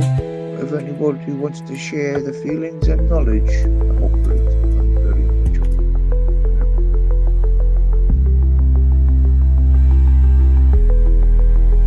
Until next time, keep your mind wide. Stay curious and let wisdom guide. Keep your mind wide. Let us hope we each sure what we're meant to find. May gnosis bring you peace of